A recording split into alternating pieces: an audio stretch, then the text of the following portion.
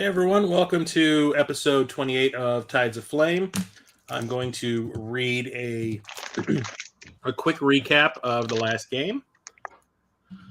So here we go. After upgrading a lot of your gear at the shops within the City of Shade and meeting one of its rulers, Lilavdra Tanathul, she brought you to her palace to meet with her sister and co-ruler, Manarlame. Asking you to call her Mana, she invited Nazriel to join her in a game of chance. It was a draw, but in the end, it was enough for you to gain her trust. While Lysdar wandered off to explore the city on her own, the rest of you assisted in various ways around the area, from Marcus lending a hand in the infirmary and attempting to sway the nurse on duty, Davis, to his faith, to Greksha helping to repair some of the structures that were damaged when the city fell out of the sky years ago, to Keanu hosting another rowdy party, this time in the palace, with a light show provided by Duridas, to Volfire trying and failing a lot to remove some boulders that were blocking storage spaces needed by the townsfolk. One of these storage spaces contained something Mana was desperate to get her hands on. Once access was provided, it was revealed to be a small box that contained a handwritten note to Mana from her late father. The space was also found to have a name you're all familiar with, Cironna, scrolled on the wall with blood. When asked about the relevance of this name, Leela said that the reclusive third leader of the city, Gwelt, might have some answers. During the course of this day with Leela and Mana, you learned that the city is visited by the undead regularly at night. The magical tattoo artist that Greksha, Duridas, and Volfire wanted to visit was only able to provide a tattoo to one person in the party, as the recent collapse of her house destroyed the majority of her supplies. Keanu was also propositioned by the owner of the local clothier's shop, Kendra, who showed up at the palace shindig to collect on her quote-unquote payment. And with that...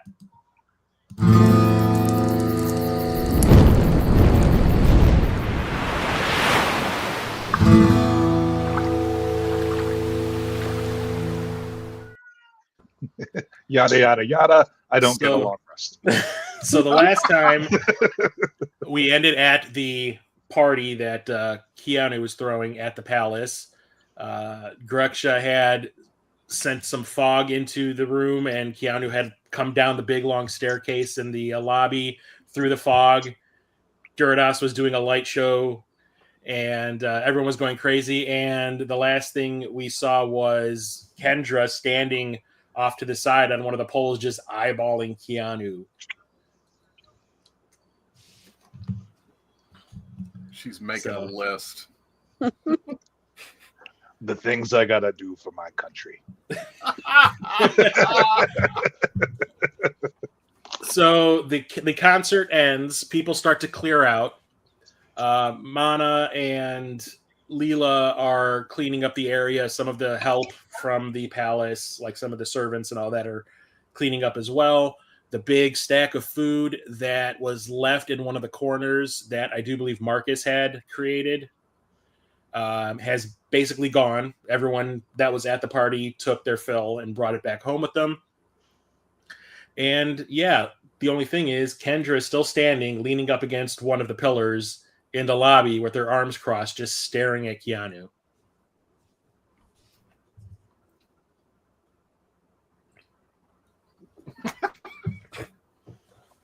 I mosey on over. That was kind of amazing, she says. Thank you. Oh, not the line I was expecting.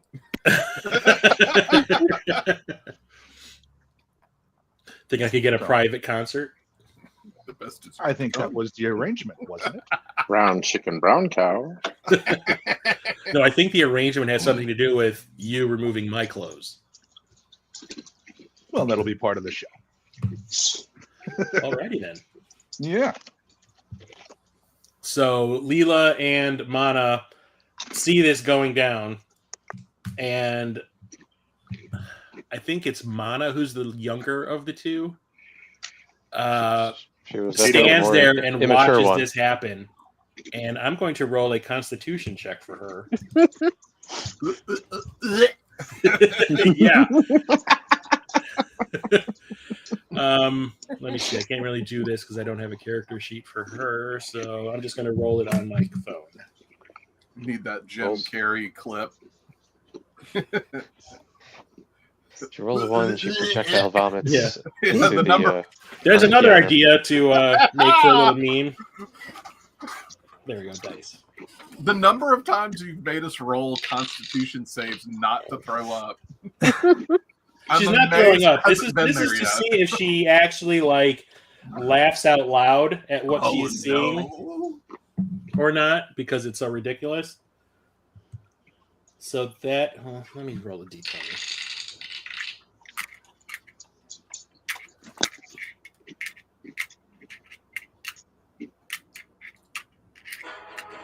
Oh, fuck you, commercials. Woo! Demonetized. Your dice It's like have a commercial commercials. for commercial for Candy Crush Ah, on this stupid dice app. we So this will is where we have need to one say sold. Skip it. Thank That's you. why we need to say analog. Okay, there we go. She rolled a 10.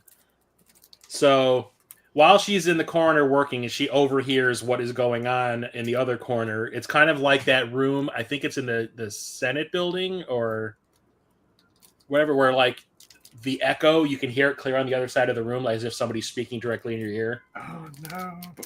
And it's almost kind of like that situation. She hears all this shit going on. She just kind of goes, "Pat!"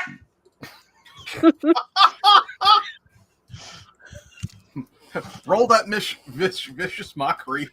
It's like some little kid. Like the sound she makes is like some little kid who heard like some weird dirty word for the first time and thought it was like the funniest thing ever. Like a little kid heard a fart, and farts are hilarious. That's You're how this muted. household works. Oh, You're muted, Keanu. double muted. Sorry. Yep. Yeah, it's like getting insulted by a 12th grader who's going to Yeah. insult you in an. And in the same way that the sound kind of made it over to her, her Well, laugh I'll made roll it a over con to you. save, or a wisdom save. I roll a 20, so I'm like, I can rise above the insult because I'm getting laid. So Keanu kind of like, or not Keanu, Kendra looks over at you and she kind of goes, "So your place or mine?" I don't know if And then she looks at you again and goes, "Actually, do you have a place?" No, not that we've. Well, I have a tent. Leela gave you I have a like tent. rooms in the palace while you're in town because you're helping out. So whether or not you each have an individual room or not has not been decided. So you could be bunking with somebody for all you know yet right now. Yeah, so we'll go to her place. Okay. Tag team back again. Party on, party people now. Let's begin. Oh, my bad. So the rest of you are at the palace. Okay, so what are you all doing during like the cleanup session? No pun intended. I guess cleaning up. Squeegeeing Keanu's face. Bathe her and bring her to me. I mean, you do have a tent. I don't know why you just don't. So this is as Pop the tent. Keanu and Kendra are having their little conversation in the corner. Like, what else is everybody doing? I'm asking, I guess. Like sweeping and putting chairs away, like general end of party chores. Okay. Yeah, I'm looking for another tattoo artist. So you're like standing in the door, like asking everybody as they leave, "Do you do tattoos? Do you do tattoos? Do you do tattoos?" Can't hurt to ask. Yes, but not the magical kind. Did you see the magical tattoo thing I texted out? One of them goes, "I do henna."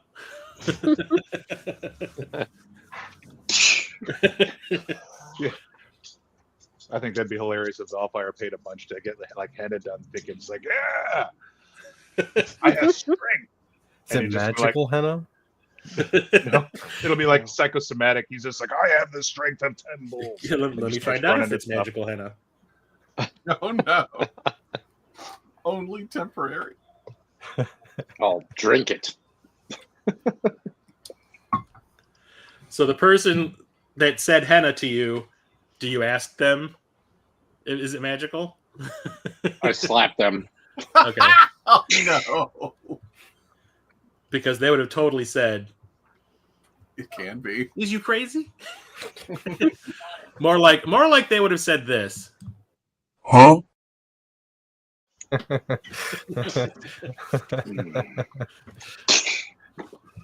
Okay.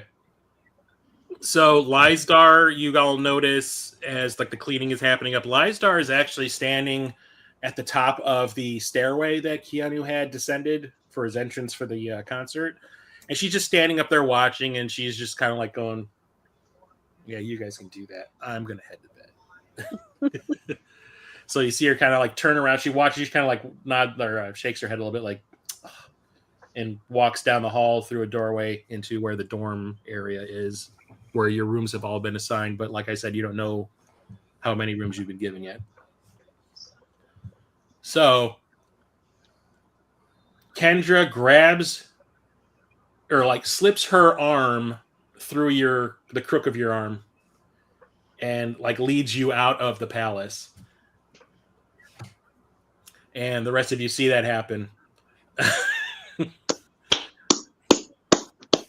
I cast message to everyone and just say, "Aw, yeah." And Keanu disappears outside of the palace, and that's the last you see of him for a while. So what are the rest of you going to be doing for the rest of the night? I'll probably retire. Are we doing the tattoo tonight or tomorrow? I thought you already did it. So the part, Not no, yet. you guys discussed it with the lady who ran the shop, but it hasn't been decided. I think you decided to do it the next day. Okay. I'm gonna. Right now it's probably around like 9:30 p.m. I'm gonna try to catch up with Marcus. Hey, can I talk to you for a minute? Sure. What does it mean to be a blasphemy? When we were in the temple with the zombies, I saw someone who should have been like an honored ancestor, but she told me I was tainted and blasphemous, and I don't know what's wrong with me. People have different views. There might be stricter rules for, what was back then versus now. You might have to revisit your teachings and just go over them again. Is it written down anywhere, or is it passed down by word of mouth? I was taught by Oh, God. Marish. I was taught by Marish. Okay. And nothing felt out of place? Nothing felt a little counterintuitive? No. But Sorry. my powers have changed since the undead temple. I don't feel them the same anymore. Okay, and you were called blasphemous before or after the change? Before. Okay. Hey Marcus, roll a perception.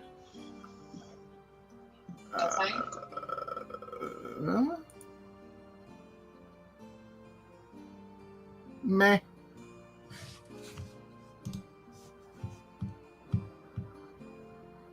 That's enough because she's standing right in front of you. So she's talking with you about this, you notice that there's like a pendant hanging around her neck that as you're standing there talking to her, you see it kind of like flash a little bit. Yeah. I'll like kind of look to make sure there's like nothing glinting off of it. Okay. It's not like the light caught it. It's more like it glowed for like a split second. I put my laser pointer away. What's with the pendant? That's activating.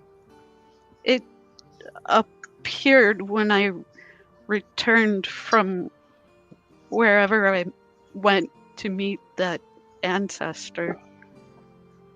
So they gave it to you? No, it was just there. Okay.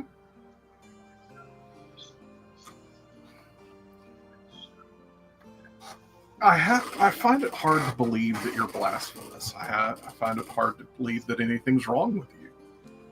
You've not done anything to make me doubt that at all. But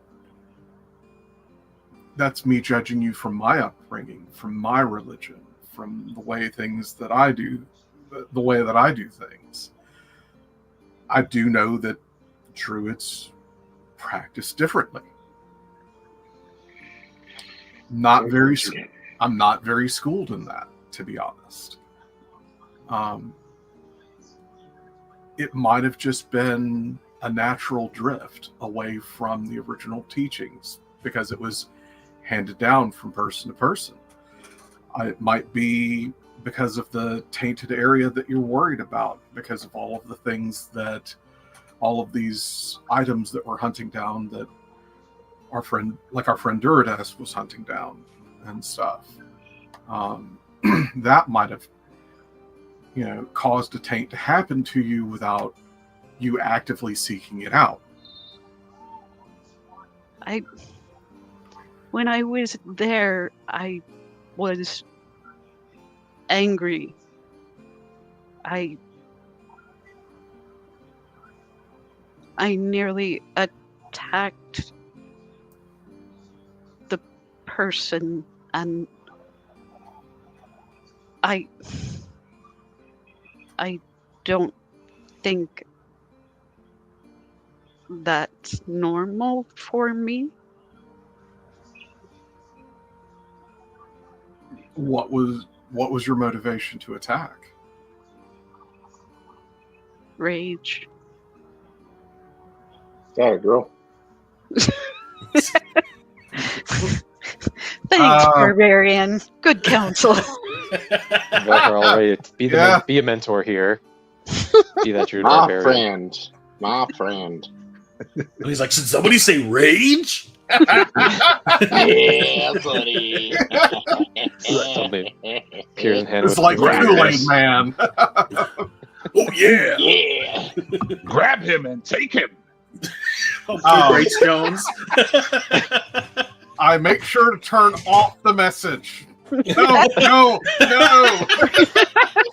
You make sure you're not standing in that section of the room that bounces your voices to the other side. Ah! I'm getting in stereo. Stop. Thoughts are going to voicemail.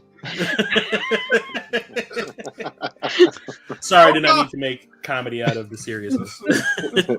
Oh god, the message is still on. How much psychic damage do I take? Hopefully, Keanu turned it off anyway, because you don't need that Yeah, kind you don't need to hear that going on. Yeah.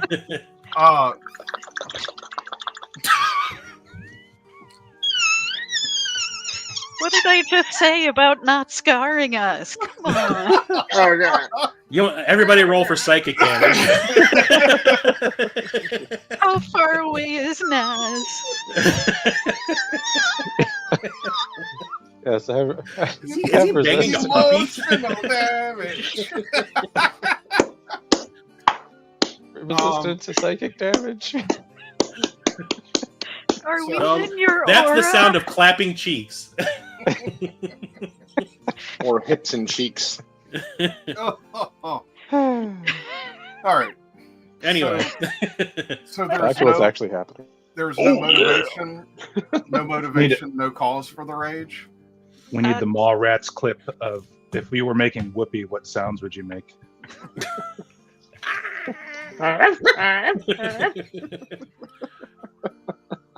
She told me I was broken, and I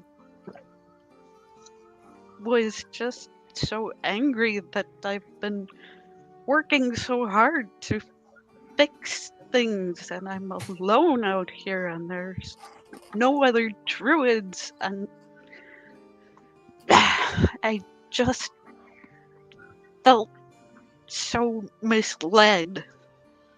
That sounds like what most of the women waking up next to Keanu say. Oh. Buyer beware. And now, As seen on TV.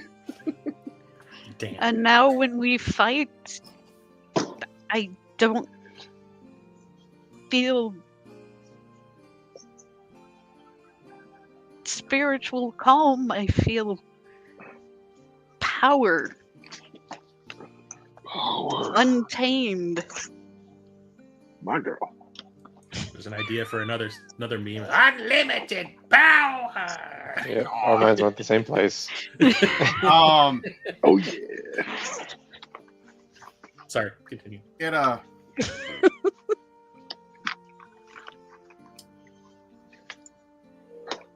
Well, I'm sorry that you've lost your spiritual calm, but it doesn't mean that it's gone forever. Goddamn Keanu.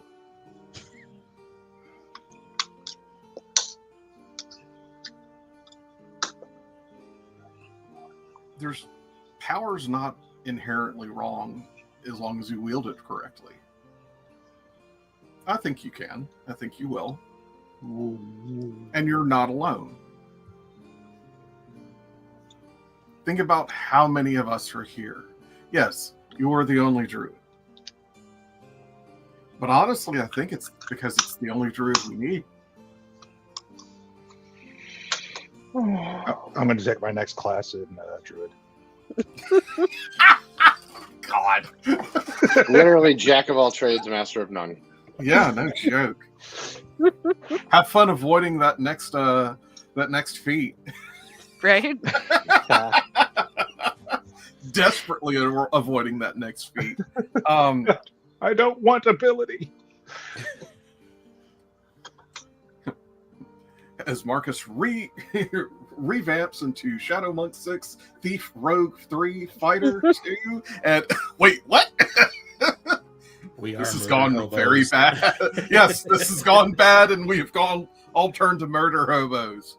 It was inevitable. Hey, I've tried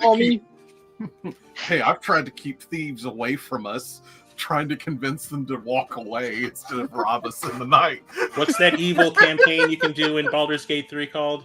Dark The Urge. Dark yeah, Urge, also this becomes the Dark Urge campaign. No.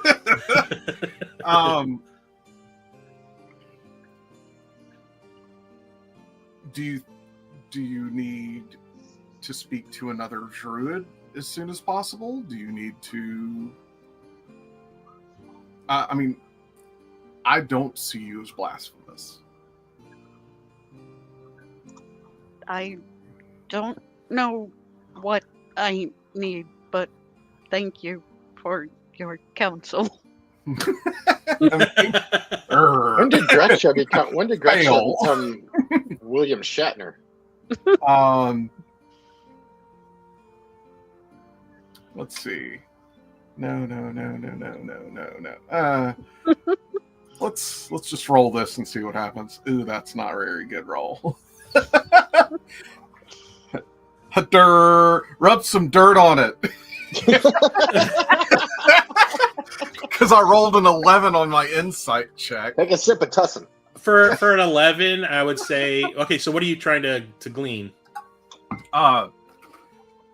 Is it because she's feeling like she's straight off of her path, or like because she's shaking her confidence in herself? Yeah, and I need to figure out like what what you I would can pick do up to with an stop 11 that. is you're feeling it's almost like a homesickness. Okay. Mixed with a little bit of guilt about something you don't know quite what it is. Okay. Essentially what she said.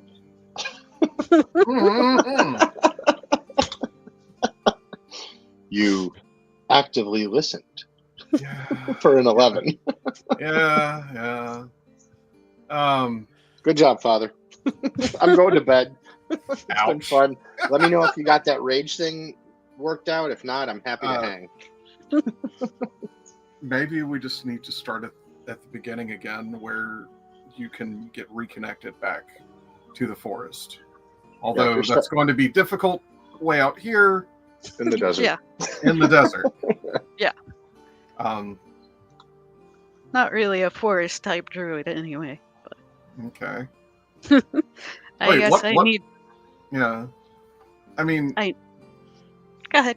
go ahead. Yeah, like just trying to get back. Maybe you've lost a little bit of touch with nature. You've lost that love and feeling. Demonetized. Oh, that love and feeling. We Every were time I hear that monetized? now, I think of Tom Cruise singing You've that lost horribly. that love and feeling. Now it's gone. Gone. Wait, Gone. you got paid? Whoa. Yeah. There's another meme idea. Guess I should talk to Marish. Wait, who's Mallard. The Princess. druid I learned from. Almost like it was. She was almost like her Yeah. guardian.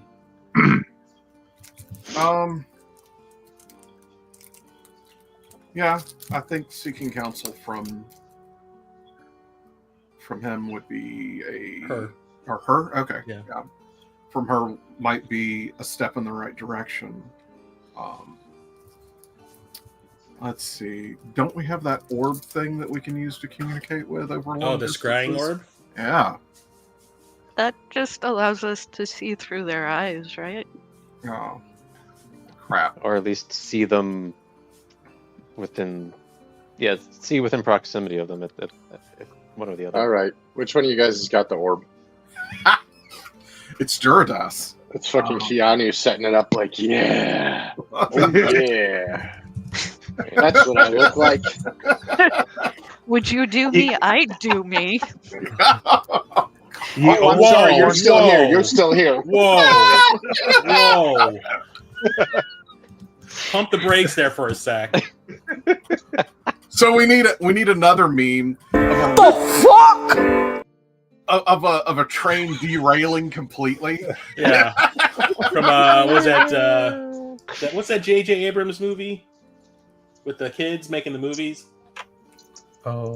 Super 8. Super 8, yeah, where the train derails in Super 8. Yeah.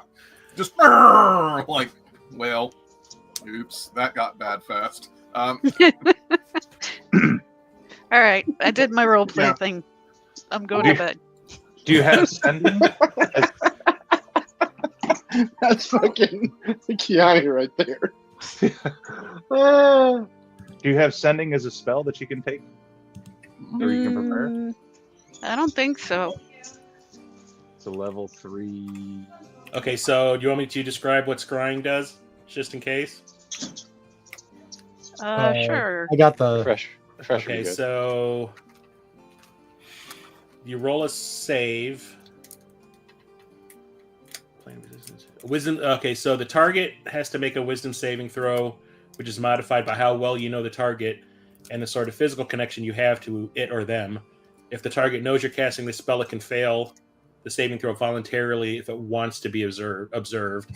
On a successful save, the target is not affected, and you can't use this spell again against it for 24 hours. and overall effect is you can see and hear a creature that you choose that's on the same plane of existence as Yeah. you.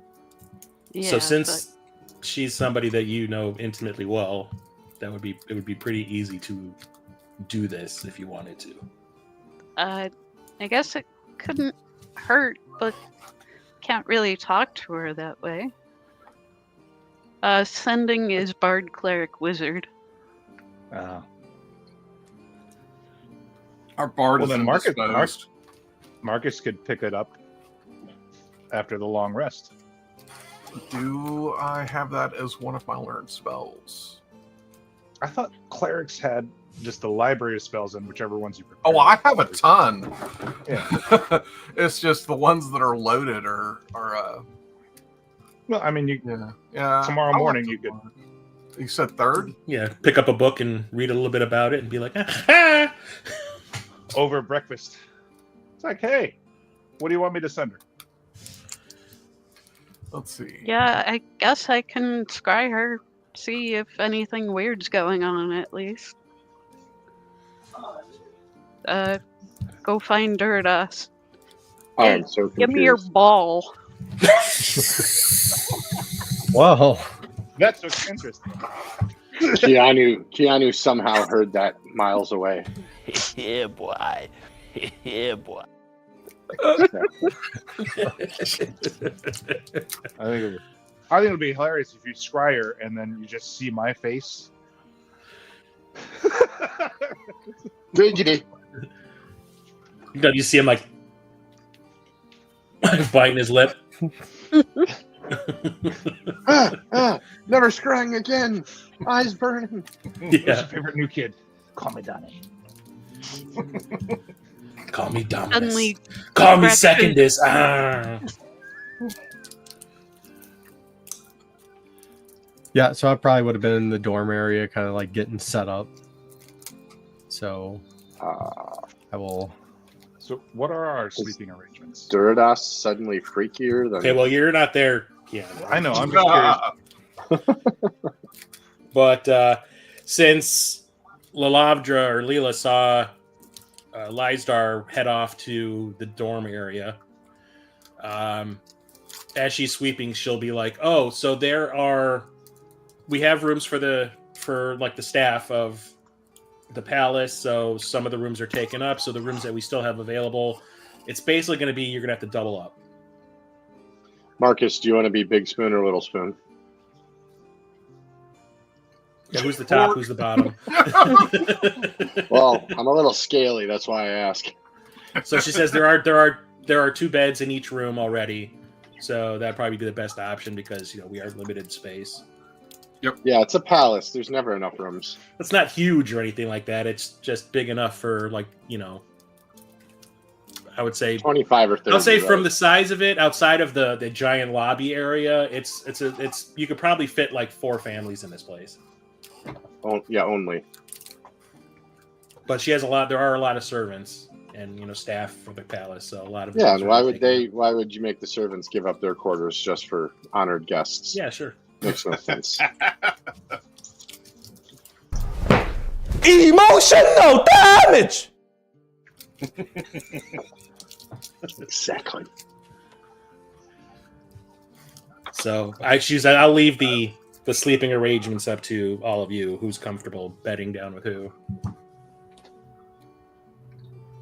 I mean, we've all spent a lot of time on a small boat together. I don't think anyone's shy.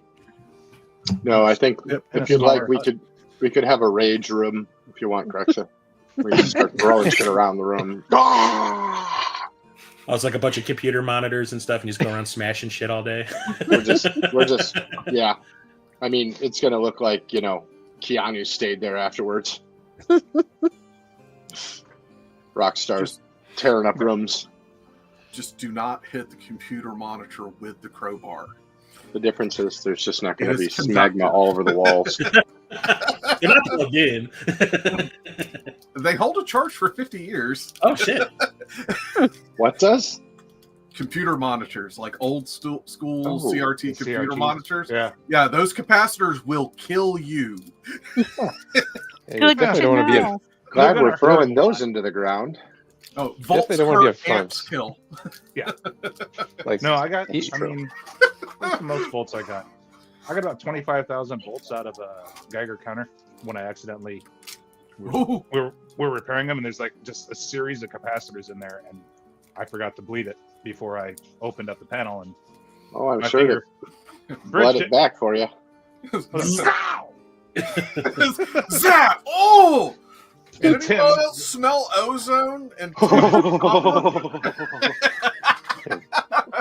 At my current company, we had a guy who worked in the engineering staff who did not follow like any safety procedures, and stuff when he'd be working with electricity, he would never power anything down. So like every time he'd walk into one of the access ways where like that kind of stuff was, and we'd see him in there, we'd just be like dead. Yeah, I think even without the electricity, the old vacuum tubes and those old TVs, CRTs, it's like, yeah, you don't want to be in front of it if you smash that thing because it'll just sometimes explode. they implode/explode. Implode. Yeah. Yeah, you got a habit of just pulling cables out of things without really seeing where they were connected to. Just be like, oh, this thing I think is it. And just yank them out. Wow. So, Yeah. I Yeah, I touched had a a live field wire day. once. We That's even enough. had a field day working at our place. safety tips today on Tides of Most Flame. fun I ever had was climbing to the top of a theater to get rid of old light bulbs from the projectors. That was fun. Oh. You're going to talk about a grenade going off. Mhm. You just Yeah. take them and No. put one into a cardboard box and close it up and boom. Yeah, the dog's going like, that is fucked up. Yeah, well, he's half blind and half deaf, so he's just barking at probably anything he smells.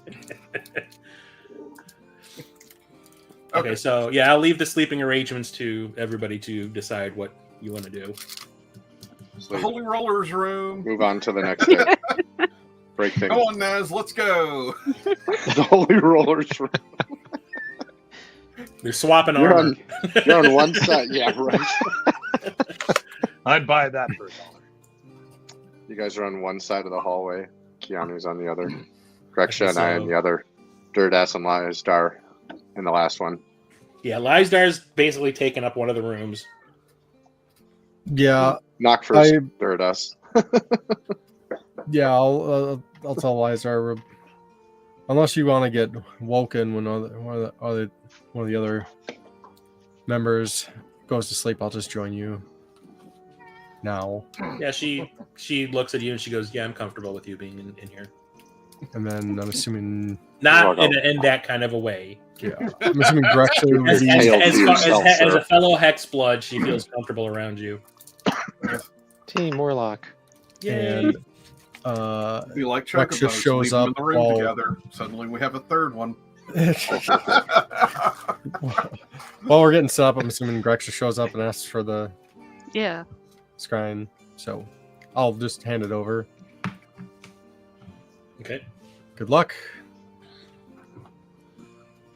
So when do you want to try the crystal Now ball? it's fine. I'll just find a quiet corner. Okay. Okay, so let's see here. How do we do So that? it's a I'm just going to stare from the other DC corner. It says attack/save Wisdom 17. So I don't know exactly how that works, but since Greksha extensively or knows the target well, correct? Yeah, basically she got raised by this person. You get -5 on the difficulty. So you'd only have. So I don't. So yeah, you're rolling a wisdom saving throw. So it would only you have to beat a 12. Yeah. But what is does the person defend against it? That Yes. was just sad. The target must make a wisdom saving throw, which is modified by how well you know the target and the sort of physical connection you have. Okay, so Maresh would have to roll a wisdom saving throw. Okay. And then Didn't it say is they could -5. choose to?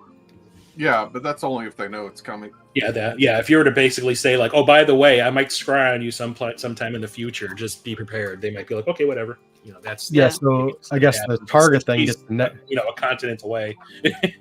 has a -5 penalty, I guess. Yeah, so That'd her 20. defense against it is down by 5. So 22. You have to beat a 22. Okay.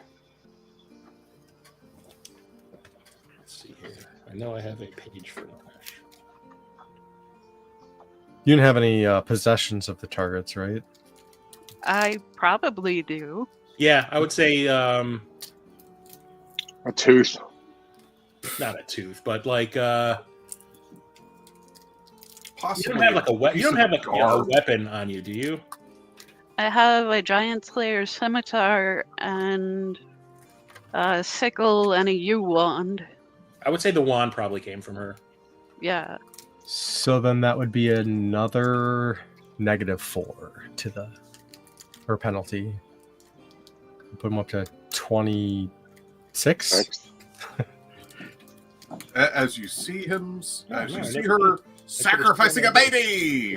Oh shit!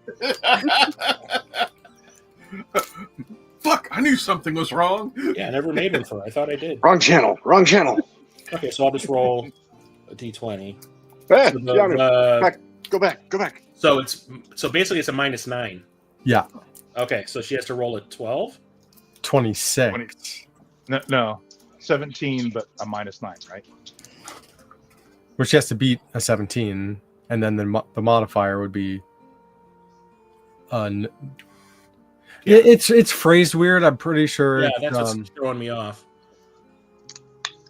So yeah, just roll a regular d20 and then subtract 9. And if it's over 17, then So she got a 10. Oof. yeah. plus so, or any bonuses, like she failed. So wisdom for Maresh. So Probably she's a also- +6. what's your wisdom modifier, Grexia? +5. +5. Okay, so They failed she hard. got a 16. not enough. Yeah.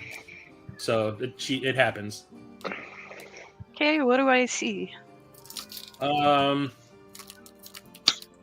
at first it's very blurry and you can see a lot of movement happening, but it's just you can't discern what is what. And then within, like, I would say 5 seconds, it starts to all come into focus, and you see that she's outside, and she's gathering up some sticks, and you can see she looks down, and she's holding like a big bundle of wood and sticks like that, and you assume it's probably because she's trying to make some sort of like a fire. Mm-hmm. And she looks back, and you see the big hut that you were raised in with her in the distance, and she's slowly making her way towards it.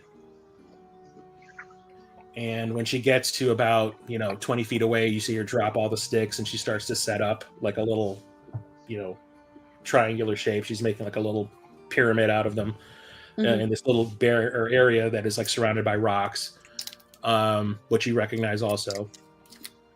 And there's a big pot, like a big cast iron pot next to it as well. And you see that there's something floating in it.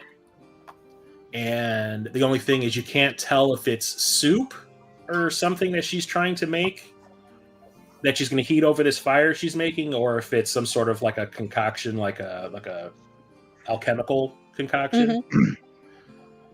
But as she sets the fire and she gets it going, she walks back into the hut, and she sits down, and she's looking out through the doorway back at the fire, and she's watching it steadily get bigger and bigger and bigger. And just as everything starts to go blurry again, you see her look down at like her crossed legs, and she brings her hand in front of her face, and you can see that there is a bunch of scarring on her palm. And as she looks at it, and just before it gets blurry, you see a knife come into view, and she cuts her palm open, and then it goes blurry again, and everything's done. Okay. Is this something I recognize from my childhood? The palm being scarred is something you do recognize. She never talked about it. It's just you just always remembered her right hand always being scarred. But the thing is, when she brought it into view, there are way more scars on it now than you remembered being before. And her cutting it open was like a complete shock to you. Like you've never seen her self-harm in any way like that before. And So I've so never. it is a little jarring and a little moment. She's never done blood magic or anything like that. Not in front of you. And like I said, it's way more scarring now in her palm than you've seen before. Like when you were still by her side, there was maybe 4 or 5 small little scars around the circular outside part of her palm. But when she cut it this time, it was right down the center. and there's like way more now. Like they're in all different directions. Some were big, some were small, but it's like I would say 5 times the amount of scarring from before. And this isn't something I do ever. No. In druid magic. Okay. That she like, it's nothing she's ever talked about. It's nothing you've ever seen her do. It's nothing you're familiar with. Like you wouldn't even know what the point of what she's doing is. Okay. I guess I will bring the scrying orb back to Durdas and ask him and Lysdar about the kind of magic that requires blood. Roll me a history check, Durdas, and I'll have Lysdar do one also.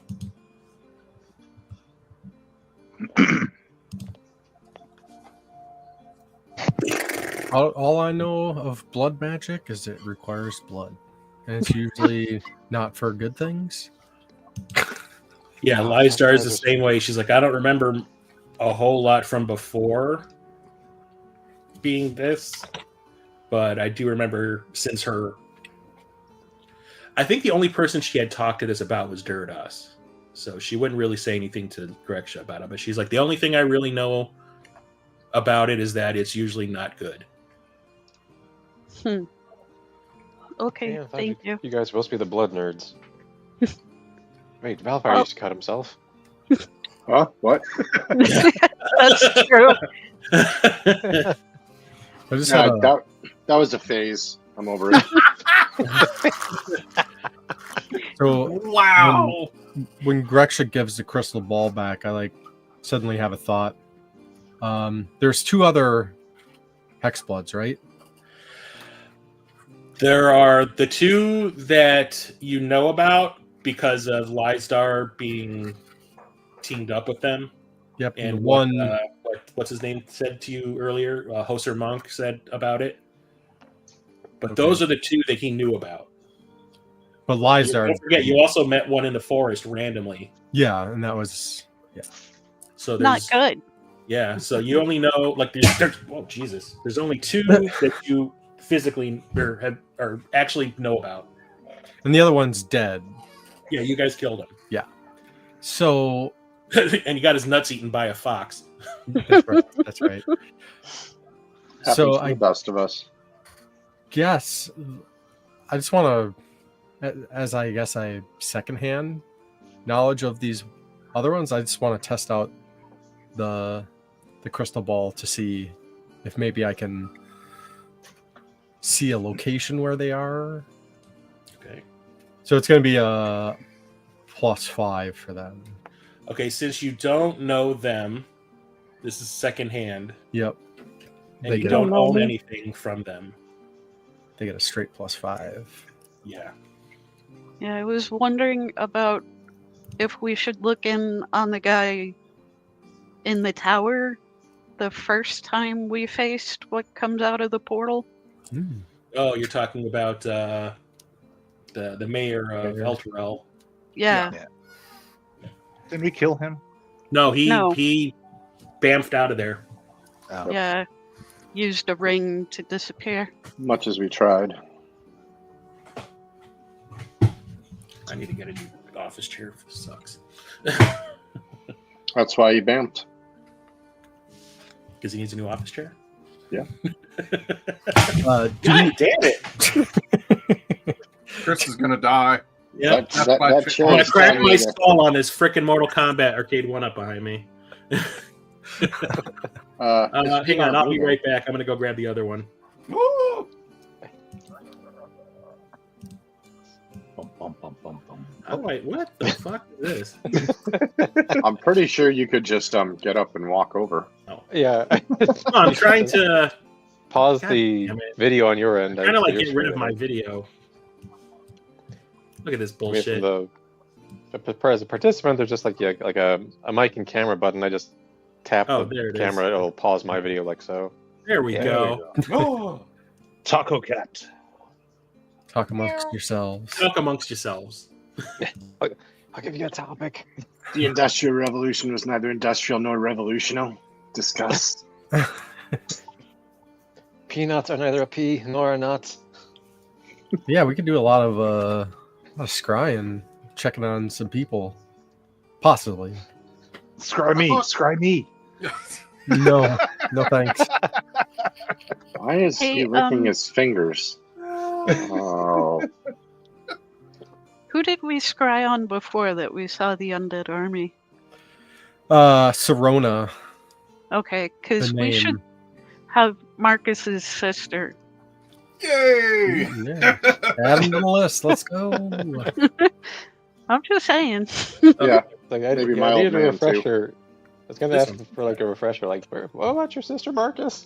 Yeah, Marcus is kind of scared of that Yeah, well, understandable. because, like, and the thing is, I have even a higher bonus because I have her necklace. Hmm. Oh, so Are you talking to your sister? how does And you have one of those rings too. Yeah, what ring? Like one of her rings? Yeah, remember when you were in the when you went I to thought the it was her zombie cave, necklace. you found That's the one you put at the base of your finger. Was it a necklace that you found I in the thought cave? it was a necklace. I thought it was Okay, her yeah, necklace. I'm mistaken. Okay, never mind. Yeah. So I found like her necklace that she never took off and stuff.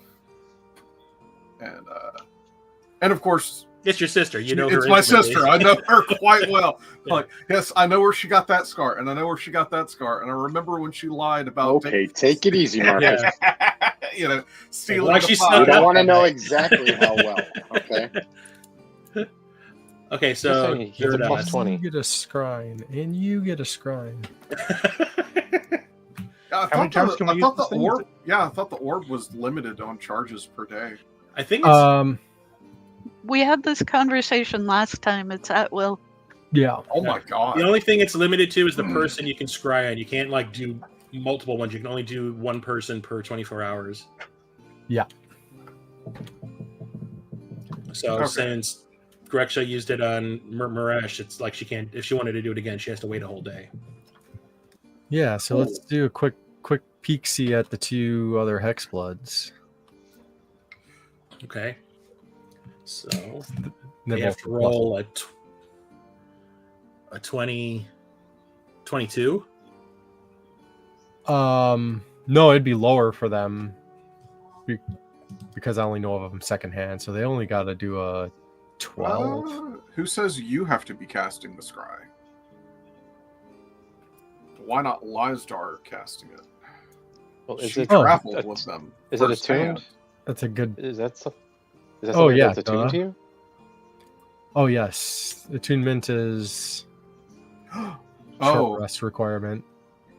Oh, shoot. okay. Whoops. Yeah, keep that in mind about our Oh, well, you get the first one free. First one's free. Always the way. Always the way. It's just something the viewers, the fans, are gonna whine about being Yeah, is that retconned one later. dude gonna pop up again in the chat and be like, "Oh, look at the lineup of your characters." Shut up. Mhm. Did I miss something? last game, that one person didn't like how I was telling or asking everybody what their marching order was. Oh. What was wrong with marching order? I don't think I saw that in the I chat. put it up at the bottom of the screen. I can highlight the comments, and Oh, everyone's like, whatever. "What?" Peanut gallery, go away. Yeah. We do what we want. We're Tides of Flame. Yeah, yeah. That's right. Okay, since they're okay, so well, Marcus isn't in the room with you guys, so you wouldn't do the whole Lizdar thing, but you wanted to. Unless Liarstar. Lizdar seems kind of. Don't forget, they tried to kill her. She's like done with it. Yeah, well, they tried to kill her. So, I would let me roll something for her then. So her Constitution check, only willpower. Trying to think like what she would. I would say she'd roll a Constitution check to see if she'd actually be willing to do it.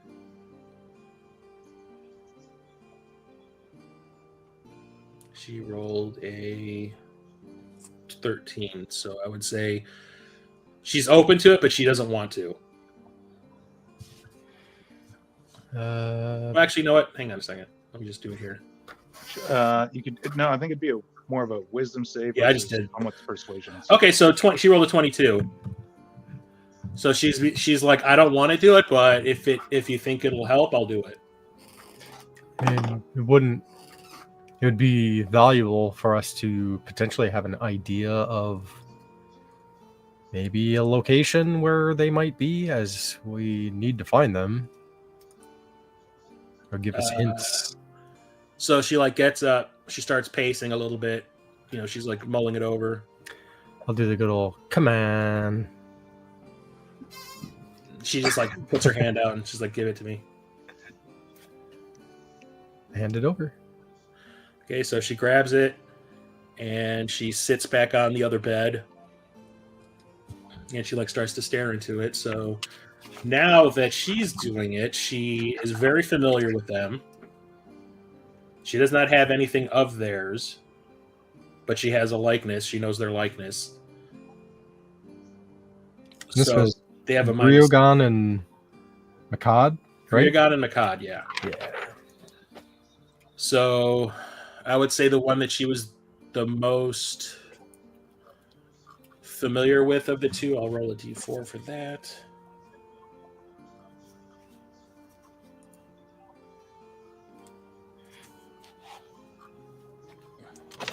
Oh, fuck you, commercials. Fuck it, I'll just roll it here. Yeah. It's not going to add any bonuses to it. Dice. D4. Okay, so 2 is Makad.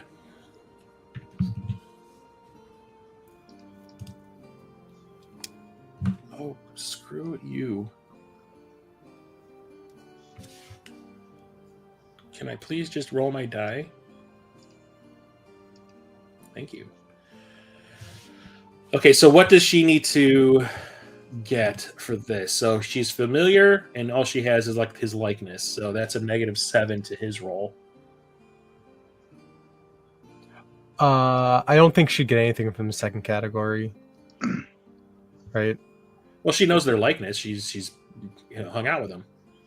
Oh, you have. So that would be a picture. Okay. Yes. A picture or a drawing. She's just familiar, so they get a -5. Yeah. Okay, so they're trying to get a. So it's supposed to be 17. They need to roll 22? more than a 22. They got a 6. Okay, so you see her staring into it,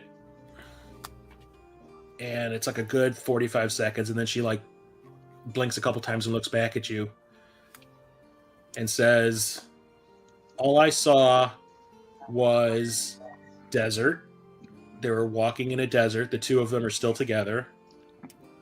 They are close to a city of some kind. One of them has, she says, it's not Makad, it was the other one has, what was his name? Ryogon. Ryogon had in his hand a cup of some kind, and she said that she could tell that it's something that is definitely an eldritch imbued item that he has not sacrificed to the Ograflag yet. She really couldn't tell what city it was that they were nearing, but there was a dried up lake bed near it. That sounds really familiar. And since you guys have not, she had traveled with them a little bit in this area before she abandoned the two of them, but it was only for a day or two.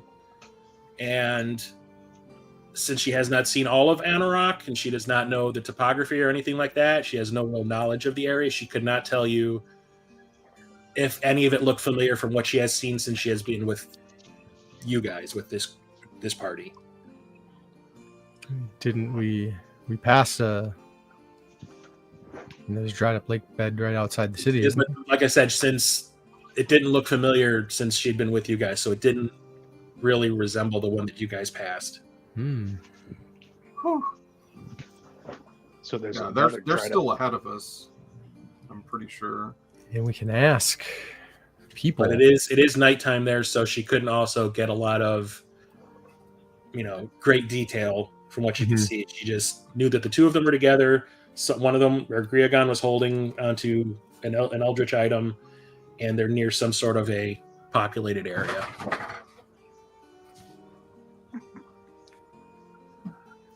Okay. Thank you for checking. And she hands the ball back to you, and she's just like, you can see she's a little stressed, a little upset that she saw them again. Yeah, I understand, but this is very useful information. This will help everybody. And she just nods. She takes her staff and like lays it down next to the bed and just kind of like lays down and turns around her back to you on the bed.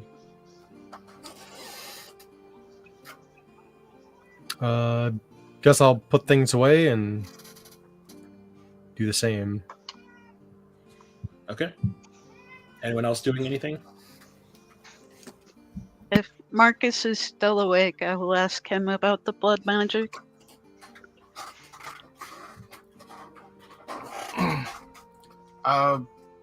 You roll religion? Sure. Oh, I'm trying to think. Maybe not. Maybe okay. Yeah, I'd say just roll history. no, okay. There you go. 19. Okay, so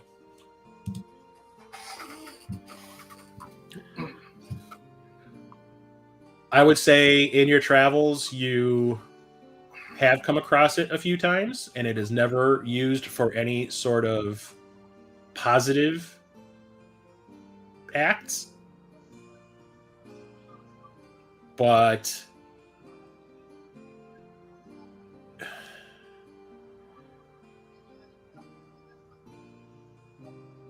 you're not fully versed in everything that it entails. So, for all you know, it actually could be, but you just never actually seen it used in that way.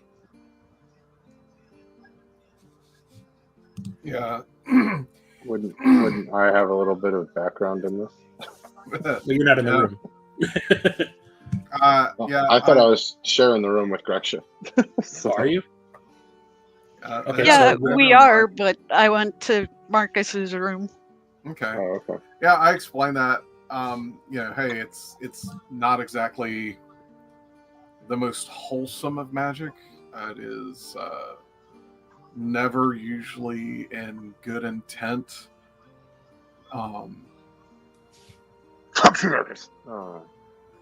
Yeah, we did have someone who used some sort of blood magic in the past. Valfire. How did you like see how did this question come about with blood magic? I used Duridas's scrying orb to look in on the mentor I told you about, who taught me druidry. Okay, and that might be why the tainted is comment was made, because your teacher is not doing something that is approved. Yeah, We'll send a message in the morning. Yeah, You just need to. I need to learn it first. No. I just need to memorize it for the morning. Yeah, and I don't really know it just yet. It's on the list. The list is very comprehensive. It's just I have to.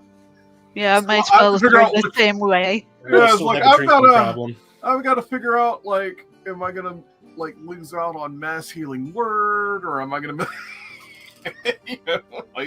which one of these gets to go? Swap them out. Yeah, and I looked it up. I can't ritual cast it either, which is not great. No, we'll send a message. Just start thinking about what you want to say. Yeah, my whole world was 3 people until basically I met all of you, and this is a lot, but thank you. Yeah, I'm definitely here for you. We will get to the bottom of this. And by the way, have you accepted Jesus Christ as your Lord and Savior?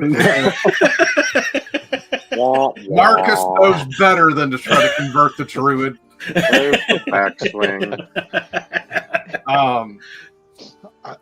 He's also been trying to get in touch with you about your car insurance.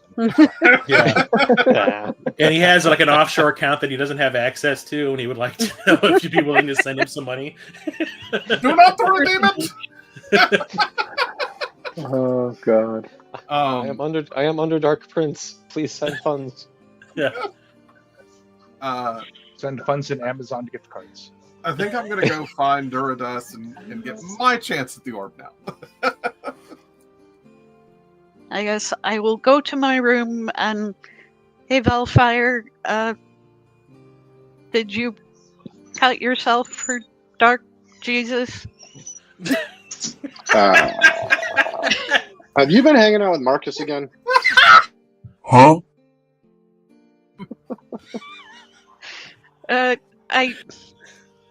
I looked in on someone I I feel used like to know, and she was just- cutting herself for You some just reason.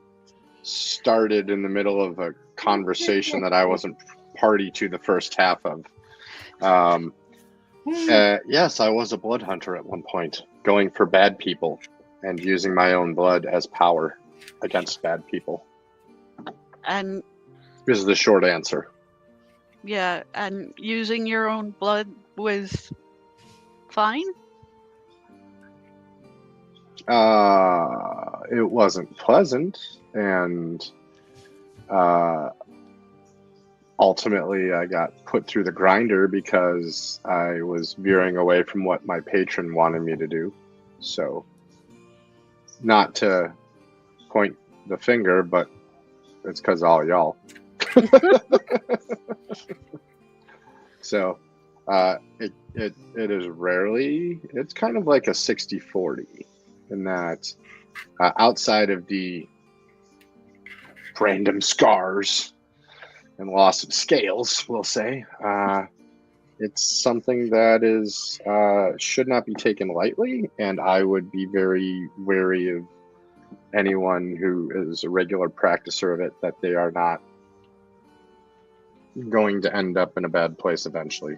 So it's one of those, you get too close to the flame for too long, you're going to get burnt. So, but to each their own. Yeah, anyone Okay, outside of a blood thank you. hunter, it's kind of like an iffy proposition. Yeah. So it's something I would not recommend, but every religion has its perks and drawbacks, I guess we'll say. And Yeah. while that was not a religion, that was more of a cultier thing, to be honest. It's just not something I would ever make a suggestion for someone to go down that road. Yeah, for Valfire, Because I'd say you're it's kind of paying like for it it was, for it something. was more of a necessity than anything else to get what he wanted to do done. Okay, thank you.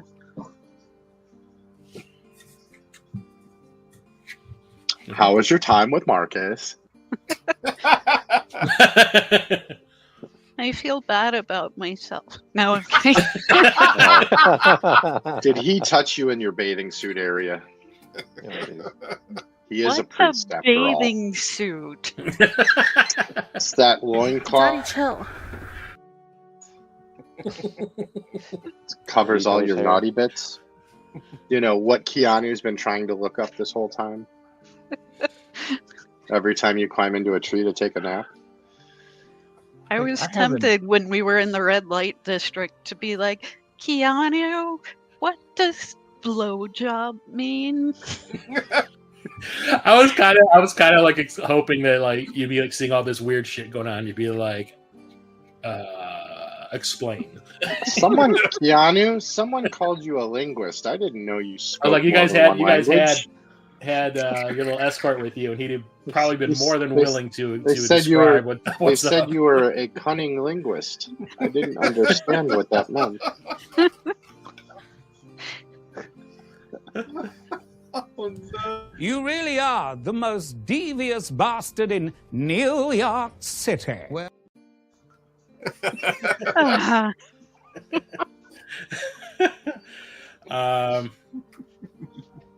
yeah. Anywho. Yeah. Oh, was that awkward? I'm sorry, that was intentional. Okay, so Marcus, you want to try this scry ball now? Sure. Yeah, Durdas ain't getting no sleep tonight. Yeah. Everybody's grabbing his ball. Yeah, trying Marcus, to get this to happen for the entire campaign, and now you're doing it without me. I can see Durdas like sees you walk in the door. It's like, so it took me getting a crystal ball for y'all to talk to me, huh?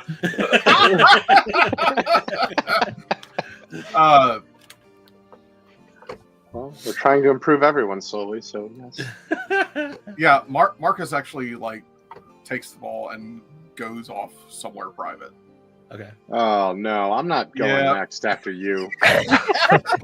Why is it sticky? Yeah, he's got the sloppy spurs. It's like the slime in Ghostbusters. Yeah. Prestidigitation. 2 times. Okay, so yeah, you hand it over to him, Durdas? Yeah. Okay. And like I said, first one's always free.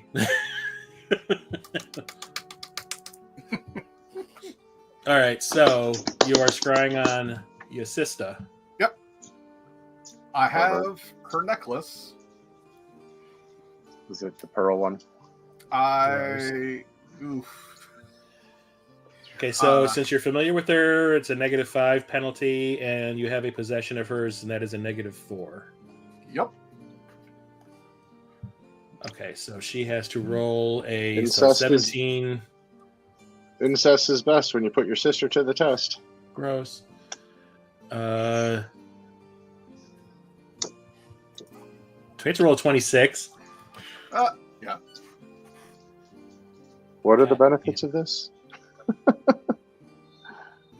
She got a natural 20. Shit. I don't know if you guys can see it. That is an auto succeed. Yay. That sucks. Oh, there it is. No, it actually goes great for the story. So this fails. I think that's what that means. Yeah. Mm-hmm. So Wah. let's say you like head out into the hallway where the stairway is that goes down into the lobby. Fucking thing doesn't work. You sit on one of the windowsills, and you put the ball in your lap, and you're holding it like in both hands, and you're looking at it, and you think about your sister, and you get this like image in your mind, and it's extremely blurry. You can't really make out anything, but you can see that whatever it is that she is looking at right now, it is flat. It is flicking back and forth and up and down, and it's very dark. Reply hazy. Try again. Yeah, it's it look to you. It would look like she's in some sort of a panic. My sources say no. And since it's dark, you can only assume that maybe she's hiding or something. Okay. It's like it's beyond. It's darker than it would be like out if she were outside. Okay. But yeah, all you see is just this back and forth and up and down, and just like looking all over. It's swinging around sometimes. So she's obviously in some sort of a panic, but that's all you really get. Outlook not so good. Yep. Marcus just goes, picks it up, goes back to Duradas, hands it off. Thank you, and just walks off, goes to bed. Yeah, you're gonna sleep well tonight. Yeah. Or not. Okay. The magic 8-ball is not working. And then let's see, Nazgul, you doing anything? I was like looking up the attunement thing. It's like a short rest is an hour. So it's like doing this right in the future. Everybody would like spend an hour meditating with that ball to get attuned to it. Anyway,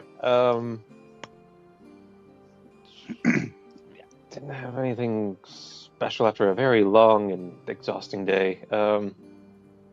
Maybe when Marcus returns to the room, I'd strike up conversation. put him on the spot again. Well, do you find any answers with that with Gyarados' ball there? None that I wanted to see.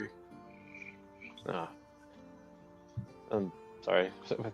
So it's been a long time for players and any viewers. It's been a while. I mean, when was the last time you saw your sister? A long time. She ran away from home. Like after our parents died. Ah, okay. After the loss. Okay. Okay. That's so. Well, hopefully, jeez, and hopefully this scrying can work for you tomorrow. And I think clues have been hard to come by for her, haven't they? Yeah, quite a bit. I mean, she's still alive, and there's that. But I think she's in real trouble. Okay, all the more reason for us to try to prioritize that as soon as we get any real lead. All right. All right. So I think tomorrow we're gonna talk to this Gwelt person, and let's see. We have to investigate Cironna. I don't know. Did your sister have any connections to any organizations that you think she might fall in with the Thieves Guild? I'm not suggesting anything of character, but just sources of just organizations she might have turned to. I think the person that she's traveling with might be coming across some of the Eldritch artifacts before the other Hexbloods do, and they might be accidentally getting themselves hunted by the Hexbloods. But that's a kind of a guess. All right.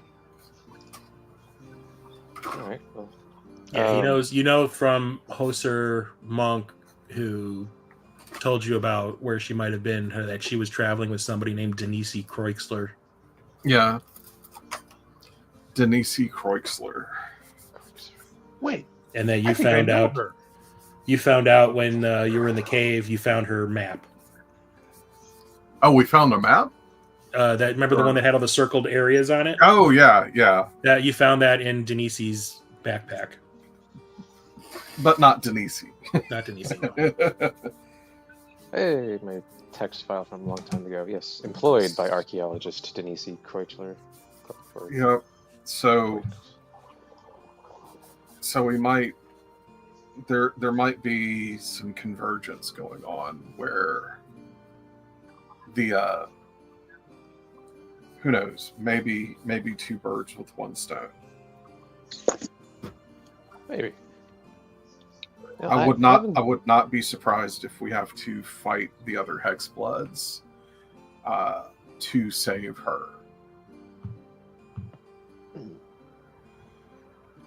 Oh, cross that bridge when we get to it. I hadn't really thanked you and Gyarados for letting me tag along with you way back while I'm trying to make sense of my path in life here. I think you've done well. I think, I just want to say thank you for letting me tag along, and I'm feeling like I have clearer and clearer idea of who I need to be going forward after getting away from the Cerulean Conclave. And yeah, you have my sword to help me find your sister. And As my your axe. And my axe. Of course. my lightsaber. Yeah. Yeah, shit. Yeah, you ain't kidding. You got Travis Touchdown's light bulb saber from No More Heroes now. Oh gosh.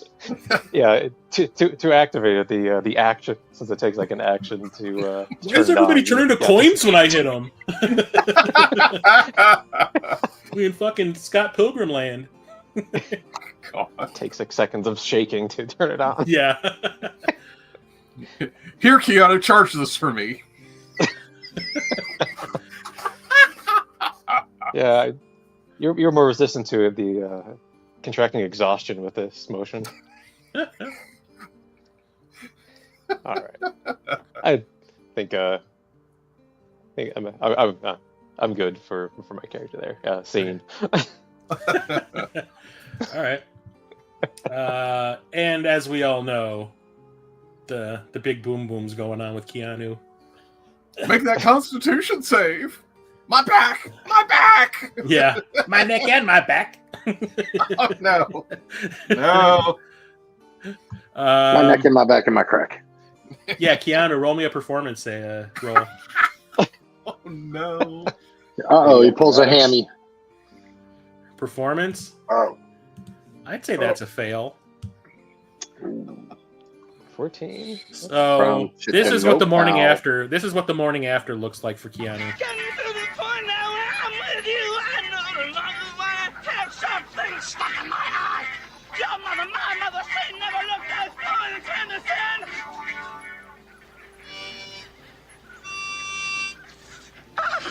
I wrote that for you. Wow.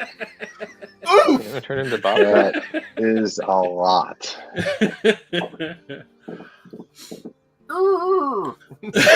So Do I get morning after, a little awkward. So I don't get a peek into the balls? No. I'm not writing a Harlequin romance campaign. I thought I got a peek at the ball, is all I was saying. Damn. Oh, if you want to, you could. Yeah. Sorry, in all that time I was playing online chess, so I had to finish my game. Okay. What? Yeah, you didn't have a great night. How about that? Oh. You're That's too fine. focused on your chess game. But I got my long rest in, yeah. Yeah, for more or less, yeah. She starts talking about the balance due afterwards. Balance due. 14 is better than average. Yeah, still wasn't great. Yeah. Okay. Like it got the job done. How about that? You just needed the extra 8 to help, huh? The serving size didn't match the picture on the box. Wow.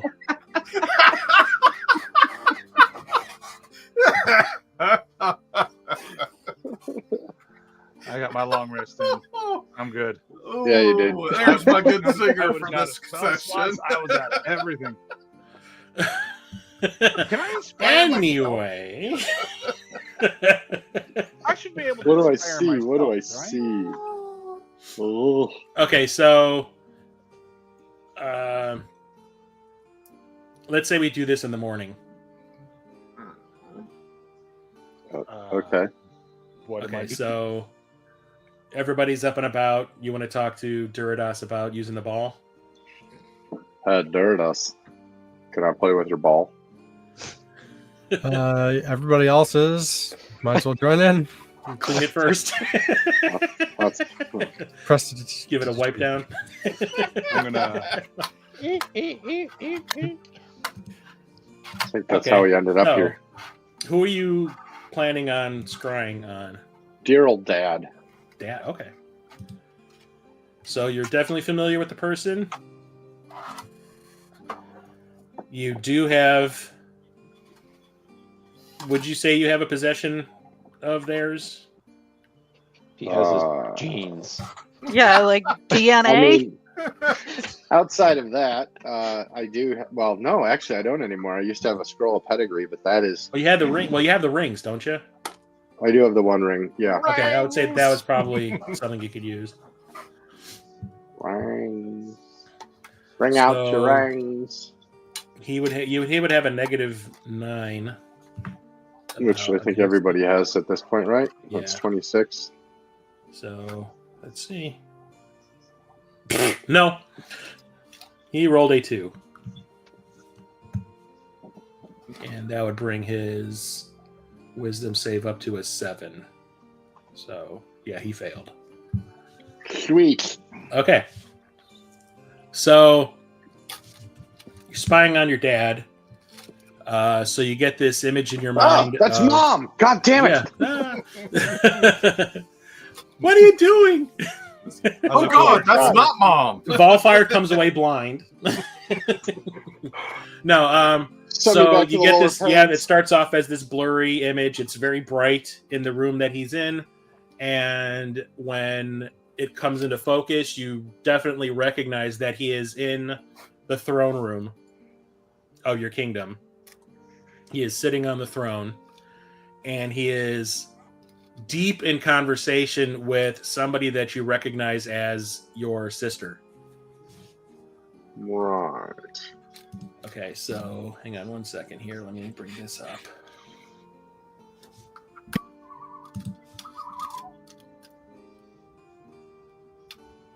Is there a bird in the room? No, that was me. Is there a bird in your room? No. He was very good at whistling. Really? Really? I didn't see your mouth move. That's even more impressive. Yeah. Let's see here. What's her He can do things with his backside that we can't. Womp womp. It's like that scene out of The Magicians. Her name is Yardrit. So she's wearing her typical, it's like a light green, like robes that someone in her position would wear, being like, you know, heir to the throne kind of thing. She's got this green, almost like crystalline crown that she's wearing on her head. Right. And you can also make out behind her there is somebody who looks like they could possibly be a guard, holding like a flagpole that you would see somebody like who's marching into battle would have. And the flag is bright red. It has this crisscross orange pattern on it, and right in the center is what looks like a dragon in yellow or gold, rearing up like this to attack. And she is very animated. She is obviously very upset, and she is like yelling at your father. But I can't really make out what they're saying. No, but seeing that there is that guard behind holding up your family crest on that flag, that it is obviously, or there is still obviously argument going on about who is going to claim the throne. Crisscross applesauce. Got it. And you'll see your father's hands, like when she stops screaming at him, because you could tell she's yelling at him. He's like, you see his hands coming up in like your view, and he's like obviously trying to reason with her. You can see them like shaking, and he's not doing anything overly crazy like pointing, but he's just like animated with his hands, and he's like obviously trying to plead with her about something. Yeah, we gesticulate a lot in this family.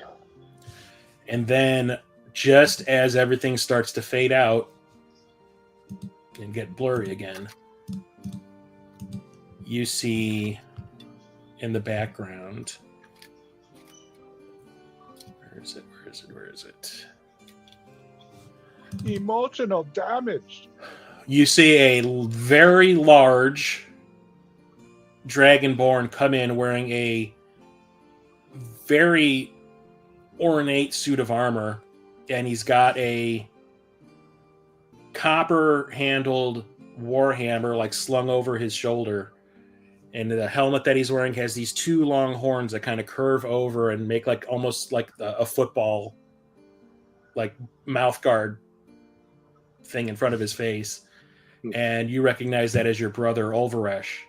And you see him just come strolling towards your sister, and your sister turns to look at him, and the guard turns to look at him and like puts the flagpole, like blocks him with it.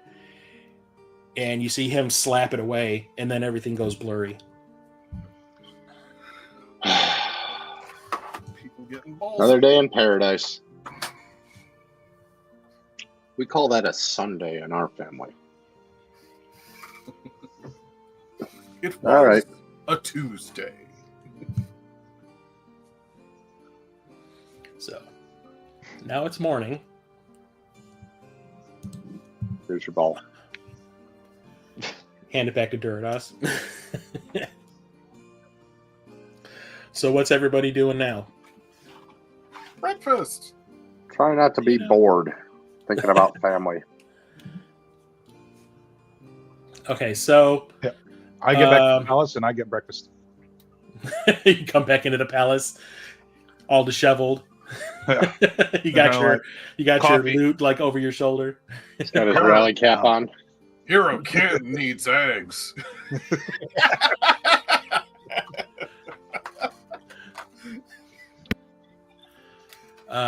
So you see Leela in the lobby down below the staircase. She's discussing some things with some of the townspeople that have come to see her about, something, and they're talking kind of hushed tones. And Mana is sitting on one of the windowsills, maybe like 2 windowsills away from where Marcus had sat the night before to do his scrying, and she's basically flicking her dice, like with her thumb up in the air and catching them. Is that what they call it? Yep. Flicking her die? Yeah. Okay. And she sees you guys coming out sporadically from your rooms. And she sees Lysdar, and she's just kind of like, I'm not, like, who's this? And Lysdar saunters up to her, like, just kind of like almost disinterested. And she tells her who her name is. And she's like, yeah, I'm with them. Oh, yeah, by the way, thanks for the room. And then kind of leaves it at that. But once she sees Nazriel come out of the room, she like catches with one of the die that she's been like playing with, and she like packs it up, puts it in a little pouch on her side, and stands up and kind of like straightens up a little bit, tries to make herself look all prim and proper. She's like, hey, good morning. Good morning, Mana. Fancy another game later? If there's time. Gotta Well, I'll be here. figure out plans. I think someone has a fan.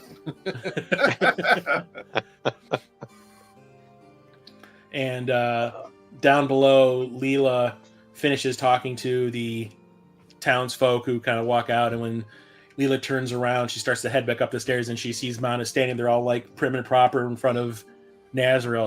You see her kind of go, Yeah, that's fair. It's not in a competition kind of situation. It's more like this girl. She wants to shine his helmet. Obviously Mana is the younger of the two, so she's kind of like, like almost like a teenager's kind of thing. But yeah, Leela heads up to you guys as you near her on the staircase, and she's like, yeah, I've got a meal prepared.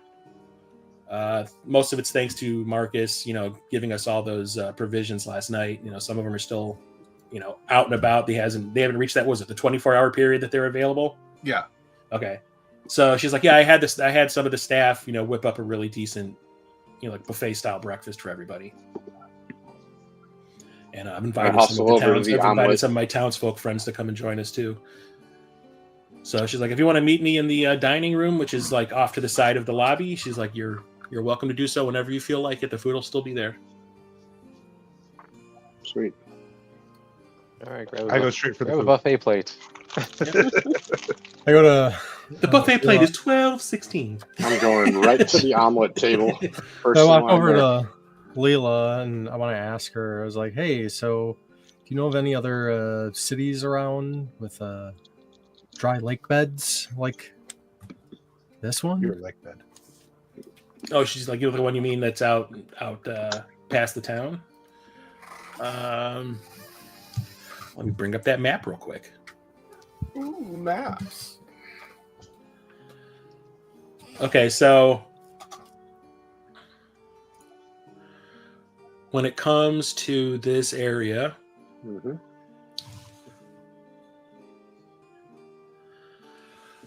she would say that the plain of standing stones is the only other area that she is aware of that would have any kind of a dry lake bed.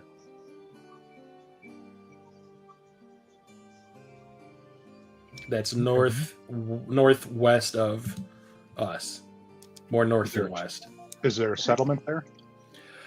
She says there was, but that was also before we went into the shade realm. So When she doesn't the know. lake wasn't dry.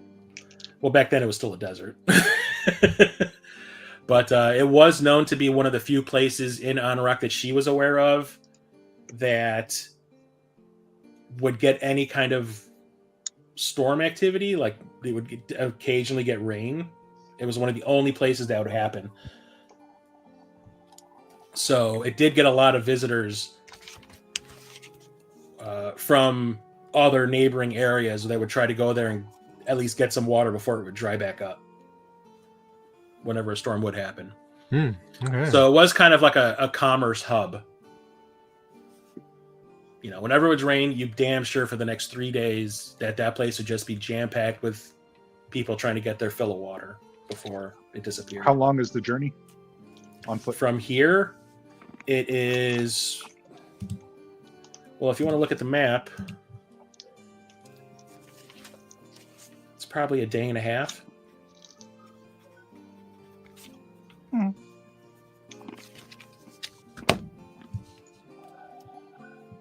So, Okay. Well, thank you. It's a very valuable information. I much appreciate it. no problem. That's for all that you've done for us. You have nothing to. I feel obligated to do anything you guys need in order to help you out on whatever you have going on. So she's like, and I'm gonna go and get some breakfast real quick. So if anyone wants to join me, feel free. So she heads back down the stairs and off to the dining area. Yes. Yeah. As well, I was down there, Okay. along with. I ask Leela as we're getting food when it comes about. I want to inquire about Gwelt. Okay.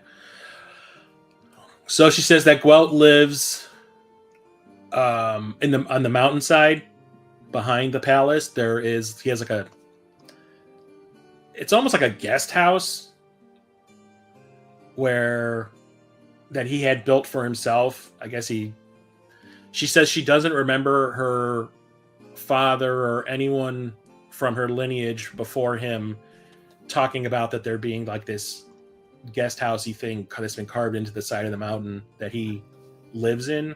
So he must have done it himself at some point. And he's just very antisocial and does not like the company of other people. But he's obviously the oldest person in the town, in the city. Obviously, he lived through being in the Shade Realm more than anyone else that's still alive. So he's definitely the most knowledgeable person about anything that was probably before we went into the Shade Realm and since when we came back. So I would say if you're going to go and talk to him, approach with caution because he obviously does not know any of you are here. That's part of why I wanted to ask.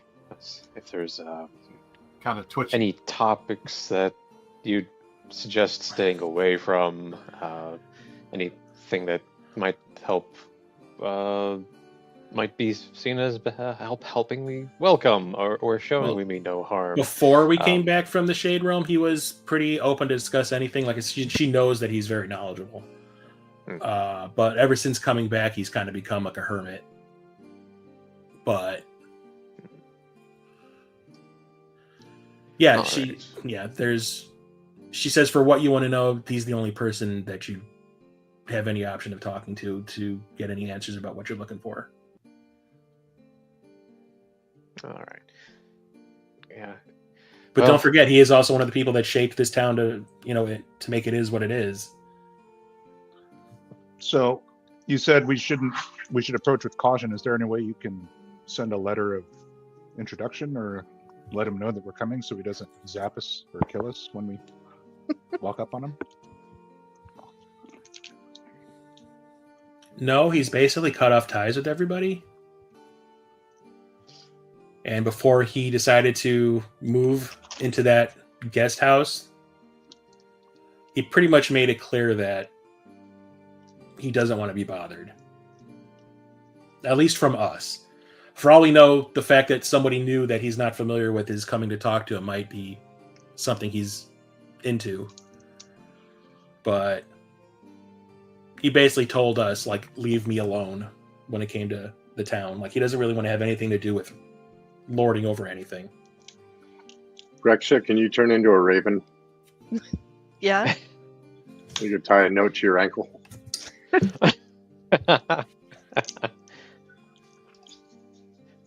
Can't hurt. All right.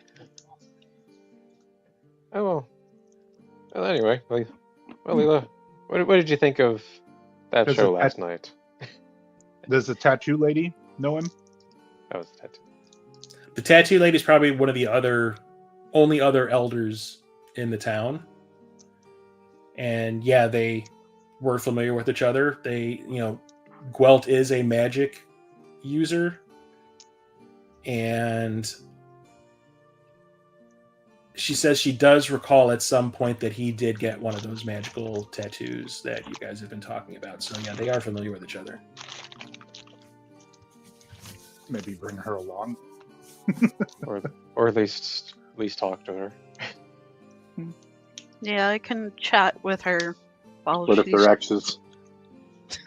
while she's doing my tattoo. So yeah, if you want any, I'd say the only person that would probably have any kind of way of contacting him to let him know that you're here and wanting to converse with him would probably be her. Good to know. I will get some breakfast and make sure I get some bits of meat and such for Peeps. Oh yeah. You see Peeps just like standing at your heel, like making little yipping sounds like, come on, lady, let's go. He's probably like, drop it. Drop it. Drop it.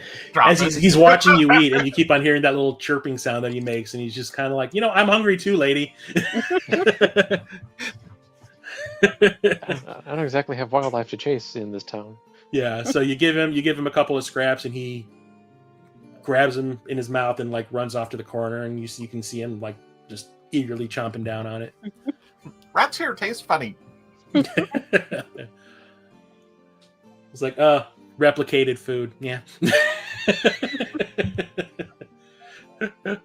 So yeah, he seems pretty happy. You see his tail wagging back and forth, and once he's finished, he starts like going around to all the different people that are in the room that are like not familiar with him, trying to get scritches. Like walking up to people and just kind of standing there, maybe begging a little, get some extra food. So yeah, he's being kind of adorable. So everybody seems to finish their meals. Some of the staff comes and grabs some of the snacks or the scraps and eats them, and then decides to start cleaning up the dining area. So what is everybody planning on doing now? If they have gone through the water we conjured yesterday, I will make more and then head out to the tattoo ladies wherever she's staying. Yeah, I would say as of right now, that pool that you filled up is about half empty. Like, people that came through for that concert last night, like, really took advantage. So yeah, you refill it a little bit more, and yeah, Leela thanks you again for doing that. She's like last night during the party, like, everybody at least had a good 3 or 4 liters of this stuff.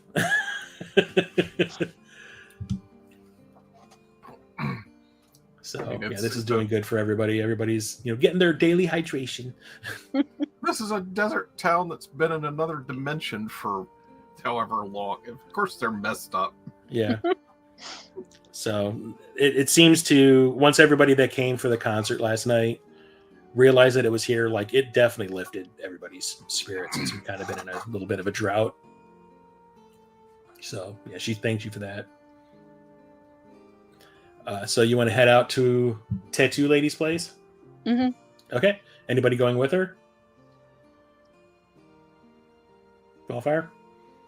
I'll go too. Yep. Keanu? Okay. So you head out to see her house, and it is like you left it the previous day. It is partially rebuilt.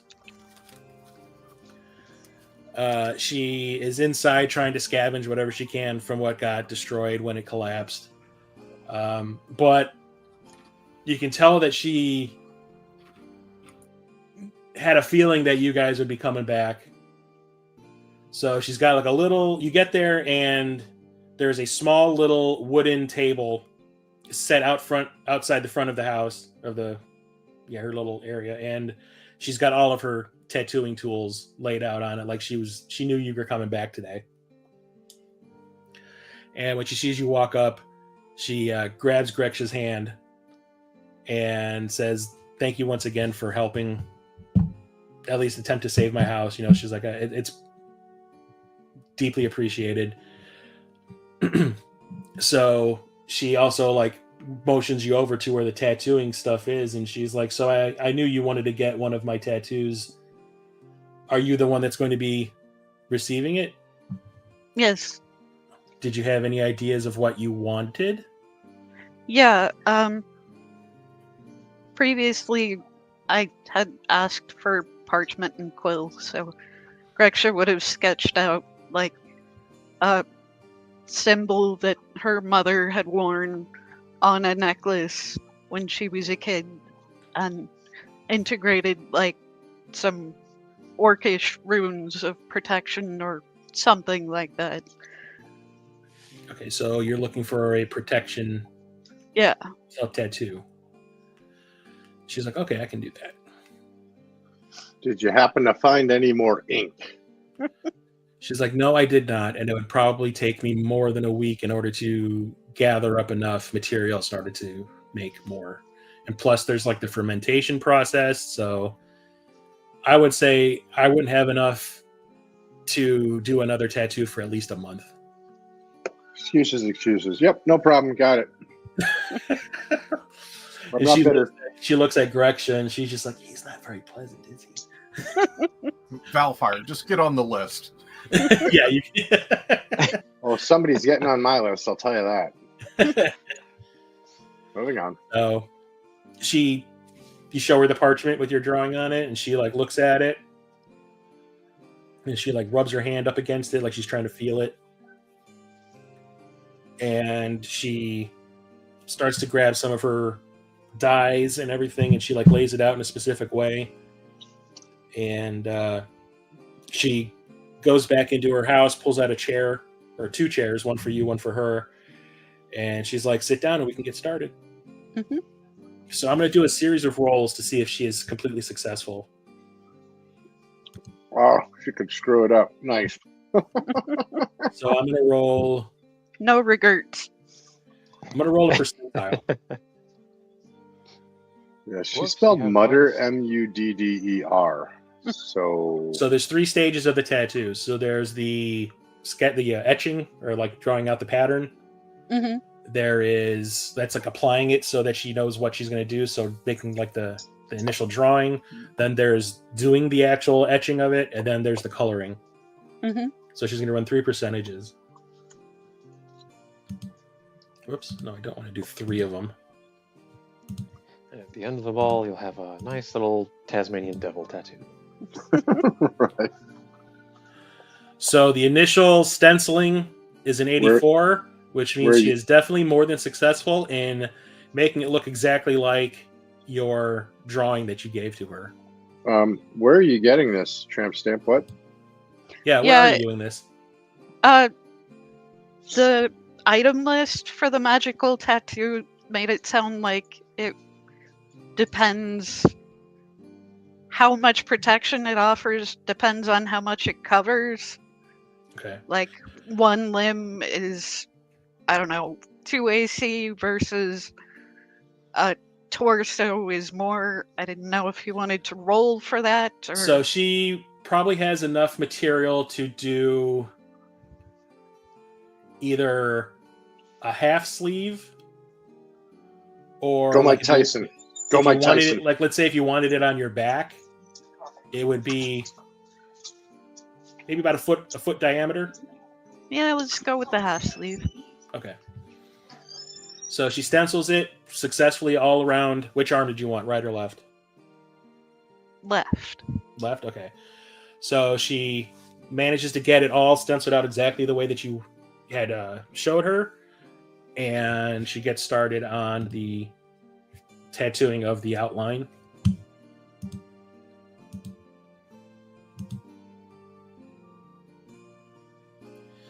So she gets a 38. So she manages to do it, but it is not perfect. Like, you can tell, being an older woman, her hands are shaky. She basically was just going off when she drew it initially, she was just going off your picture. Now she's actually trying to get it etched into your skin, and you can see her hands are shaking. So it's not the prettiest looking thing, but it'll get the job done. And then she gets to work on the coloring. And did you have any specific coloring ideas for what it would be? Don't forget, your skin is kind of green. Pale green, yeah. Olive drab. Yeah, she didn't have much ink left, so I don't imagine it's very colorful. Yeah, she basically has she has like an orange and a red, and a slight amount of a yellow. Yeah, I hadn't really thought about it. Okay, so she goes, "Do you want me to just embellish as I see it looking?" Yeah. Okay. Vibe it.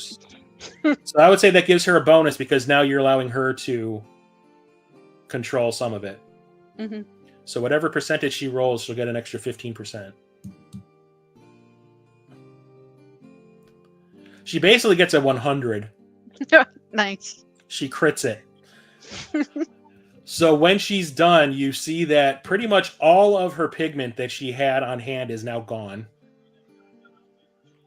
And when she holds up a mirror to show you everything and she's moving it around, you see that this is probably the single most ornate, like, there's shading, there is, like, it almost looks 3D in certain areas. It is just the most beautiful thing you have ever seen. And does it look like she incorporated the tones of the skin as well?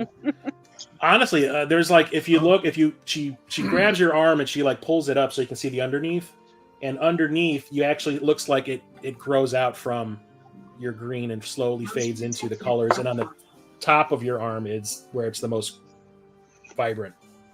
And it is super cool. Volfire, roll me a jealousy die.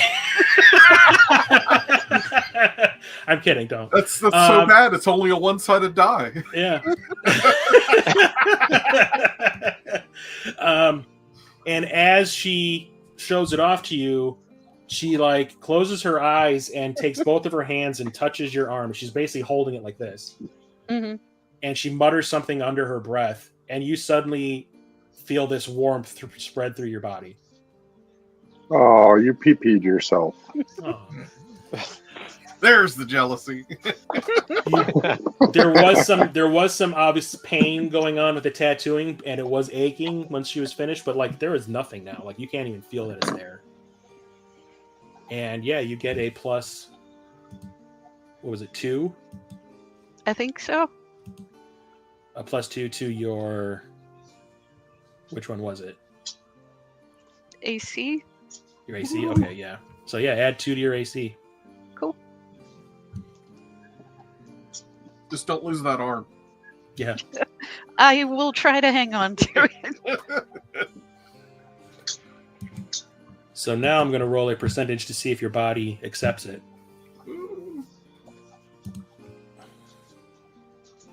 The ink flies out and forms a sentient symbiote.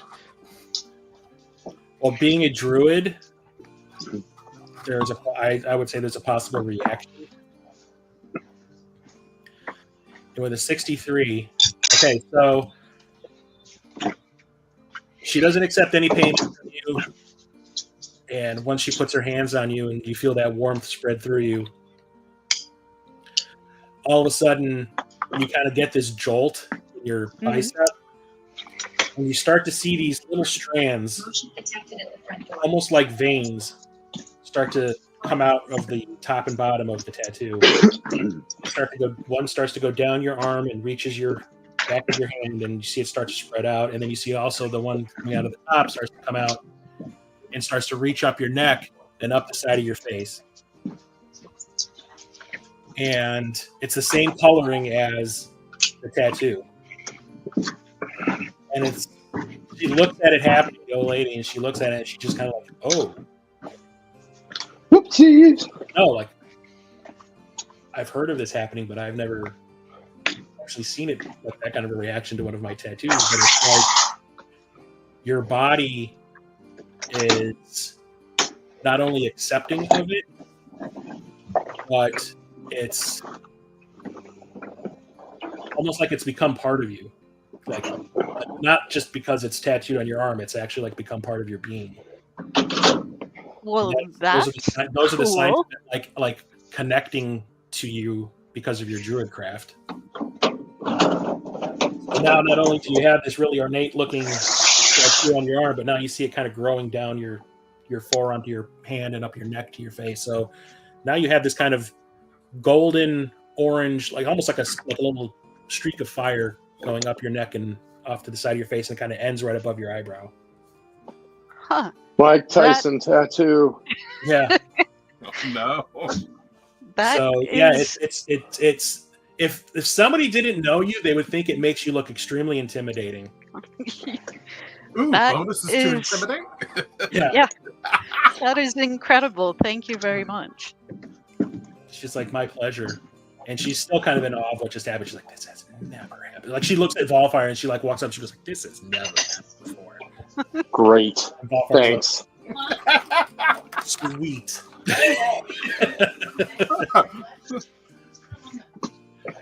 So I've actually kind of made an alteration to your like character image that I've made, where there's the possibility that it couldn't happen. So I made 2 versions. So I have one of that happening. Okay. So I'll start putting that on the front of the thumbnails now. But yeah, you feel great. I'm sure I'm just going to walk around staring at it all the time. I play like a rock, like It's super weird, yo. a heavy metal riff of just to like awesome. Like, that is so metal. As someone with a bunch of tattoos, you will definitely walk around staring at it for many days. True. Yeah. Okay, so not- what is everybody else, or is there anything else you wanted to do? Get a I wanted tattoo. to ask her about Gwelt. Oh, okay. Same. And So what do you also, want? I have no idea how to put that on my character sheet. I'll figure something out. Okay. Inventory. Yeah. Like, Homebrew. I don't like know if I can just alter magic. your armor class or not. I might No, just no. have to like add some sort of like an item to your inventory that'll do that. Yeah. There's a magic ring with a +2. Yeah, and I'll just call it. I'll just in the rename it homebrew. tattoo. Yeah, tattoo, and then yeah, that's all you got to do. Yeah. So she's like, what exactly do you want to know about him? You see her, even though she is a pale shade of that lavender that everybody seems to be, because she's obviously one of the oldest people in the town. You do kind of see her cheeks flush when you bring up his name.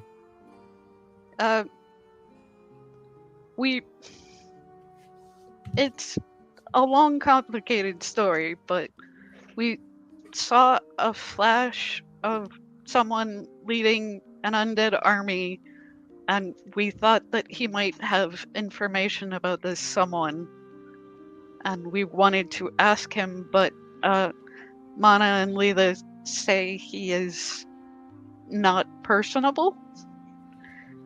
And you see her, when you say that, she kind of goes, she giggles a little, and she goes, not when I knew him. So we'd rather not start on the wrong foot with him, so we didn't know if you might have an idea how to approach him without angering him. Well, I will say that we did have a bit of a relationship when we were in the Shade Realm. We were kind of, and she kind of like gets all proud of it for a second. She's like, yeah, we were kind of an item. But he was obviously a different person back then. He was, he was forced to take control of, or take the leadership position alongside, the previous kings or previous, rulers' 2 daughters and all that. So he had to step up, and that basically occupied all of his time. So there was no time for me anymore. And we kind of didn't end on a great note, but she's like, I deep down feel that he still has feelings for me, even though he's withdrawn from everybody. So if you were to go and see him, tell him that you are friends with Kamala. And I have a suspicion that will jog something in him that will possibly make him not attack you on sight. Okay.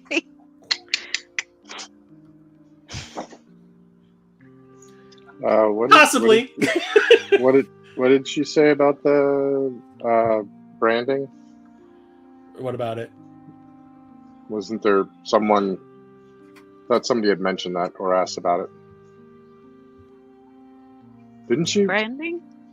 I thought we were talking. Maybe I'm thinking of the last session. Was there any?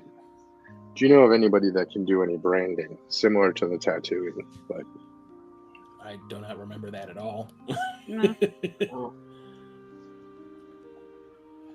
So is that a no? Say no. Okay.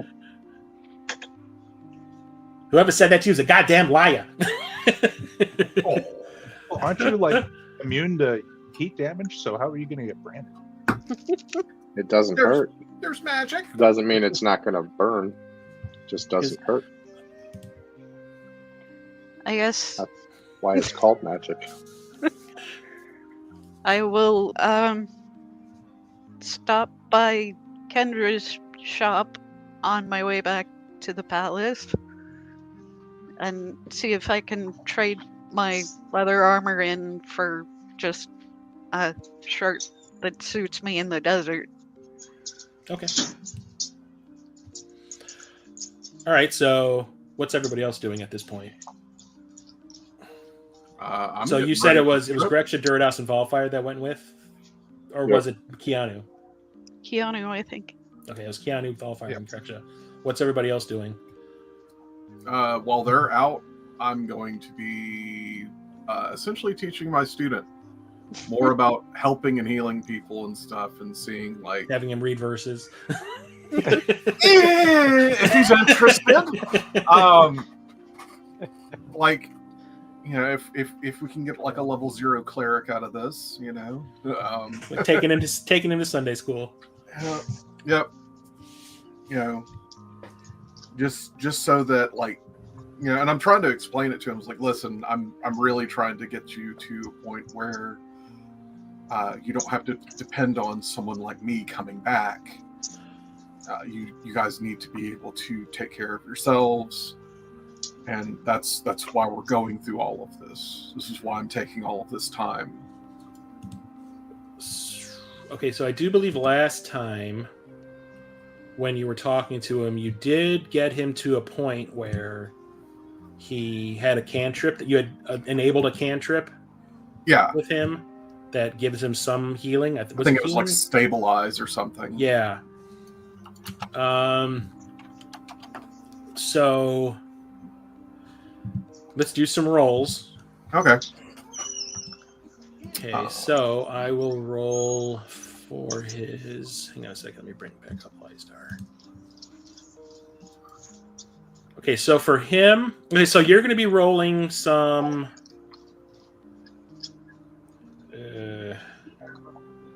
Medicine. Okay. I guess. Yeah.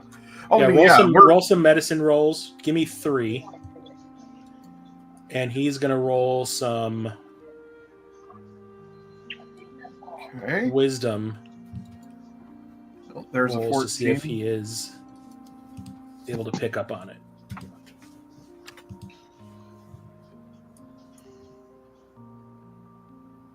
And a 14.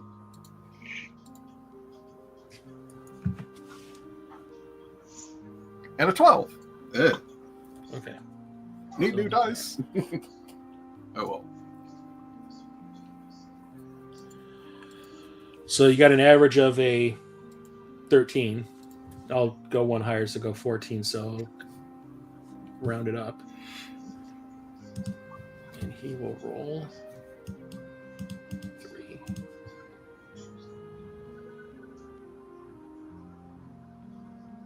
$19, 2, and 12.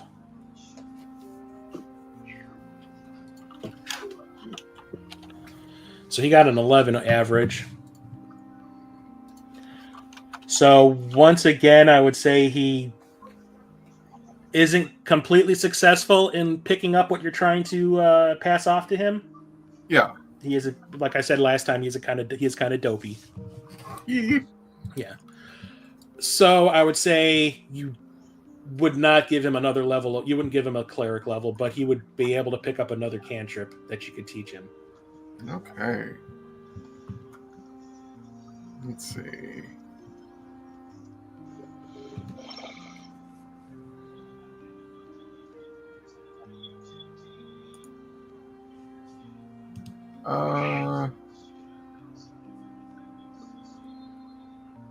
Probably guidance. Okay. So let me write this down. You gave him stabilize. Which I think they call it spare the dying now. Oh yeah, spare the dying. Yes.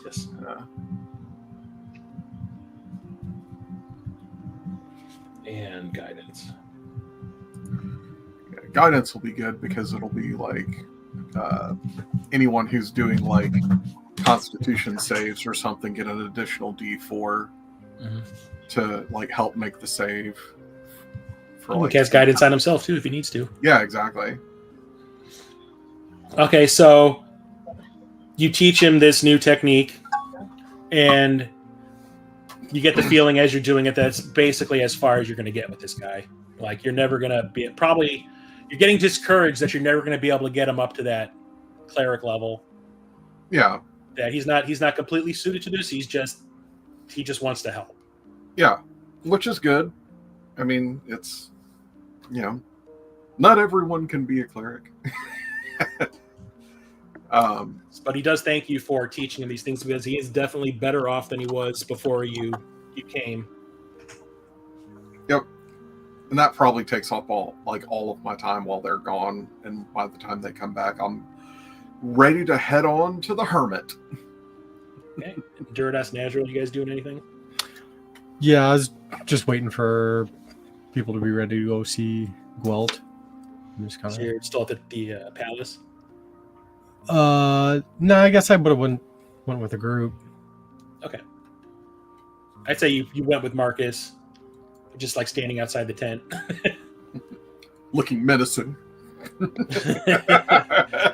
Every once in a while, someone would pass you up, Duridas, and like since you kind of have that purple coloring to your skin as well, they're just kind of like,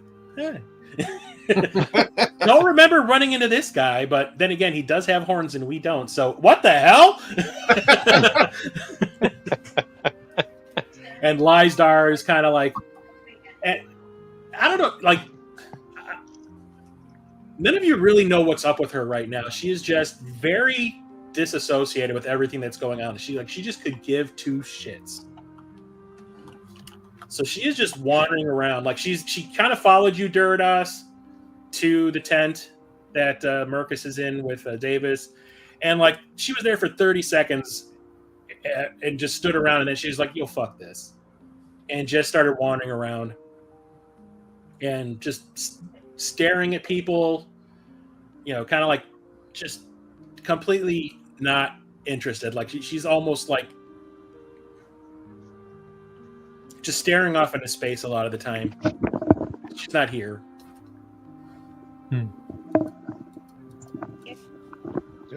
So I stop pursuing her, and then she just goes all catatonic. Yeah. Ah.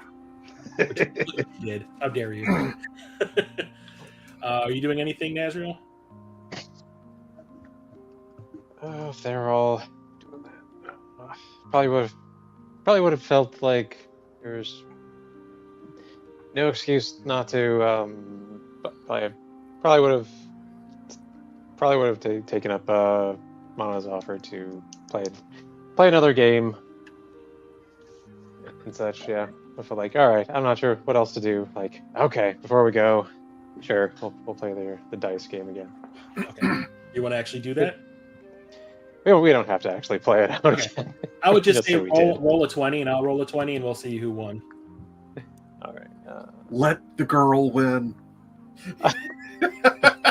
Not if she's trying to take me for all I'm worth money-wise. Can you sleight of hand lose on purpose? There you go. I lost on. No, never lost.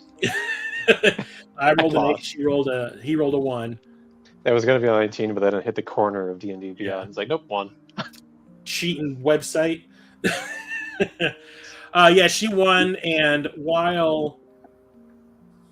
when you played the previous day, she was kind of excited when she won the second game. It's less so this time. It's like she's like, "Oh, cool, I won." It's not like her acting like a little kid and kind of jumping around like she did the first time. And she's like, "Yeah, I won." Like, obviously, there's something bothering her that even this isn't giving her any kind of enjoyment. Okay, so she's not like just trying so hard to stay like poised. She's actually like she's got something on her mind. Okay. She's forlorn for you, sir. It doesn't really seem like that.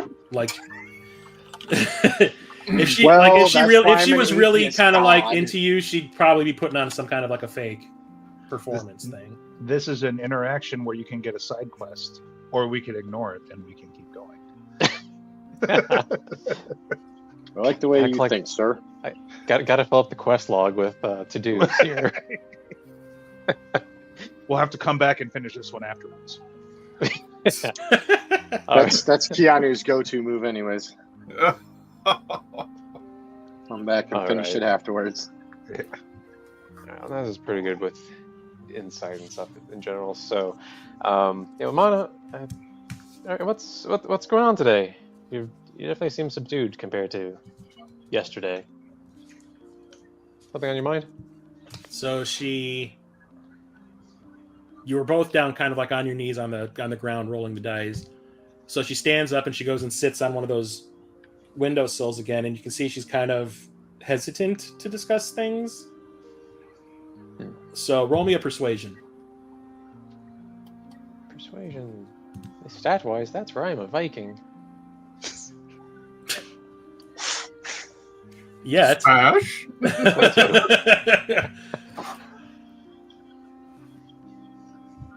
So she's sitting there, and you can tell she's hesitant about wanting to discuss it, but she eventually like reaches into like her pocket of her dress, and she pulls out that note that she got out of that chest that they found in that cavern that Volfire had uncovered the previous day from her father. Yeah. And she pulls it out, and she's just kind of like looking at it, and she's got this like confused look on her face, and she's like, "So yesterday when I found this note from my dad, I was beyond excited. Like, she's like, I hadn't seen it in years.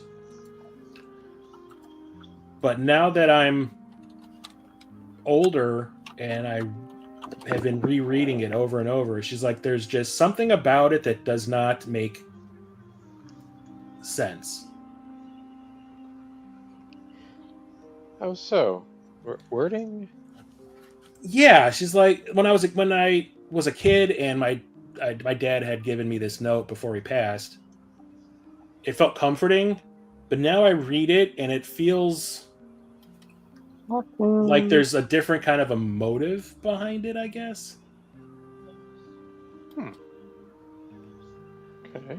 Well. Like it feels less like it was written to comfort me. It feels like it was more something that was written out of desperation.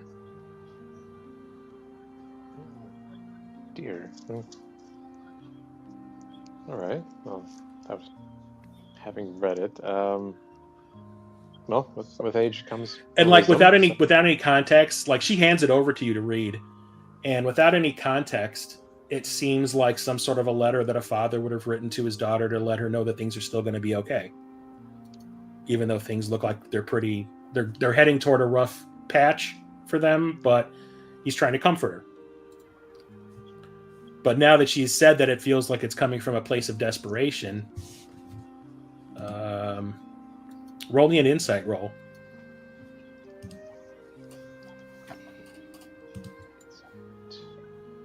Yes. Okay. 20. Like you start to like look for some deeper meaning, and you can see that, yeah, it does kind of have this. It could be taken that way, which like a child would have looked at it that way, but and whatever meaning that she's picking up would have definitely gone over her head. But like when you read it again with a certain viewpoint, now it's like it feels like a warning. Okay. Like, yes, he's saying "I love you" and that kind of thing, but it's almost like it's a goodbye. Oh wow. Okay. And there seems to be some other reason as to, like, it's not just like, yeah, things are going to happen or still going to progress without me. It's like things are going to progress without me because of something that I'm not talking about. Okay, so it's not like he was. So it's not written like he's trying to fool himself in this that things are going to be okay. But okay. You get the feeling like he might have written this with somebody looking over his shoulder. Ooh, under duress. Any letters oddly capitalized or some sort of any sort of code that would be in this? Oh. So she like takes it back from me and she starts to like look over it and she's like, it's obviously his handwriting,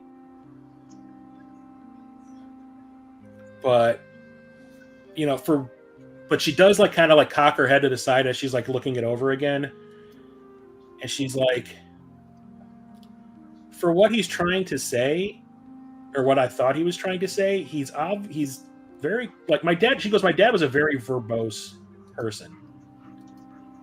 Like he would just go on and on and on. Now that I look at the note, it feels like it's very concise compared to what he would normally do. Okay, so very to the point, or very okay. So he'd go on with embellishments and just maybe. He'd be really trying to drive whatever point home as long as he possibly could. Like, I'm going to use every adjective to describe this thing as he possibly can, until he runs out. But she's like, yeah, it just feels very concise compared to what. Like, I have other notes and like messages that he's left for me, and they are pages long at times. And this just seems very short compared to what he would normally do.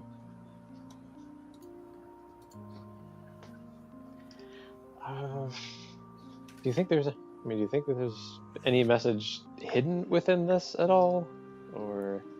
As she's looking at it, she's like, I don't see any like capitalized random letters or anything like that. She's like, no words that seem out of place. Yeah. She's like, it definitely feels like it is. He wrote this. It's just, like I said, it's his handwriting. It's definitely the kind of prose he would use. But like I said, it just somehow feels off. Okay. Do you remember when he, when or where he was when he wrote this? I don't know. It didn't even get passed to me from him. It got passed to me from one of the servants. I'm on the servants. And this was when we were back in the Shade Realm. Okay, so back in the Shade Realm. Okay, please remind me. Did he come back with you all from the Shade Realm? No, he passed away while they were in the Shade Realm. They had Gwelt, Lilavdra, and Menarlame had to take control of the town once he died. That was in the Shade Realm. Oh, and then, okay, that happened before Elminster ripped it back into place on the ground. Okay. Okay. Well, okay. What you say is concerning. Without more information, I don't know what more to make of it, but to agree that you're right. I do see that perspective where he's, where you say it thinks something doesn't seems like it may not be quite right. But, do you think? Well, we're going to see Gwelt later. Do you think he might have some? Do you think it'd be worth us asking him about your father? They did know each other for decades, but when you say Gwelt's name, she kind of like stiffens up a little bit, and she's like, "Just between you and me," she's like, "I really do not trust this Gwelt guy." She's like, he had good intentions when he helped us to take over once my father had passed, but once we came back, it's just like his behavior really just kind of rubbed me the wrong way. Good to know. I'll take that under advisement. Probably, well, she wouldn't have been there when that happened, but she'd be like, "Yeah, there's a reason why nobody really had any problem with him, becoming a hermit."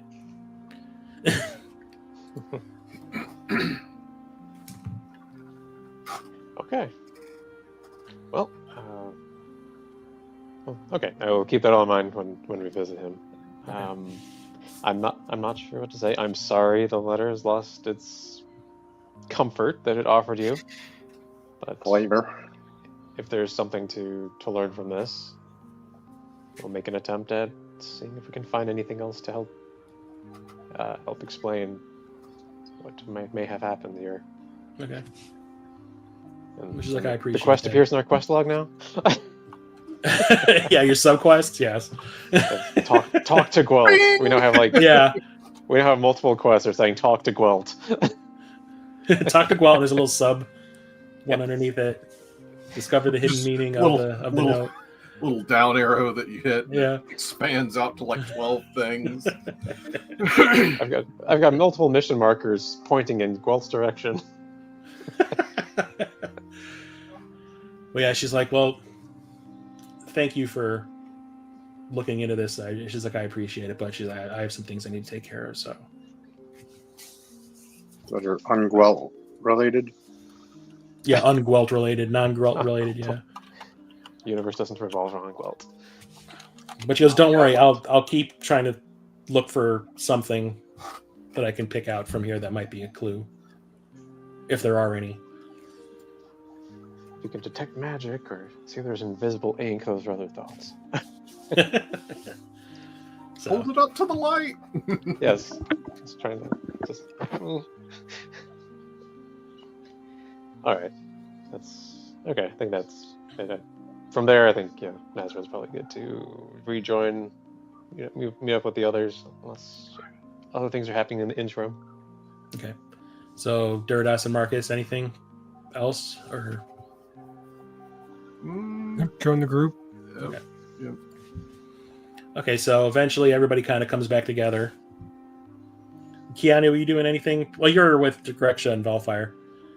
Okay, so now that Greksha's done with the tattooing and everything, what do you guys plan on doing now? Gwelt. Okay. So everybody comes together.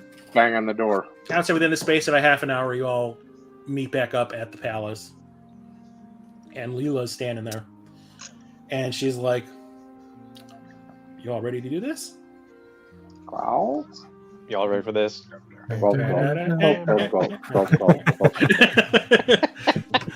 Demonetized. Yeah. Not again. So she like sees all of you kind of like shake your head or like nod your head, and she's like, "All right, let's go." So she leads you all, and Lysdar is kind of like hanging back. She's there, but she's just kind of like hanging back away from the group. So she takes you along this crazy winding path that is almost like you're going hiking up a mountain. So she leads you to this path that diverts at one point. It would normally, if you were to continue along it, like the part that is paved, it would take you down into where the stores are, where like the merchant area is.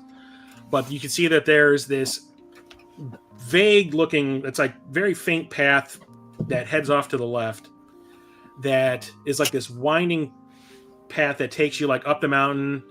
I'd say you definitely have to do some athletics rolls in order to make sure you come out of this okay. So I'd say everybody give me 3 athletic rolls. We'll start with the one, so do them individually until we get everybody, and then we'll do another. You said start with 1, right? Yeah, start with 1. You said start with 1. Yeah, just start with 1. Nazriel 10, Durados 10, Volfire 8, Keanu 19, Marcus 7, Grexia 12, and Lysdar 4. So out of everybody, only Keanu does not at some point slip, lose their grip, and land and slide back down a certain amount of the path. So anybody who got less than a 13, so anyone between 13 and 10, you take 1 damage. Anyone lower than 10 takes 3. How much was that again? If you got above Between 12. 10 and 13. Between 12, 10 and 13, you take 1. Anything lower than that, you take 3.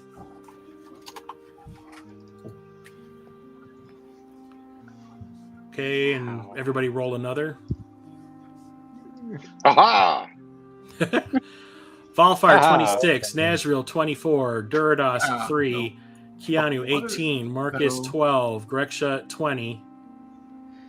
Marcus, you ran 2. You rolled 2. Yeah, I get the lower of the 2. Okay, so 12, and then yeah. What did Lysdar got a 4, so she took 3 damage. Okay, so everybody. God damn it! This thing keeps like doing this. So Marcus and Durados takes another 3. Marcus takes 1. Everybody else is okay. Everybody managed to keep their grip.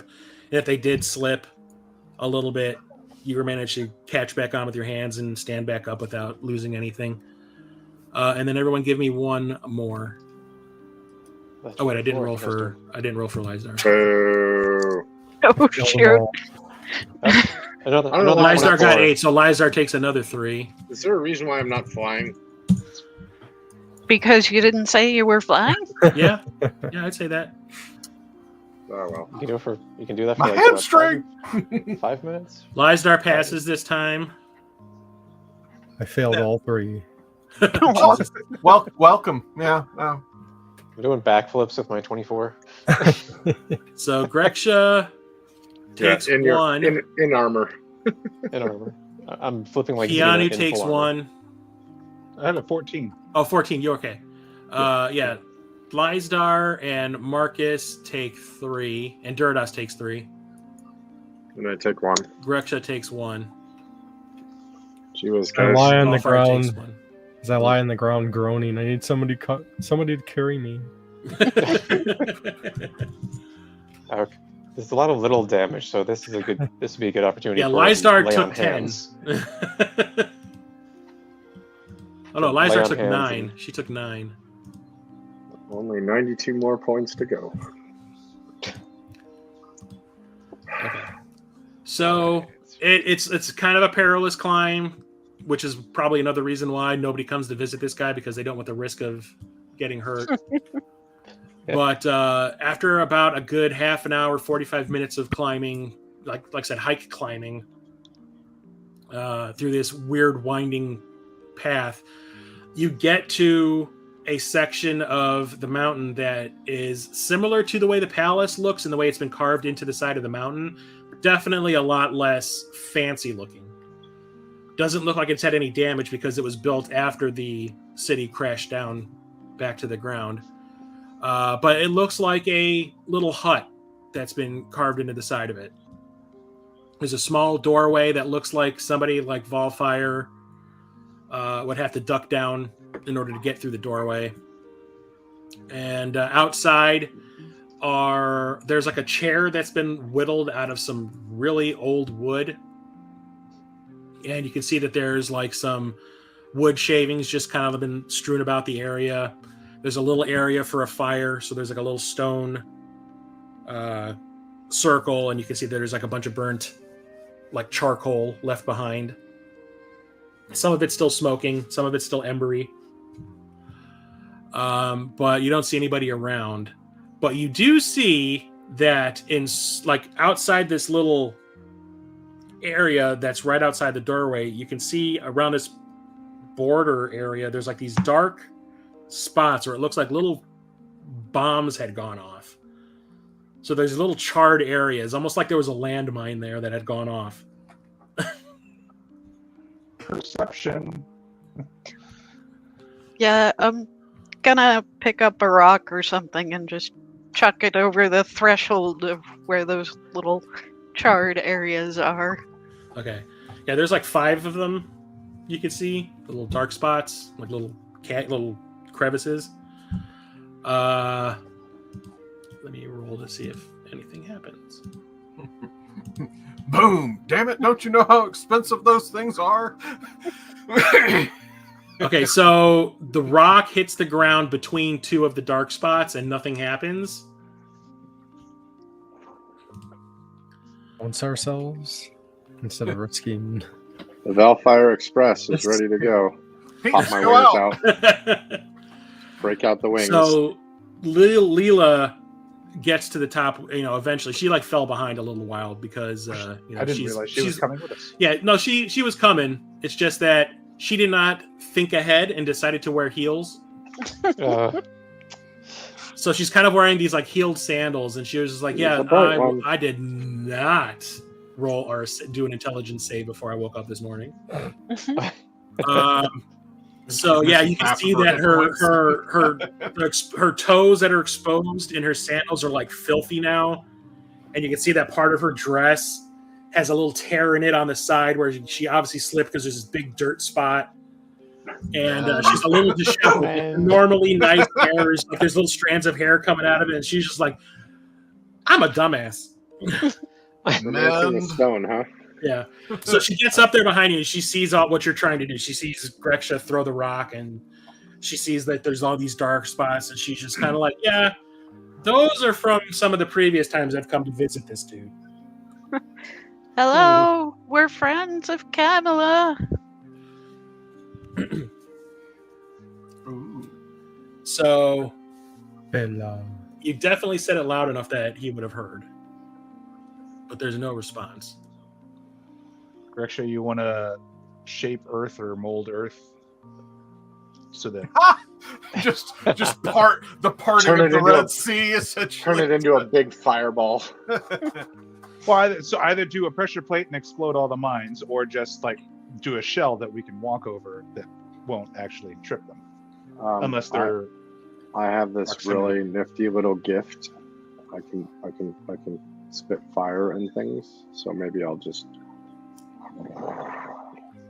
Do we want to blow up his traps? That might anger him. Yeah, that's why I was like. I'd like to not open up with flame spewing is our part of a greeting. Yeah.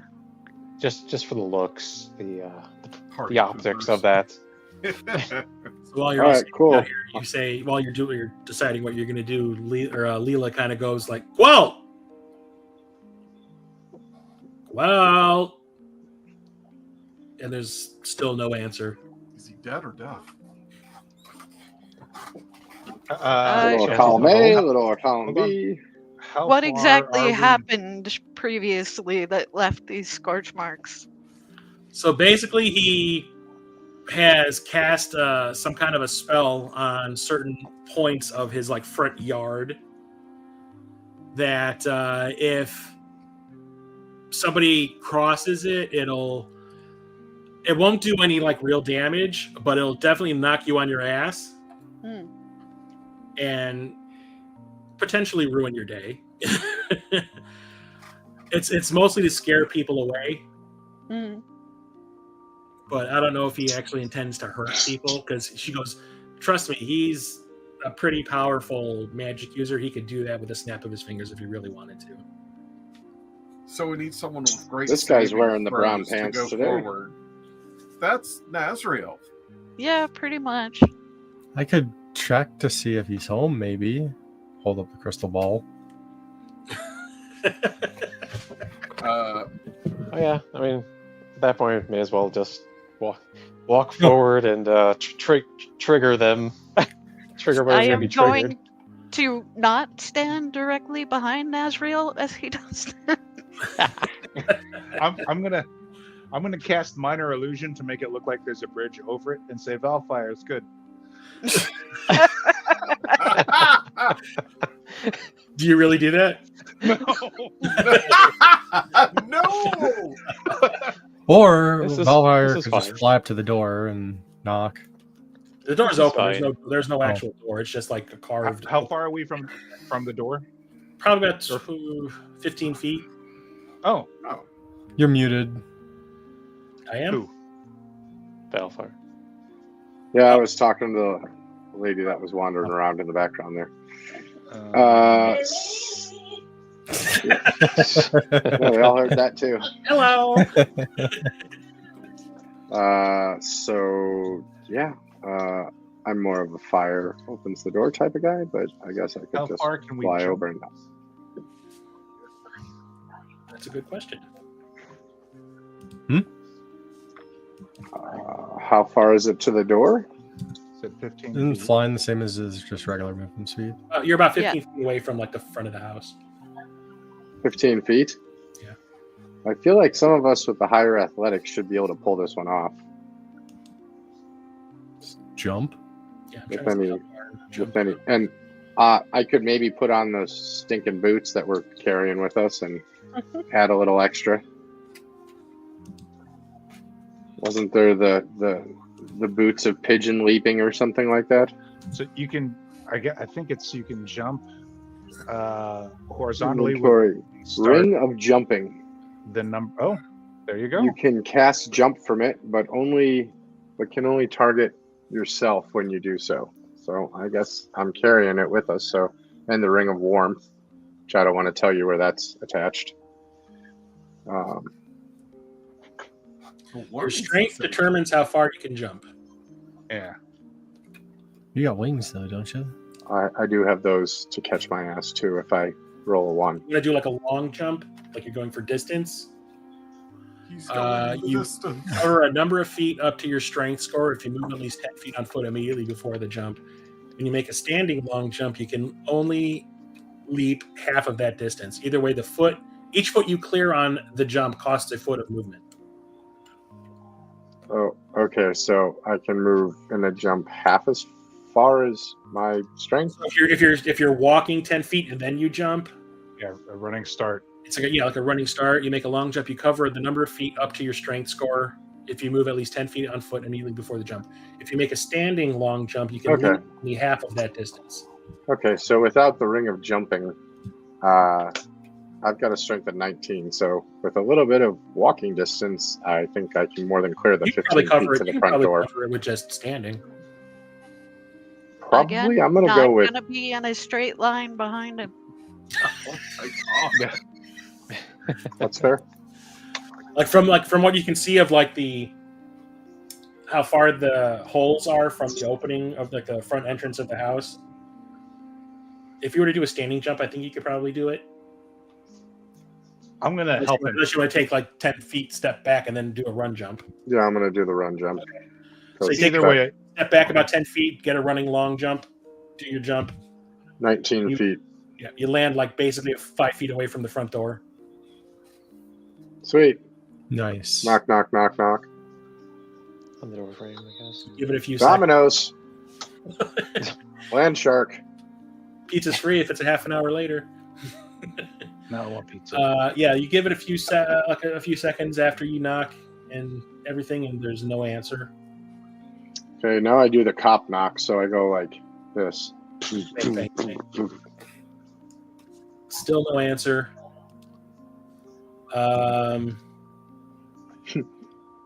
Hold on one Can I second. roll perception to see if he's... I check the What's doorknob. everybody's passive? There's no door. Passive perception? Did you say no door? There's no door. There's no door. It's just like an entryway. My passive perception is 21. 20. Jesus Christ. Oh Mine's God, 18. Yes, yeah. Never 15. pickpocket the 12. druid. Okay, anybody who has a passive perception of 18 or more, and that's Grexia. Probably And me. Marcus. And Keanu. Yeah, I have a passive Action 18. kill. Okay, so yeah, anyone that's over 18, as Valfire is banging on the doorway, you kind of like get your like a little spidey sense tingle, and you kind of have the sense that there's somebody behind your group. What's your favorite color? Green. No, blue. Ah! Do we have message up? No, I haven't crossed it for a while. Yeah. Okay. Well, yeah, you get the feeling there's somebody standing behind you. Can I make a perception roll just because I'm standing at what would be a front door and You're completely no oblivious to door? I'm just no. I know look I'm like facing inside. in the opposite direction, but yeah, just kind of see what I can see. Yeah, you can. Yeah. I will have, through my psychic Awesome. connection with Peeps, I'll have him look behind. Yeah, I'm you, gonna I go don't ahead want to and just- turn yet. you're trying to look inside the house, Valfire, and you can see that there's like no light sources or anything, but you can make out that there's like a table in there from the sunlight that's just coming through the doorway. Well, yeah, Anything I mean, it on looks said like- table. There's like a bowl of food that looks like it was in the process of being eaten, and the chair that is in front of that food looks like it's been pushed out. I just want to turn around and say, "Hey guys, seems like we interrupted lunch." I'm going to And try to Peeps, turn around as cool as I can. yeah, Peeps turns around, Okay. according to what Grexia was saying, and he does a little, I'm gonna- and there's definitely someone behind you. I turn around and say, "Well played, Master Gwelt." And you turn around, and there is this older gentleman who is covered in bizarre pieces of armor and equipment. Doesn't look threatening in any way. He's just kind of standing there, and he's basically just been standing there observing you. So what you see is this. Oh, What's he holding? Is that a wand? It's a wand. So you see this old gentleman standing behind you. Like I said, he's got this odd set of armor on. Ron Weasley in the later years. Yeah, definitely that pale lavender color everyone else is. He's like, he has a beard, but it's extremely disheveled. You can kind of see some hair coming out from underneath his hood that he's wearing. That's just it's kind of like when you first see Obi-Wan Kenobi in the original Star Wars, how he just kind of looked like a bum. I will turn with the tattoo arm facing him, so hopefully he can recognize her work. Okay. So, like I said, he's just standing there observing you silently, and he, as you all turn to look at him, you can kind of see him like going from person to person. He sees Leela, and he kind of like gives her like a little head nod, and then he gets to Grexia, and he sees the tattoo that you're obviously putting out in front, and then he looks up at you and he goes, "Were you the one that said that you knew Kamala?" Mm-hmm. She said she has something for you. Here, let me get it. Let me roll a wisdom save. Yeah. To not do something obscene. He had some? What was that? Did I say that? Didn't you? I thought she told me to tell him that she has something, and that would make him not murder us. Oh no! If you told her name, Oh, Yeah, okay. that was it. All Yeah. she said was that we knew Her her. name drop was the thing that would probably make him not like kill you on sight. Okay. So never mind. She does not have a thing for you. My Yeah. bad. Well, maybe. But Anymore. Not She a has ton. you say that you knew Kamala and all that, and he Yeah, sees there we it go. and he goes, "I can see that you've procured her talents." And then he takes a few steps forward and he gets a little closer and he looks and he goes, "And I must say, she did damn fine work." She did. And then he kind of sees the like lightning bolt pattern kind of that's like spreading across your arm and up your neck to your face, and he's just kind of like, "That is something I have never seen before." Can She I see said his that tattoo? it's a first for her. Yeah, I can show my arm to Keanu as well. So that, Well, no, that- I'm just wondering if his tattoo is visible. Oh, no, he's basically covered up. Okay. But the thing is, that monocle thing that he has, he kind of like leans in a little bit closer, take a look at it. You see the monocle kind of like twist a little bit on its own, and it's like he's focusing in on it. And he goes, "Interesting." And he like stares at it for like an uncomfortably long minute, and then he goes, "So what do you want?"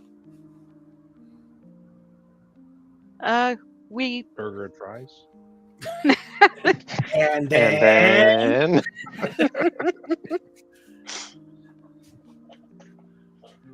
we were hoping to get some information from you.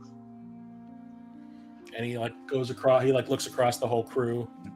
He's like, "Does that go for all of you as well?" Yeah. yes. Specifically around Cironna. Cironna. Cironna? Cironna, Cironna. hi Cironna. Any- The moment you say that name, his eyes flick to you. I'm not with him. I don't know these You assholes. know of Cironna. It's Okay, a Gyarados, long would you like- story. Marcus, if you can make us some food, He we would snaps. gladly. What's that? He snaps his fingers, and on the ground where those explosion marks are, Huh. you see like these little magical, almost like puffs of smoke pop out from the ground in certain spots. And he strides past you all, and he gets in the doorway and he like stops in front of Hallfire and he like looks you up and down, and then he looks at all of you and he goes, "It's okay, you can come inside." I thought Yeah, you were going to say, "Oh, you're a big fucking cunt, aren't you?" Right. I am. Yeah. In we go. Yep. After In you, sir. I go. Anyway. So you walk inside, and like I said, Volfire. Anyone who's above 5'6" has to like kneel or like bend down a little bit to get in. Yay! But you come inside and it's very sparsely decorated. Everything is either carved out of like really old, like petrified looking wood, or it's like carved from stone, like the rest of the outside is. And he's got this small little table that you can see his little half-eaten meal is sitting on, and the chair that he has that he was sitting in, obviously, when you guys approached. And he kind of like looks around real quick and he goes, "Yeah, this won't do." So he snaps his fingers again, and all of a sudden you see the table extend to can basically make it large enough for everybody to be able to sit, and a bunch of chairs kind of grow up out of the rocks at the. Is it round? Are we knights now? No, it's like a long rectangular table, just kind of extended along the wall, and all these like chairs manifest like up out of the stone ground. No tattoos. Can't be a knight. This sucks. And he basically sits at the one side of the head of the table, and he snaps his fingers again, and his plate of food reconstitutes itself, so it's like it's never been eaten, like it's a brand new plate of food, and then multiple ones appear at all the different spots where all the different chairs are positioned. And he's like, "You're welcome to sit down and share a meal." Does he conjure a little plate for Peeps? He can. So he sees this little, like, you've all come inside, but Peeps is hanging out outside the doorway, and he's like looking at, like, he's just sniffing around, like he's like, "Oh, no, this feels a little weird." So he's just kind of being cautious, but he notices, like, he can hear the little whimpering sounds coming from him, so he kind of snaps his fingers again, and in the corner, just inside the doorway, another plate of food pops up, and it's like a bunch of jerky. And Peeps goes, "Oh, hell yeah," kind of. You see his eyes kind of get real wide for a second, and he just attacks the plate. So you hear, like, as everything is happening, you hear like this nom-nomming going on in the corner. That's really obnoxious. It's like what my dogs look like when they start licking a bowl. Yeah. Just We're in trouble if we ever fight a bad guy with jerky. right, yeah. So yeah, he motions for you all to sit down. Jerky. He's like, "Join me Crotch. in the meal, and we'll talk about Cironna." So he sits down and he starts hacking away at this like piece of meat that's on the table with like his fork and knife, and starts eating. And he's like, "Go ahead, like, you're welcome to join me." Nom, I'll nom, nom, eat. nom, nom. Lysdar does sit down too, and she, like I said, she does look disinterested, but once the plate of food shows up, she's just kind of like, "Oh, hell yeah." Because it's only been an hour since we ate the last time. Yeah, she didn't actually partake in the buffet. Yeah, she was not there. Well, that was her loss. Yeah, so she's like, "Oh shit, I'm fucking hungry, goddamn." And Leela also sits down, but she doesn't look like she's very much interested in eating with him. Can I roll an insight to get a read on the dude? Sure. Yeah, I'd like to join that one too. That's something I would be doing as well, because it's like I still have to be wary of him. Never trust someone who likes a lot of fire. So Grexia and Nazriel, like, you're trying to size him up. Mm-hmm. He does seem like he does come off as antisocial. Like, he doesn't like the fact that you're there. Who doesn't? But he's not. You feel in some way he is kind of like, "Oh, this does break up the monotony of like being here by myself." So, He doesn't give us the heebie-jeebies. yeah, he's not being creepy in any way. While he doesn't seem super welcoming, the fact that he decided to like invite you all in and provide a bigger place setting and provide you with food is like you can even tell on Leela's face that she's kind of surprised that he went that far. But he's not doing anything to be creepy or menacing in any way. Once you brought up Cironna, he was definitely interested in everything that's going on. So he's very curious. Who would like to explain? I think the person with the highest charisma stat. Okay. Oh, sure. It's story time. Let's see. Allow me to. I've got 17. Keanu, what do you have? I got 18. 20. Yeah. So, yeah, I put everything in there. This is his deal.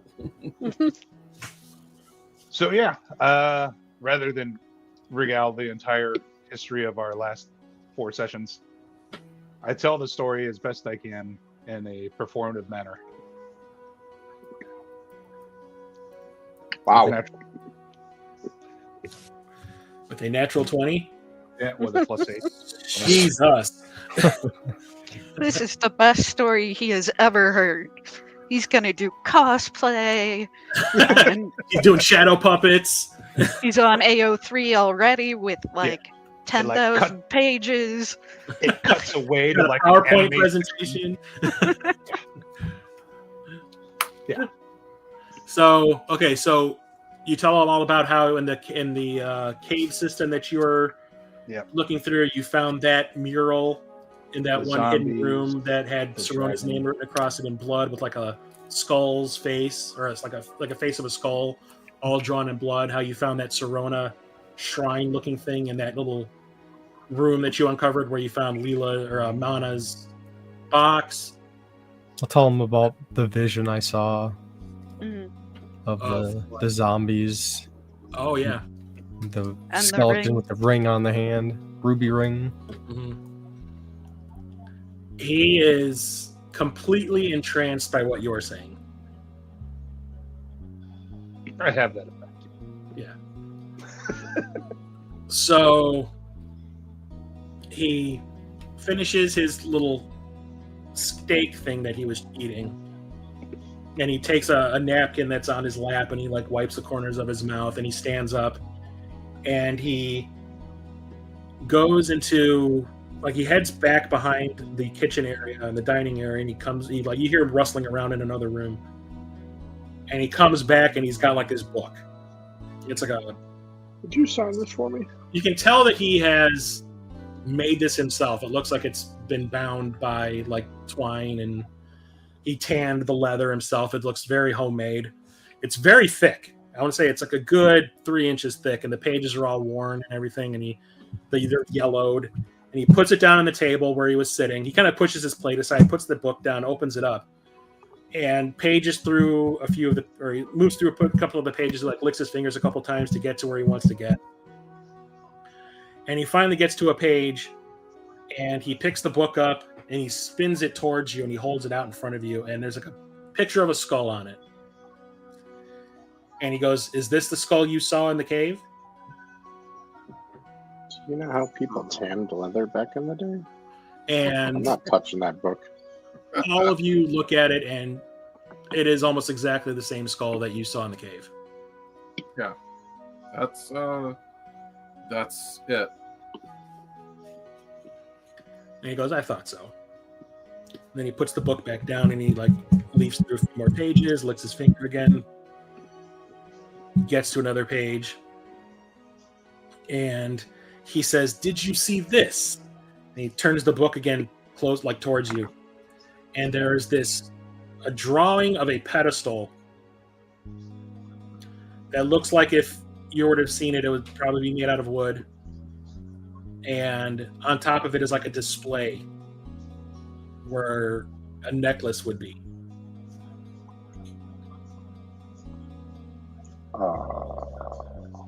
Is that the mimic? No. Gretchen, is that yours? Okay, so since no one's recalling anything, roll me history. Wait, no, that was on the in the pedestal that went down through the floor. Yeah, it had like a depression with something missing, but we didn't know what. Okay, so in the picture that he's showing you, where that depression was on that display part is a necklace. Okay, we saw that, but not the necklace. Okay. He goes, "Was it in a room that was surrounded by pillars?" Yes. Okay.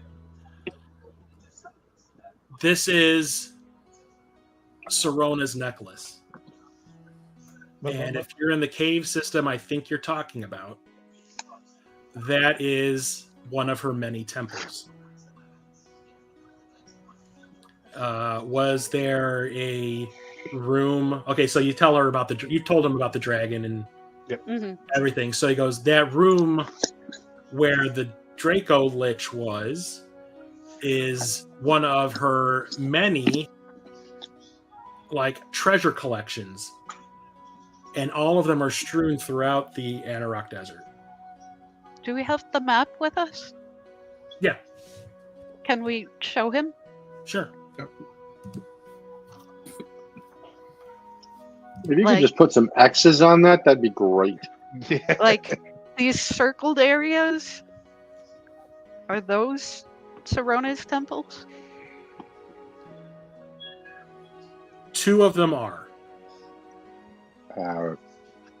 Which two? Yeah, we've been on this one, and I'll indicate the one where we came from. Yeah, the one underneath the black road. Yeah. On the left. He goes, the one near the plain of standing stones, and then the one just south of the high ice are two of the ones I know of.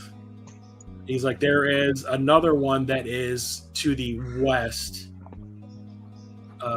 like to the southwest of the high ice. But yeah, these, like, she has like these temples set up underground for her like undead armies. Nice. Is the temple by the plains of the standing stones happen to have like a dry lake bed near it? It does. Oh. There's also a like a hub town. Well, it used to be a hub town. It was a real happening place, you know, before we were sent to the Shade Realm.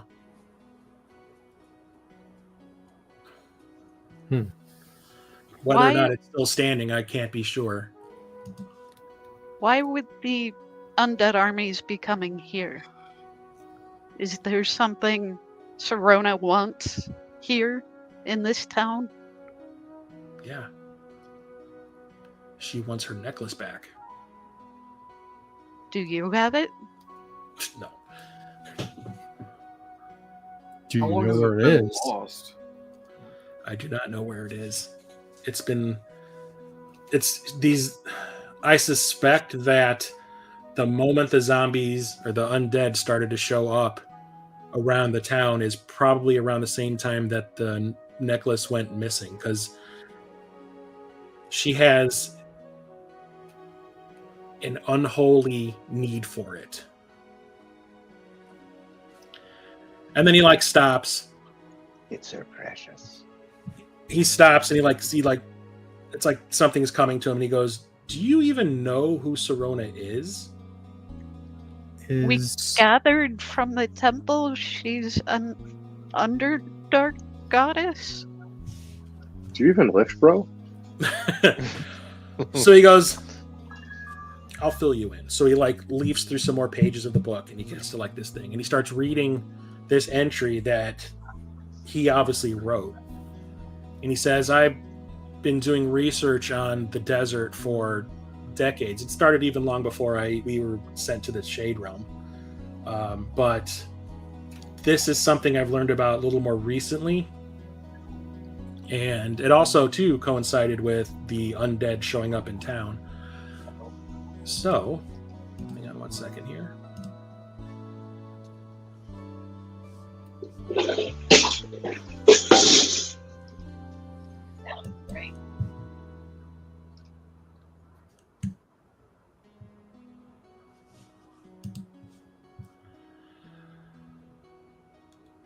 So I don't have much to do when I'm I'm obviously living on my own out here. So he goes, I've been doing all kinds of research into the area, trying to learn more about what's happened in the area since we came back. And I found out about this person named Cironna. And if there ever was a more vile, detestable, or malevolent creature in this world, it is her. Through scrying on people that I have come across, or have come across me since we've come back, I've gleaned a lot of information. And then just also scrying on random people in certain areas. He goes, once I tried scrying against one of these undead, that was unpleasant to the extreme. I have found out that she was once a beautiful singer who entertained the thousands upon thousands of travelers who came through the Sword Coast each month. But unknown to all, performing for the masses was not her only passion. She would often flirt with the men or women in the audience and lure them back to her dressing room to either rob them or to murder them. She was a master of deception, and she had everyone in the city convinced that she was this virtuous young woman who would not ever harm a fly. I learned that once she had killed a young man who was soon to be married to a bride of a family of sorcerers. Arrogance had gotten the better of her, and she was used to getting away with her crimes. But this time she got sloppy. When the family came to investigate the places the boy had been prior to his death, they came to Cirronna's theater. As Cironna spoke to the parents, their daughter snuck away and into the entertainer's dressing room. It was there that they found her husband-to-be's bloody ring underneath a chair. And when Cironna was confronted with the evidence, she panicked and attempted to kill the girl. The parents subdued her and took her to the authorities. She was eventually convicted of multiple murders. Cironna was sentenced to be hung for her crimes. And as she stood there, noose around her neck and awaiting the hangman to pull the lever that would end her life, the bride-to-be tearfully approached. And she placed a curse upon her husband's murderer, one that would prolong her suffering indefinitely. The lever was pulled and Cironna died. 2 months later, Cironna dug her way out of her unmarked grave, undead. Hideously decayed, yet retaining her memories and her intelligence, she made her way to the home of the one who cursed her. Instead of begging for forgiveness, she viciously ripped that family apart limb from limb. The young girl was last and did not realize that the curse she had placed upon Cironna would not only amplify her madness, but make her stronger and impervious to certain magics. She ripped the girl's head off and placed it atop a fence outside their home.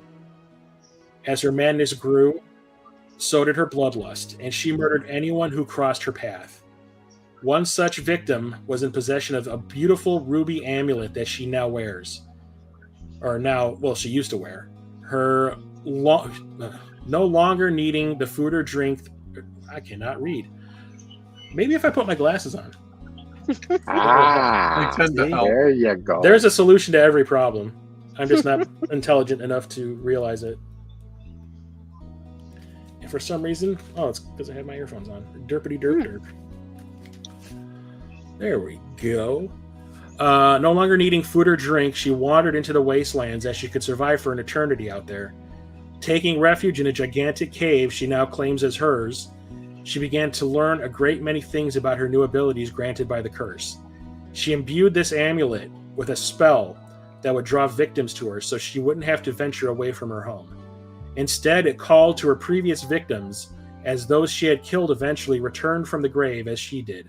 However, they did not retain their intelligence as she had. Eventually, they had a small army loyal to her. Over the centuries, she continued to build that army, learned more about magic from those she killed, and began a cult of the undead, which she called the Underkind, who worshipped her as a being that she called the Underlord. This deity, through Cironna, would convert the entire world into beings like her and her followers. During a raid on one of her caves, which is where I had gleaned some information from somebody who survived this, a group of thieves managed to steal her amulet. Not many survived, but those that did hid the amulet and the rest of their bounty in the desert, far from the undead horde. They eventually died due to exposure. This left Cironna unable to draw new undead to her cause. And the only thing that I can surmise, since these undead have begun to wander through the desert, is that someone found her amulet that was hidden and is making their way through the desert, and the undead are now able to follow whoever has it.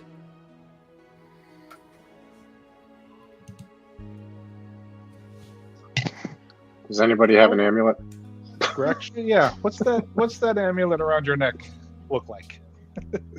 It's metallic.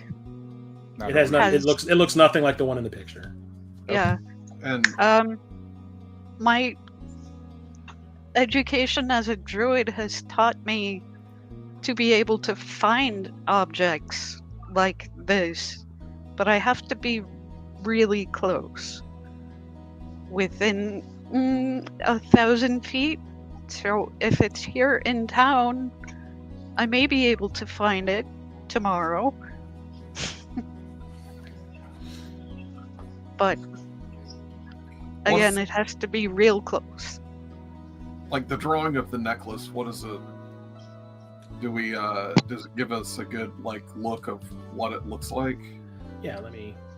I have a picture of it here. I'm not going to bring. Let me whip this out. Oh.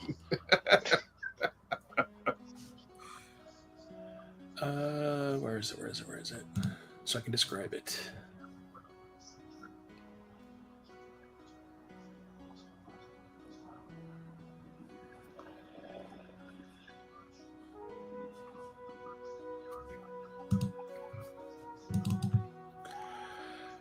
So the amulet looks like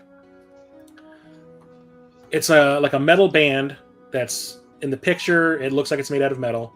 And initially it looked like it was three rubies like on it. There was like a series. There was one large one in the center and there was two smaller ones off to the side. But through all of her manipulations and the way she cast that spell on it and everything, she eventually managed to make them look like three ruby skulls, which look like the skull that you found the painting of in the room.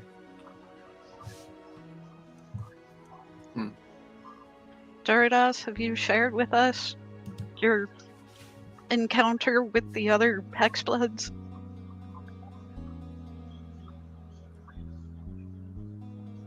You're muted. Sorry. Yeah, I would have. I forgot to specifically mention that, but I would have told everybody what I saw, and that's why I'm asking them about the dried week and. So they're all connected. Yeah. Do you shit is not good? Mm-hmm. No. Do you think that item is of the Eldritch power? There must be some involvement, at least. Whether it's the necklace or not, but there's too many coincidences. What if what if the other Hexbloods have it and they're about to sacrifice it, or if they've already sacrificed it? Could be that. Could be some dealing with the deity that granted me these powers that or cursed us. However you want to look at it. Don't know. But there's definitely connections. I have a question, and this might be, I don't know, from the last session. Mm-hmm. The notes I kept on what was said about the cave wall painting. It was mentioned that a bright red ruby ring was on a finger. Mm-hmm. I guess, assuming that's still accurate and things weren't retconned into the amulet. No. So you say that, and you see Gwelt flipping through the book again. And he gets back to the picture of her, and he holds it back up, and he goes, "Yep, you can see that it's on her finger. There is a ring on her finger." That's what I was assuming. So if one were to possess the amulet and the ring, the ring has nothing to do with it. He says, "Oh, says it's the amulet that is the source of whatever power she has, in order to control the hordes." And if it were destroyed, the amulet? If it were destroyed, he thinks about it for a second, and he says, "I don't know exactly what kind of I was never really able to find out what the source of the magic is that she cast on that amulet to make it do what it does, but I have a sneaking suspicion that if it were to be destroyed, it would probably release the undead under her command. And who knows, maybe they would all just die. They could just be free roaming zombies after that have no purpose.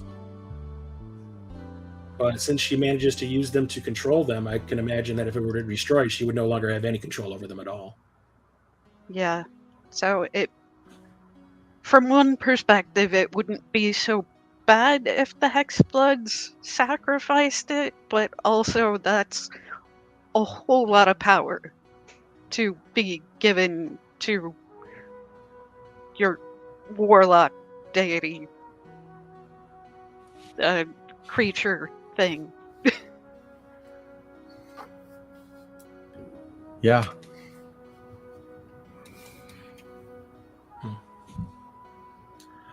So Leela has been sitting there like with her arms crossed the whole time listening to this. And she's like, well, the undead have been coming through town for the last few weeks. How long ago was it when you found the cave? Was it 2 And days? it's been like 3 days. Yeah. Yeah, but we were behind. Behind Yeah, 'cause the you other traveled- Hexbloods? No, we were behind. We were behind. Possibly the other Hexbloods, but I don't think the Hexbloods got it. I think my sister and her friend got it. The undead were moving north through the town, which could go along with the amulet having been in one of those circled areas northwest or north of us in the town. I do remember She that. says, so she says it's been 3 days since you left the cave and you've been here with us. We've not seen the undead in town since we got here. Yeah, she's like, the last time the undead were in town was 2 days. Was 2 days ago, so the day before you arrived. Some were reported as being wandering through the streets at night. And they do seem to be wandering through, just as if it happened to be on the way, but they had a destination further north. And then she says that to Gwelt, she says, and you said that they follow the amulet? And Gwelt's like, yeah. He goes, that's what I've been able to surmise from all the information I've been able to gather. Follow the zombies? Well, she says, well, about a week and a half prior to you showing up, all of you, like she's pointing to like all of you, she says, this archaeologist had like made her way through the town heading in the same direction. And who is this archaeologist? And she's like, we didn't get her name. Did she have an assistant? Not that I saw. But she was very panicked. She didn't really want to talk to anybody. She basically came into town, gathered up some supplies, and was like in a rush to get on her way. And she did head north. She grabbed like a water skin, and she managed to managed to pay for some of the water that we had available. She bought some food, probably enough for 3 or 4 days, and was on her way, either running from something or heading, like she needed to get somewhere.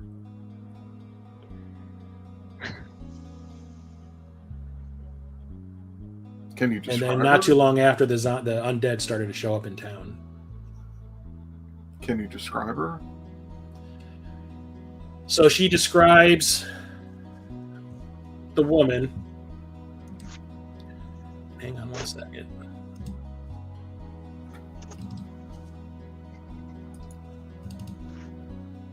If some zombies pass through, can we hook them up like sled dogs and just have them carry us through? Wow.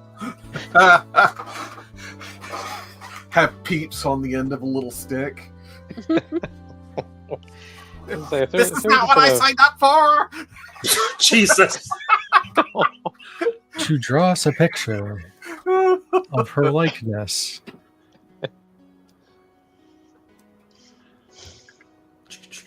Who can draw well here? Oh, that's not it. That is. I'm trying to go through all my files here. Yeah. If one of you can draw her picture, we can use the scrying orb. Ooh. What? Oh, this is taking forever to open. God damn. That's how much shit I have in this folder. What would you even use for drawing? Like performance? Well, so she describes the person that she has met, right? And as this is happening, Gwelt has like opened his hand and like a pen, like a fountain pen shows up in his hand. And he starts sketching in his book on a blank page. So he draws all this out, and eventually she finishes describing what she had seen, and you see Gwelt a couple of times. He like went like with his tongue, like, and he finishes the little details, and he turns the book around, and this is what you see.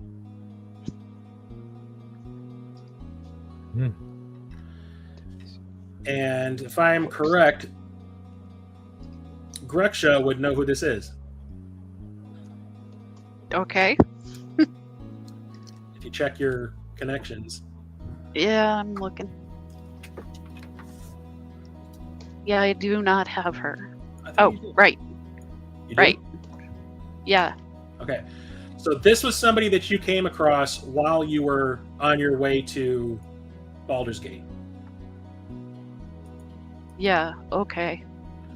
And you came across her in the wilderness, and she did have an associate at that time. Yeah. Oh, hey, I know her. She was in the woods, in the wilderness. And I guess while I'm looking at it, do I see Marcus reacting? I don't recognize her. Oh, okay. So I would say that you describe the associate that was with her. Mm-hmm. And Marcus, you would recognize this as being Yumna, your sister. Yeah. As soon as it starts picking up that that's Yumna, I start. The moment she brings up the thumb, the ruby thumb, or the rose gold thumb rings. Yeah. Yeah, they found something dangerous. Oh boy. Well, she was on the trail. When she met you, I would say that she had said that she was on the trail of something that she thinks would be extremely worthwhile and possibly worth a lot of coin.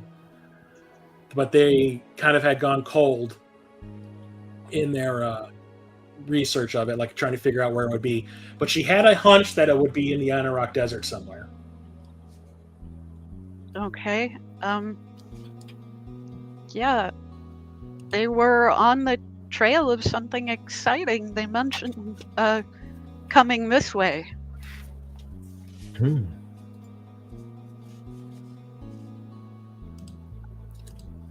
I think we have to go north. Dig out my crystal ball and hand it to Greksha. I think you know what to do.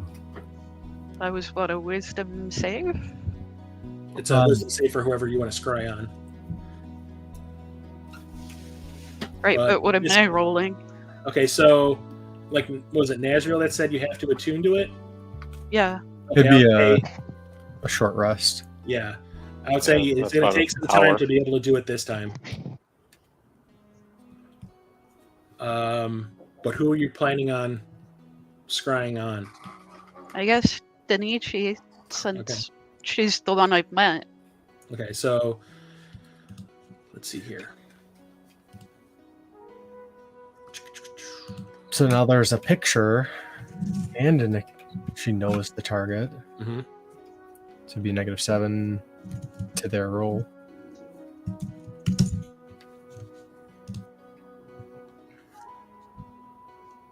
Okay, yes. You have met the target, so that's first hand. Mm-hmm. So that's a 0 modifier. Gotcha. Okay, so -2 to the and you have a picture so that you only have a -2 if you'll actually be able to do it or not. And I'm rolling She's rolling. Okay. Okay, hang on 1 second here. Let's do it on screen.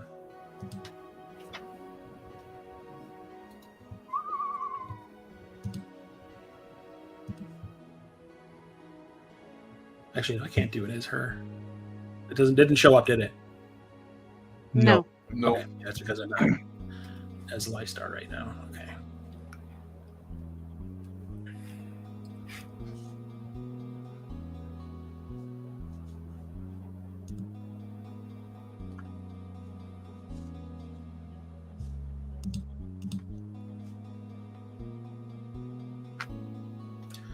Okay, so she has to roll a 19, right? Yes. Yes.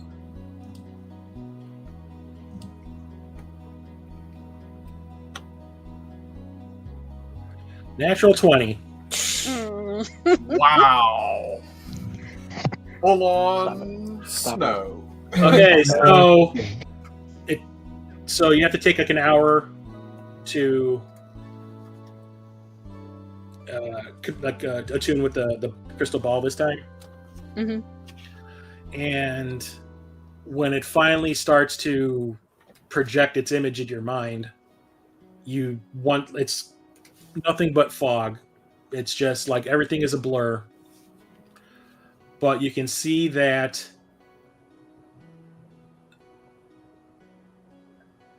there is movement happening, and you're kind of like bouncing up and down. And you can see like there's movement moving past whatever you're seeing. So you can see that she's on the move, but you can't see where she is. It is all just a big blur of images. It's like nothing's in focus. Yeah. I'll go back to the group. I'm sorry, my mind is a mess right now. All I caught was travel. I would have short rested while she was doing that. Okay.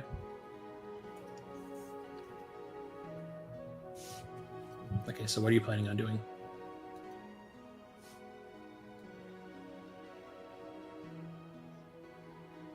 I think he might be frozen. Who? Oh, were you planning on doing something, Gyarados? Just short resting. Okay. So, well, here's this, and he's like, that's unfortunate. But that's essentially all I have on Cironna.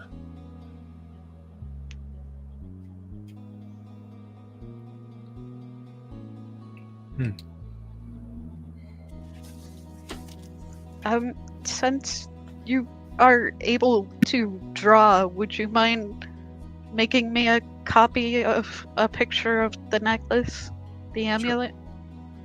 Sure. So he gets to the back of the book and he tears out a page and he sketches out what he has heard the necklace looks like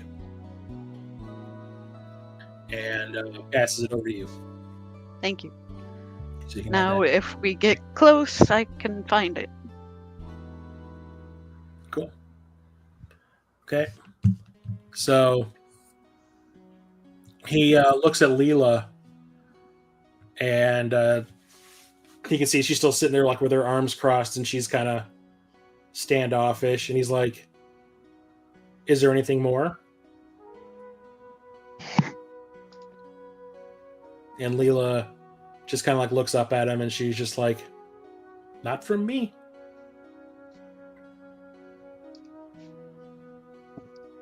Well, not sure what's going on there, but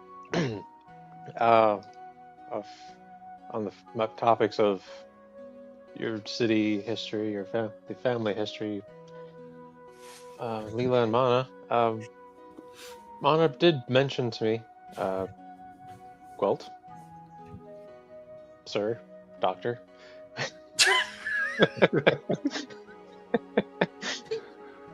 About a letter from her father that didn't quite, on rereading now that she's older, doesn't sit quite right with her. And from what I understand, secondhand from her, that it of course, would have been from prior. Well, from when they would have written it while they were still in the. You were all still in the Shadow Realm, and I was wondering if you have any insight into what happened with Leela and Mana's father back then. Was he ever in any situation of duress or any? I am at a loss. I'll just stop there. If you have any insight into what happened with their father back then. He was my best friend, but I did not. Like back when, before he died, I did not know or see anything that I would say was what you're describing. He seemed, he was obviously preoccupied with, running the town or the city, trying to find a way for us to come back to the Faerun. But I did not see anything out of the ordinary. But then again, I had my own duties to take care of, so I wasn't like around him 24/7. So something could have been happening, but it was just nothing that I was around for.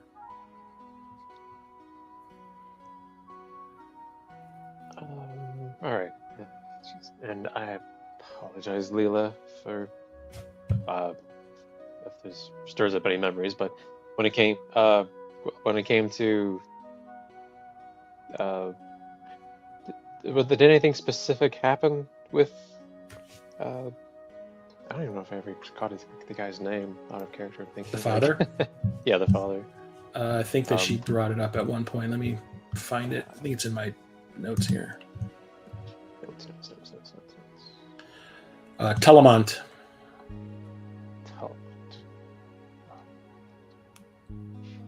Didn't write that one down. Oops. Yeah, Telemont Tanthal. Okay. Lord Telemont. All right. Yes. Okay. Was there any recollection of what happened to Lord Telemont? Did he simply die of old age, or was there suspicious circumstances around his death? Thinking back on it now, anything's not sit quite right with you? He died when the town was brought back. The process of bringing the town back to the ground killed him and all of his sons. The only members of the family line that survived were Leela and Mana. Okay, the process of bringing it down to the ground, not from the Shadow Realm. Yeah. Shade Realm. So okay. the thing that nearly destroyed the town killed its leader and all of his male heirs. Was that like a magical thing, or did they? Yeah, it was a magical thing. Oh. There was an old mage that they knew called Elminster who had been working on a way to bring it back down to the ground even while they were in the Shade Realm. And once they came back we all came back from the Shade Realm into the Faerun, that was when they enacted it. So it was, I would say, within a year of coming back is when the city was brought down to the ground. Did Elminster bring it back down to the ground? Yes, he did. But it was with Lord Telemont's and his son's help, it sounds like.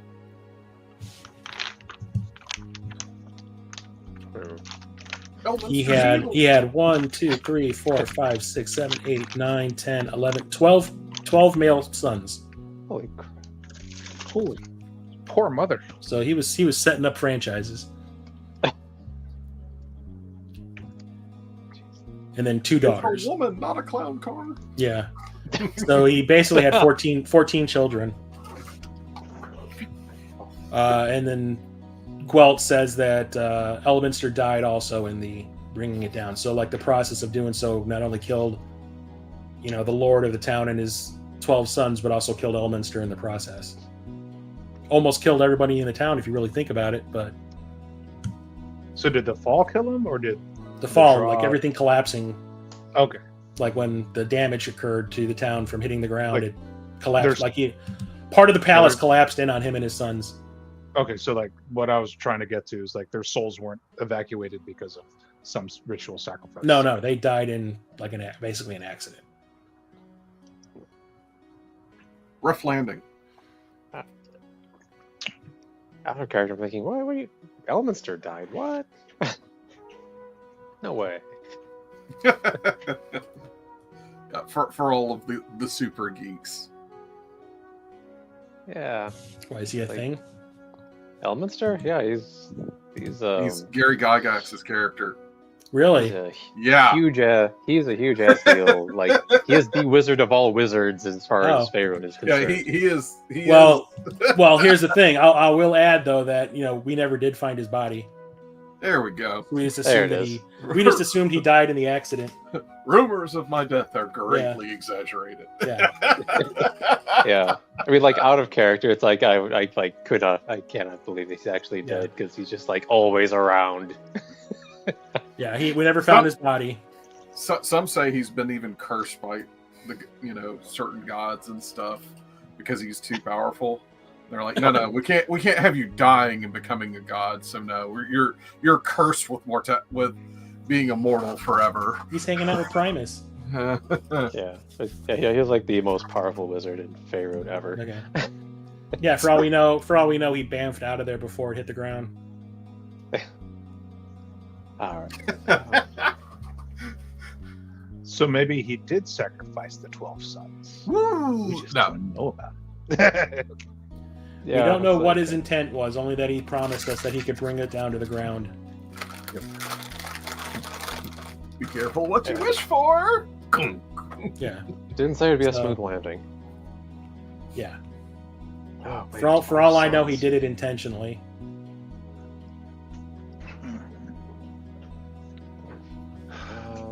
All right. I wonder if that's what was behind the letter. If Talamont knew that it would require sacrifice. Okay. Well, thank you for entertaining the question. Lore. The lore. Lore. But yeah. Exposition dump.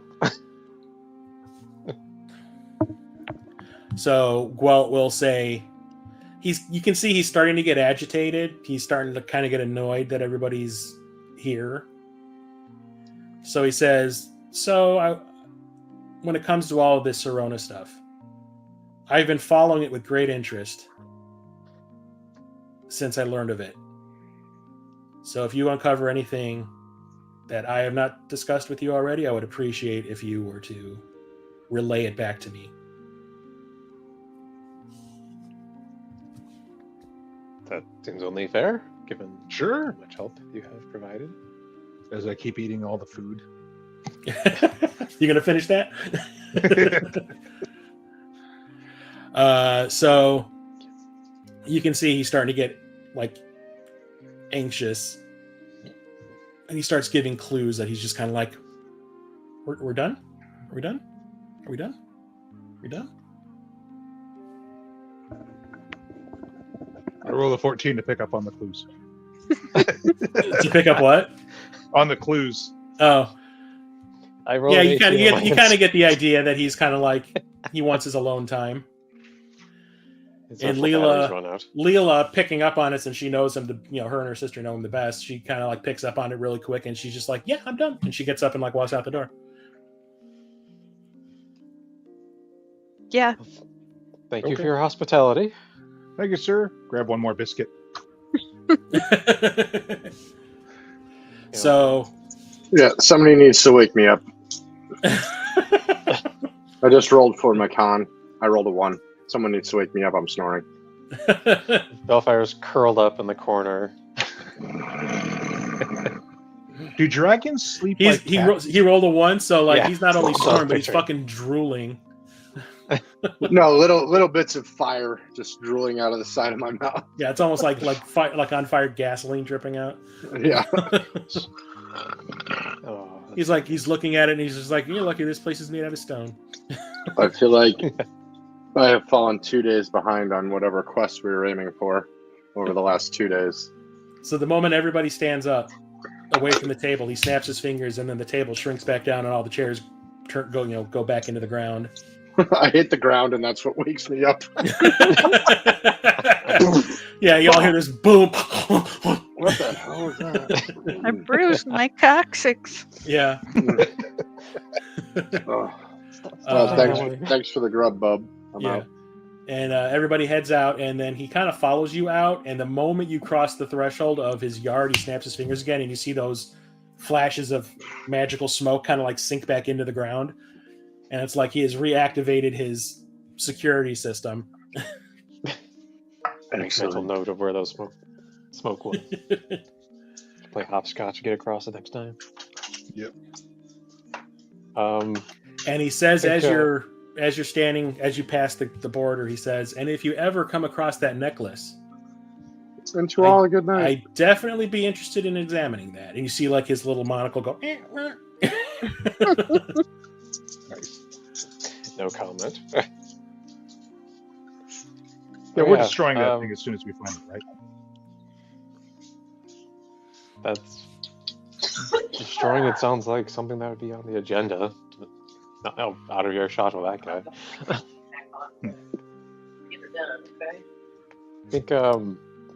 I think everyone that took damage coming up here. I think we gotta go around down. healing everyone for your 1s and 2s or 1s and 3s of damage.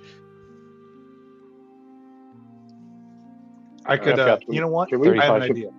Can we do something? I have Like, feather fall. do We can something? just jump off the edge. Just this, more of this. Is everyone all right with that? Just to get us What'd you down say? safely. I have feather fall. Oh yeah, that's fine. Feather fall. It's not a waste of a slot. I mean, it seems like it would be worth it. Just for Leela's like, what now? I mean, Mark or Valfire and I can just fly down. I was being polite. I mean, I could roll down the hill head first and I would be fine, so I'm not really too worried about it. I might just do that. I think I'm going to do that. And anything to further make this a little bit more interesting for my character. Valfire the toboggan. Everyone hop on. Use the tail to steer. The rudder. You grab those little scaly things that come off the side of his head as like the steering column. It's like controlling the recognizer in Tron. Choose up to 5 falling creatures within range, and we fall gently to the earth. Hey, So does this mean that Grecia and I get to start pushing people down the hill? Wow. I actually just did a Come on, swan dive Keanu. off the edge of it. Hurry up, Keanu. I did a full-on swan dive. Right? So who's getting it cast on them? Up to 5 other people So past me. So it's Keanu, everybody. Duridas, Marcus, and Nazriel. And Lysar. And, Anyone that has a disadvantage on athletics? And then everyone else your guys are flying back down, Grecia and Valfire. I'm not going to Yeah. waste it for that because for me, I got to wait. What is it, a long rest to do it again? So, Okay. do we have a long rest in our near future? I mean, sure. I mean, you're supposed to spend at least 2 or 3 days in the town, according to Keanu. Oh, Christ almighty. I think we have good motivation to get to the north, though. I agree. Uh-huh. Although we don't want to travel during the day. We've learned that lesson. Yeah. Little rough. Question. Okay. Yeah. So, Valfire, you're making your way back down by turning into Yeah. one of those little pill bugs. I'm just going to start running down the hill. Haven't you seen it where they push the wheel of cheese down the hill? And people go down the hill after it, trying to be the first one down the hill? That's this guy. Okay. These guys end up flat on their faces. Correct. So, anything would be more interesting than listening to you guys yammer around for another 2 days. Oh! So Leela's standing up there, and she's Hey, like, Leela, do you want to ride on my shoulders? Sure. Because, like, at this point, 5 people have jumped off the cliff, and Greksha is slowly gliding down, and Valfire is taking off on a run, and she's like, hello. Well, wait. I'll stop, turn around, go back. You could have rode on one of our backs. I was gonna say, put her on my back. I mean, if you guys are already floating. You guys are already floating. It's fine. I got her. 3, It'll be fine. No, I pick her up. I would. I pick her up. I start running. Okay, fine. And she's just like, oh my god, oh my god, what the hell is happening? Oh my god. I'll assume I grabbed Peeps in my talons. Yeah. So Peeps is just kind of like, I don't know about this. This is kind of like, I feel like prey right now. This is not cool. Something but like feels Lyzdar being kind of in the sensual. mood that she is when she sees like Leela behind, she's just kind of like, see ya, girl.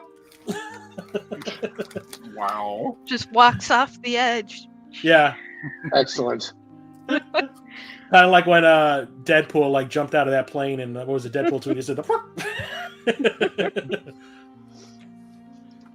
So eventually everybody makes it back down to like right in front of the palace that floated or flew. Mm-hmm. And then I would say about a good 20 minutes later, Valfire comes up behind with Leela looking completely disheveled as hell. If she wasn't already. Yeah, she was already pretty banged up from falling a few times on the way up, but this time it's like her hair is all the braids are undone a lot. There's just hair all over the place, and her dress is all like wrinkled and dirty. Which and one shit. of you guys is in charge of the dry cleaning bill again? Because she just pissed all over me. But she's just kind of like, you see her, she's like, I don't ever want to do that again. Yeah, me neither, lady. So. And she kind of like, you put her down and she kind of like wobbles, like her equilibrium is off, and she's like wobbling and just kind of like walks silently back into the palace. But she's like, she whacks into the door frame on the way in. And she's just like, and as she walks in, I would say maybe 20 seconds after she walks in the door, you hear Mana on the inside.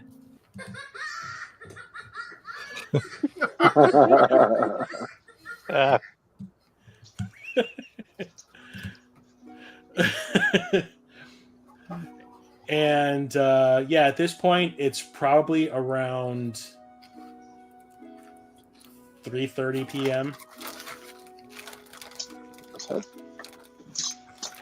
And we'll take a quick little break. How about that? Time to go. Potty break, everyone. We'll be right back.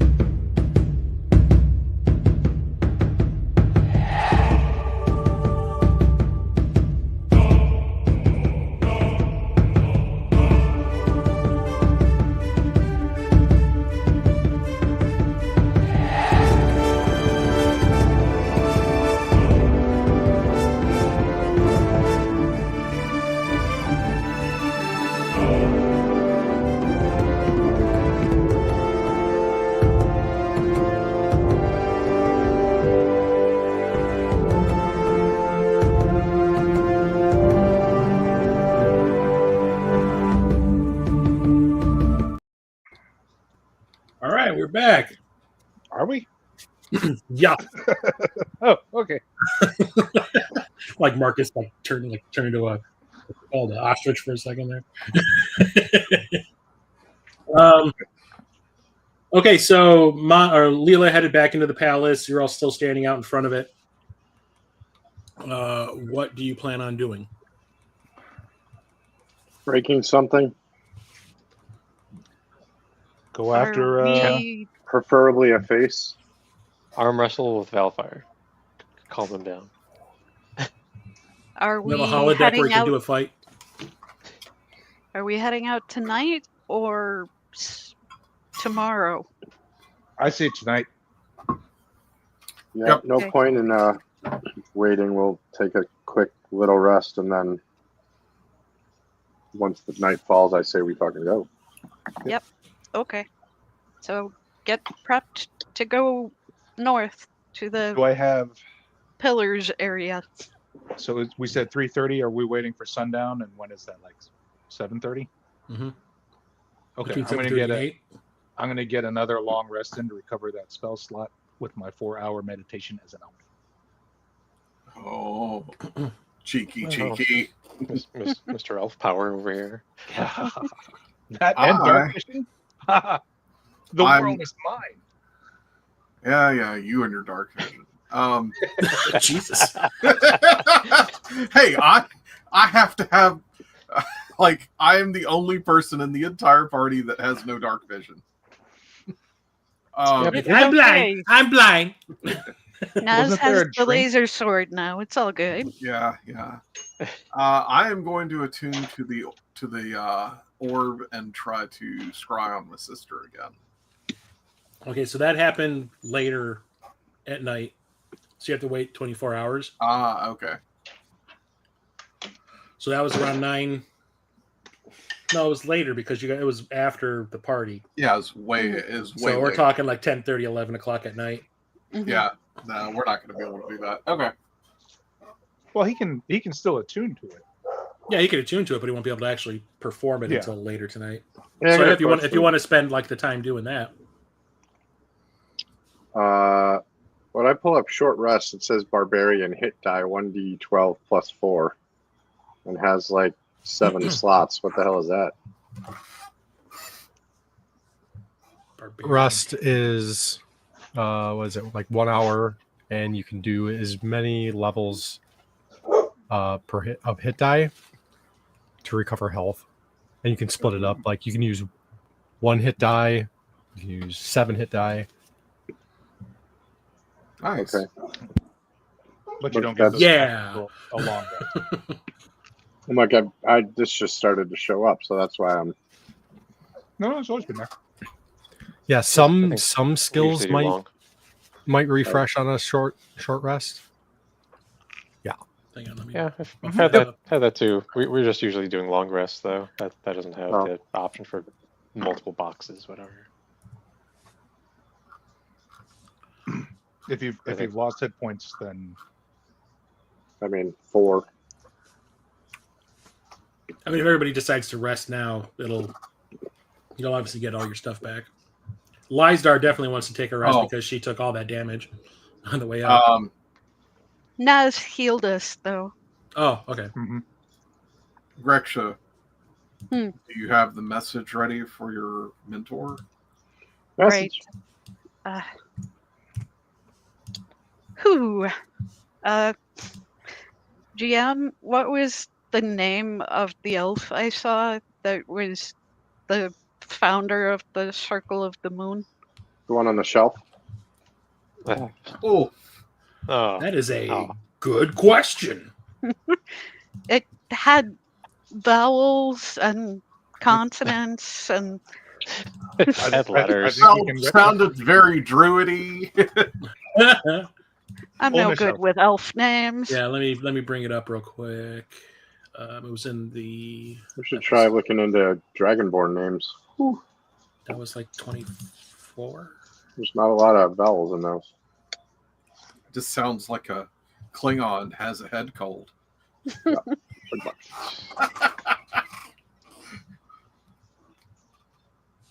I like orc names. That's not Just it. bang some shit together and write it down like an onomatopoeia. Who got to go pee? How do you spell my name in real life? This is my friend Achu. Bless you. Achu in Actually, it might England. be here. No, achoo. God damn it. Bless you. You can just put it in the Earl. chat. No, that's not it. God damn it. Episode documents? Oh, No, because Chris I is don't go that fancy. far back. God damn it.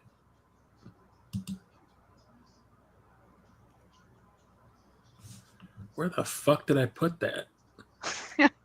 We can hand wave it. No, I know. I mean, I typed it out. I'm just trying to find out where it went. Yeah. Like, it should be in the episodes that I write out. I'm just trying to remember which episode that was. His name was Bill. Her name was not Bill. So we don't have to kill her. Her name was Billy. Oh, here it is. I found it. Son number 2. This one's not dead.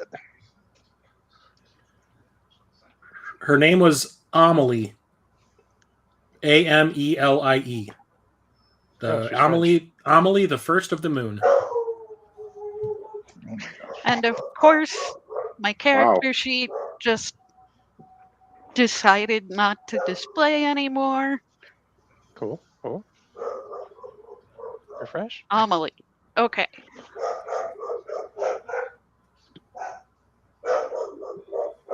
Okay. Yes. Okay. That dog is pissed. I just thought he heard the word moon. People walking. We going for a walk?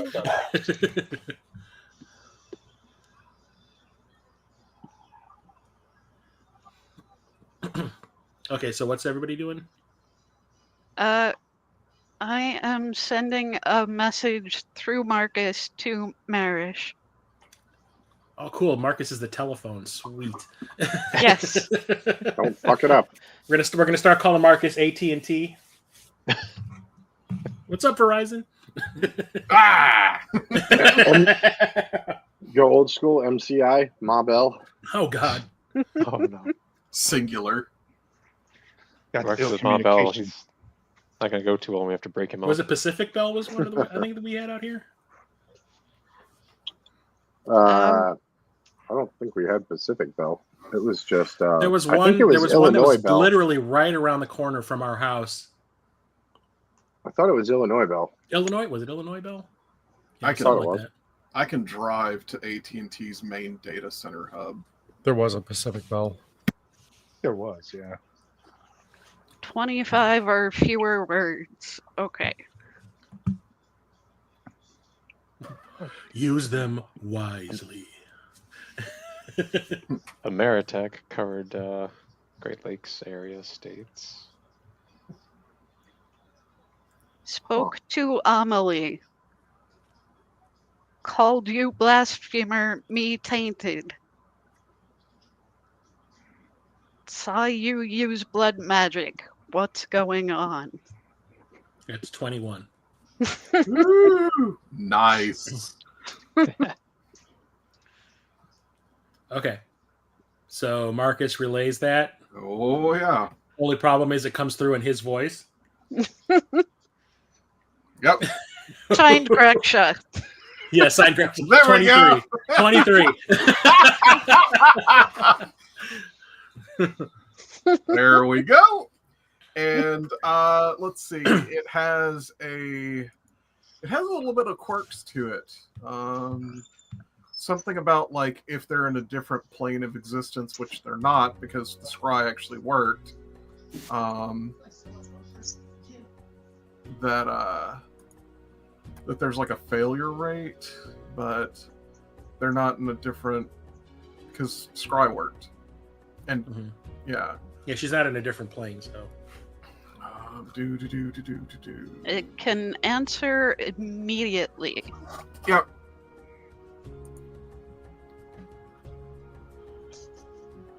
So, you might have orc on the brain in a second here. Yep, that's fine. Okay. And the only message you get back is, "Who dis?" No. Signed Grexia. New phone, who dis? Basically, it is. It is because she heard it in Marcus's voice. New cleric, who dis? First word is "da fuck." Right? That's gotta be so fucking weird. Yeah. Some cleric sliding into my DMs. What the hell? Yeah. Okay, that's awesome. Okay, so how many words does she get? 25? 25. 25, yeah. 25? Okay.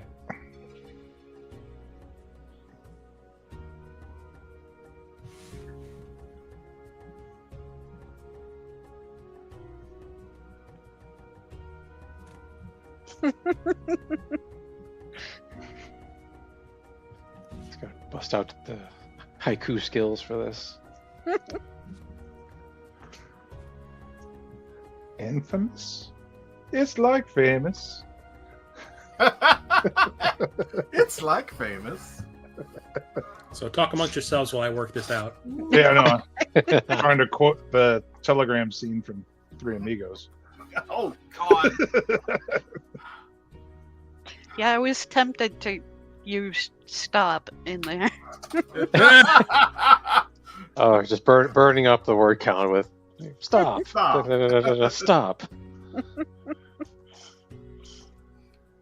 You send a telegram from Mongo? Candygram from Mongo. We need dimes. What is the largest character race that you can play in D&D? What are those mechanical dudes? Goliaths. No, Goliaths I think are bigger than. Yeah. I mean, Eberron has the construct like race. I think half giants are maybe half giants were a valid optional race in some supplement. I was just curious. I'm looking at all of these. What's the best class for a Loxodon? I think dragons are playable if you have the rule set for that. I mean, Keanu, you should look through the D&D by Torchlight supplement that has added. The Bard subclass is pretty damn cool. Ooh. Oh, I think I saw that would come through. Was that the Cthulhu one? Yeah. Oh. Chaosium published that. You are very great. 100,000 pesos if you come to Santa Poco, put on show, stop the infamous El Guapo. Right. Marcus, can you send candygrams? No candy. Yeah, I was gonna say, Ooh. all that tooth decay. Seems pretty evil. Okay, so Oh. you get a message back, Oh boy. and it's very loud. And it starts off with "The hell is this man?"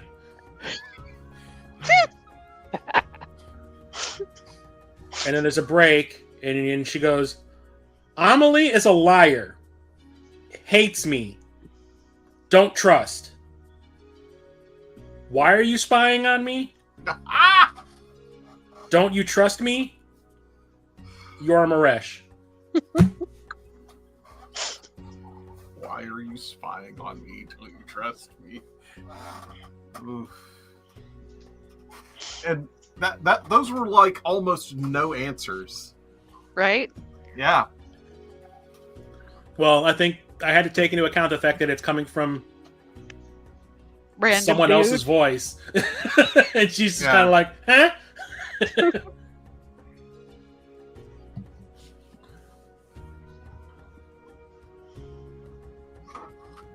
Yeah.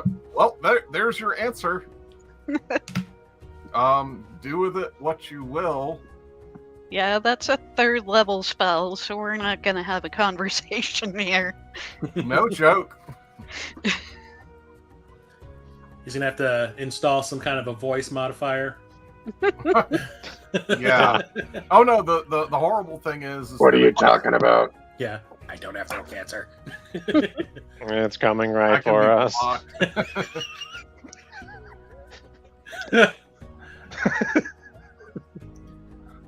What were you saying, Marcus? Yeah, like she can block me the next time that I try.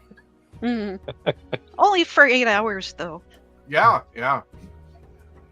Nothing worse than forcing a conversation with somebody. In their own brain. In their brain, yeah.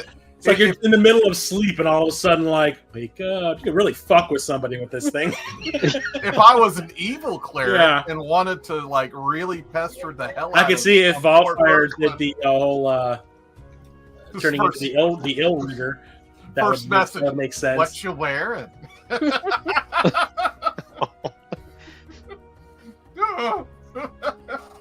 Why don't you push? God, you could try to drive someone insane.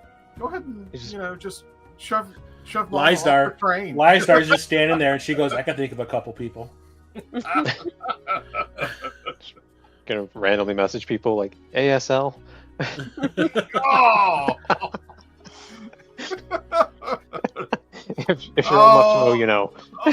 Oh, bad. Yeah, I was gonna say Valfire knows sign language. Ouch. Okay, so what else is going on here? I think that's about it. Yeah, bring the sisters up to date. Bad shit's going on in the desert. We think this town may be in danger. We're going to go find these people. Okay. And maybe So, Marcus' sister. Leela's off doing something else. She's obviously getting herself cleaned up. So right now you're stuck with Mana. And while she just keeps on giving Nazriel looks every once in a while, not like ooh looks, it's nothing like that. It's kind of like she's looking to you for like support, I guess. Since she's confided in you a little bit. Yeah, okay. She's like, okay, that explains a couple of things. I'll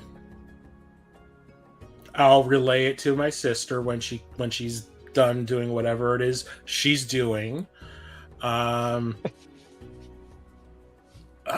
she was kind of like speaking to Nazriel while she was saying all those things, because like right now that's like her go-to person in your group. But when she says that, then she kind of like looks at all of you. She goes, "You're not planning on leaving us so soon, are you?" There are things that have to happen. There are things that we have to prevent. Go ahead. Yeah, it's like it's not just this city. It's this whole area that's in danger. You can see that she visibly gets sad. But like, give her a couple of moments and she's like, okay, I get it. Like, what you guys are doing is eventually going to help us too, with the zombie sighting thing that's been happening. Yeah. And all that. So she's like, I understand.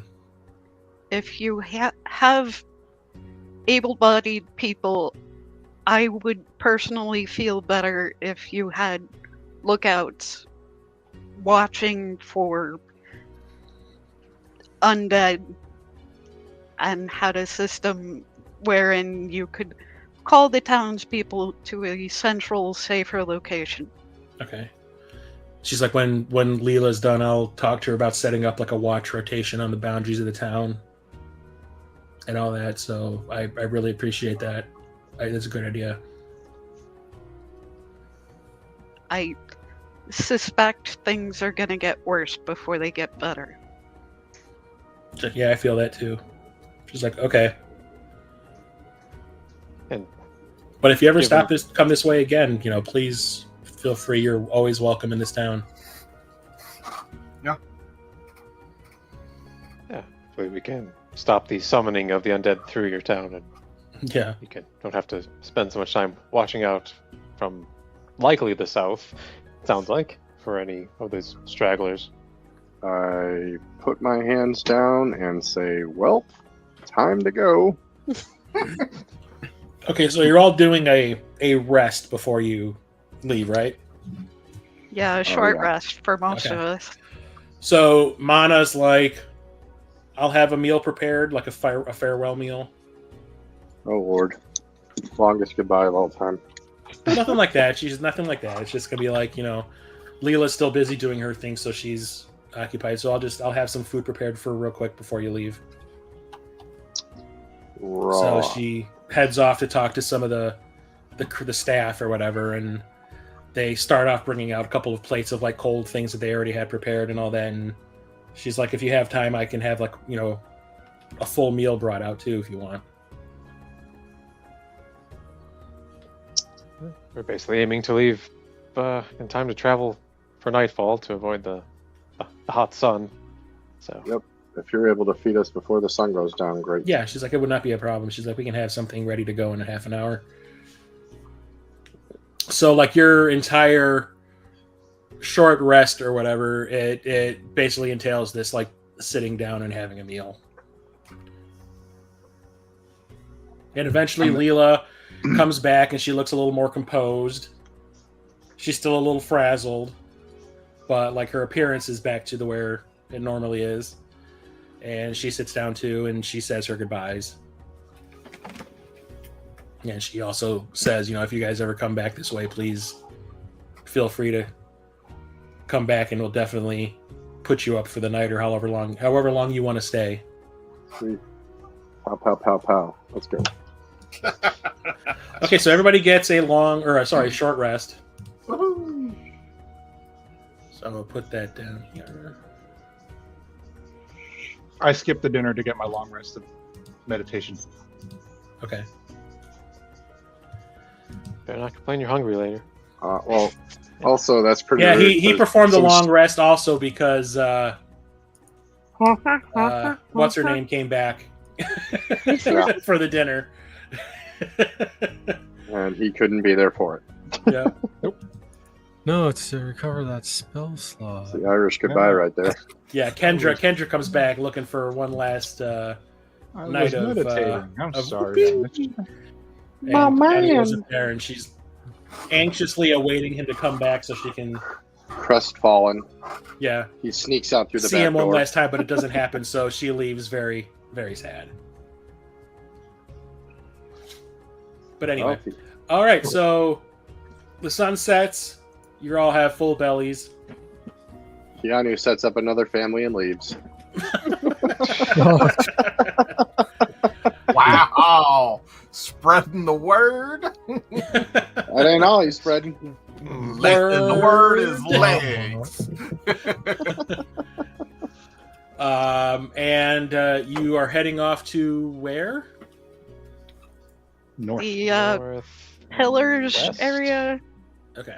Standing stones, plains of the standing stones, The next or dungeon full of The treasure. plain of Standing Stones area. So you're heading off like slightly to the northwest. Yeah. Hell yeah. yeah, the likely closest place for the necklace may have been.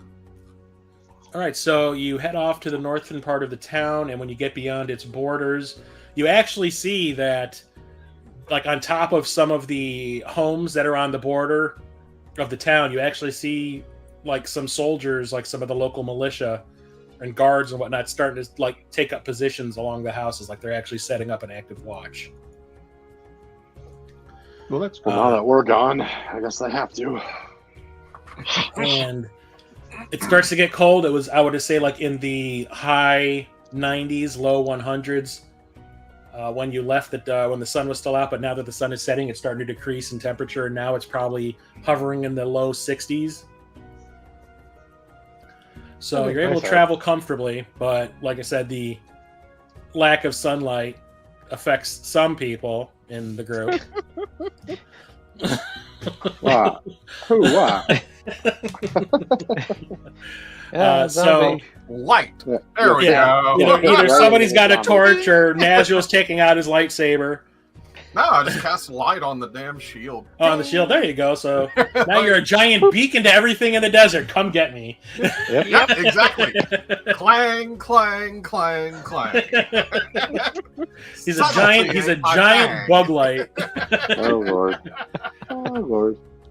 Okay, so you make your way north, and while you do every once in a while see something moving off over a one of the dunes or whatever, nothing seems to like poke out as being dangerous. It's just like maybe some sort of like rodent or somewhat just running around trying to do whatever it does at night.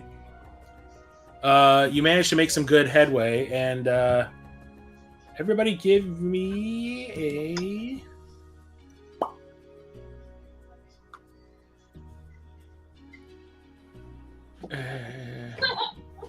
no, not that. Survival check, yeah. I survive. 21. The best rolls Valfire's done all night. Yes, correct. For one of the more useless things that I have, because it's a +5 to start with.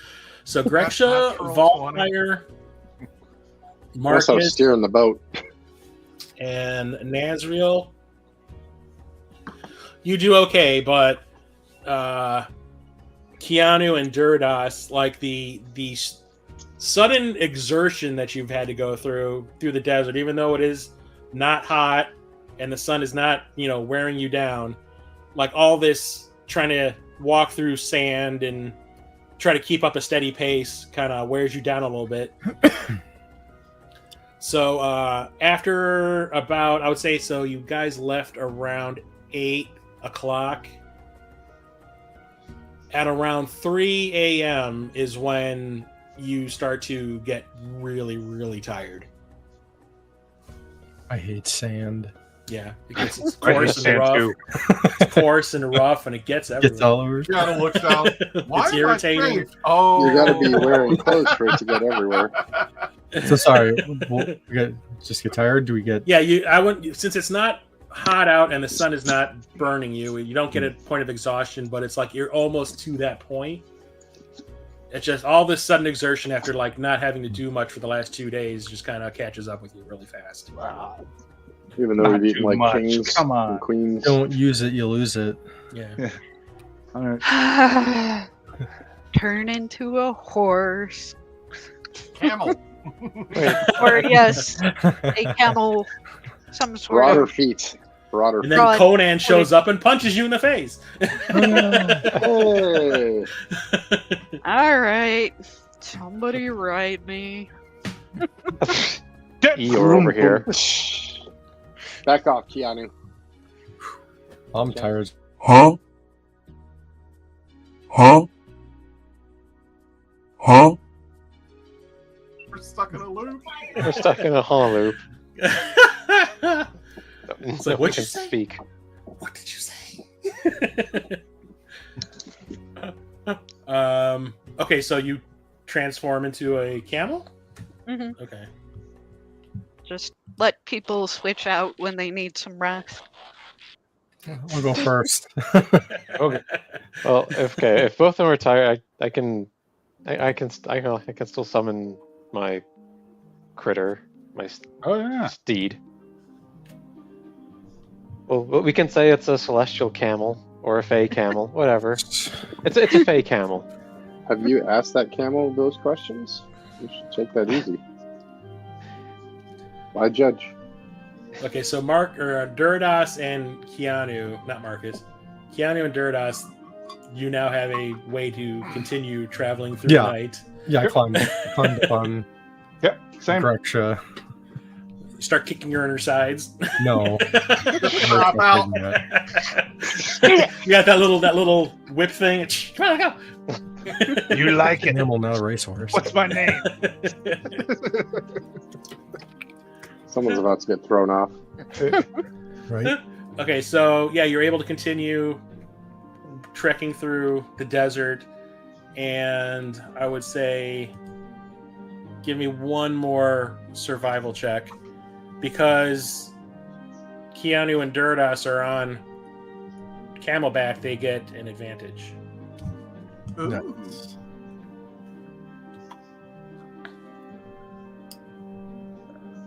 Marcus is feeling good. Hell yeah. Double nat 20s. Oh Jesus! Wow. Wasted both of them on Yeah, this. yeah, no Amazing. joke, right? It's just, that and throwing boat anchors around and stuff. It's like you never felt better. That's Okay, a wisdom, so I keep my same save. Okay, so everybody passes except for Volfire. Of course. This And is my favorite one. the same kind of situation happens where it's just like the sudden, constant exertion of walking after kind of being He's still able to nursing lay his low hurt for the back. last 2 days is kind of wearing you down a little faster than normal. I'll grab Gretch's tail. Well, how far? Hold on as she drags me behind. Is the sun about to come up? If so, we should probably. So I would say at this point it's probably getting close to sun up. Yeah, look for someplace to Put the bed sun up. down. Or, I guess, the hut. Yep. Here comes the hut. Pizza Hut. With their air conditioning. Hut. Here comes Yeah. the hut. Hut. Here comes the hut. All right. Okay, I so cast Keanu, you cast the hut. Yep. Okay, and everybody manages to head inside. And will there be a watch rotation again? I'm sleeping. Okay, so the other 6 people in the party, are we doing a watch rotation? Yes. Yeah. Okay, so who's I on think this one one? each, since we're kind of camouflaged, should be fine. Yeah. Cast food, create food and water. I'll take first. Okay. Take second. I'll take third. Okay. I'll take a nap. So Keanu, roll me survival. Is it survival? Survival? No, perception. Sorry. Okay. Okay. I was like, ooh. Yeah, I was like, wait a minute, that's not right. Okay, so on the first watch, you're basically in sunrise when you start, and you can feel the heat start to rise inside the hut as the sun gets higher. Is it sun? Is it like heat proof? Yeah. Oh, so you got air conditioning in there. Nice. Yeah, it's whatever climate I wish. Oh, okay, that's cool. Okay, so you notice that, it's probably pretty freaking hot out there, but it's really comfortable in here right now. Yeah. And you do see some bugs every once in a while. You see like some of those like sand rats kind of like bouncing in and out of the sand. You do see those bugs that were from the last session that, kind of like pop out, get some heat, and then dive back down below the surface and all that. But nothing that would pose a threat to anybody. So your shift goes by there's like nothing of note. Cool. Okay, so we move on to number 2, and that was who? Me. You? Okay. Who Yeah, does we'll number need 2 work for? That perception. 18? Okay. Same kind of situation. You do see some just like random animals and rodents and insects that live in the desert doing what they normally would do. None of them really taking any notice of the hut being there now that it hasn't been there before, kind of thing. So yeah, it's pretty uneventful as well. So your shift ends, and we move on to Greksha. Mm-hmm. Perception. 24. Okay, so you're in like the latter half of latter part of the daytime, and basically the same thing. No scorpions, no nothing dangerous. You just see like just normal creatures of the desert doing what they normally do. But you do notice within the hut that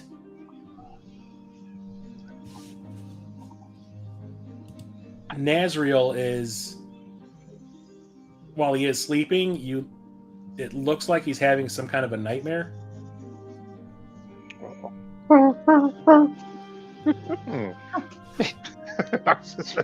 What is he kicking his leg too? No, it's a little more Just subtle than that. It's like you've been perfectly still for like the entire time you've been sleeping under the hut. It's just like all of a sudden you just like twitch, and you can see that, like, you know, with the rapid eye movement, it's really going crazy. And his mouth opens at one point. It's almost like he's about to say something, but nothing. He doesn't say anything. No, nothing like that at all. It's just you. It's like you open your mouth like you're about to talk, but just nothing comes out.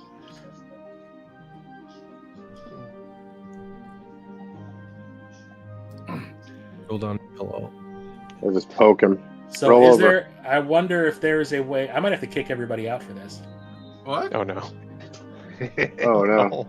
So here's a break? question I'll leave to you guys, since it's been a long time since I was not the person running a StreamYard stream.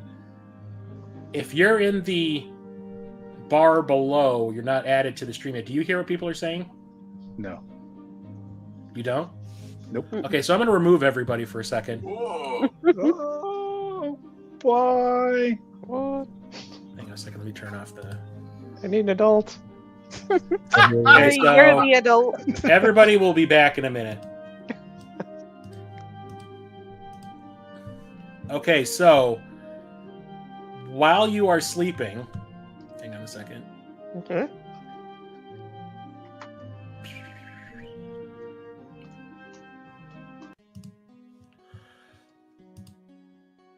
You can hear?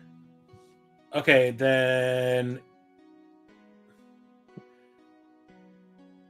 everybody leave. Like, just get out of here, and I'll text you to join back up again from the same link that I sent in the email, okay? And don't watch on YouTube.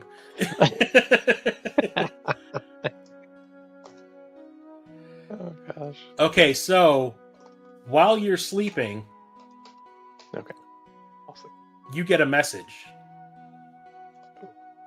Okay. Got a message. It's in a voice you don't recognize, Okay. Recognize the voice. because the person sending the message does not have the ability to do so. But you get a message that says, hang on one second.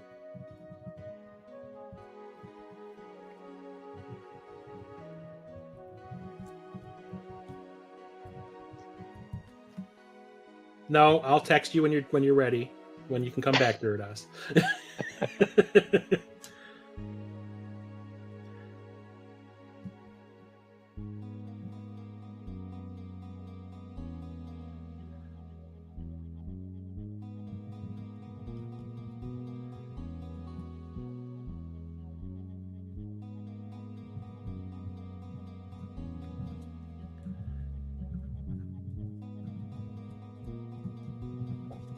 One, two, three, four, five, six, 7, 8, 9, 10, 11. Oh no.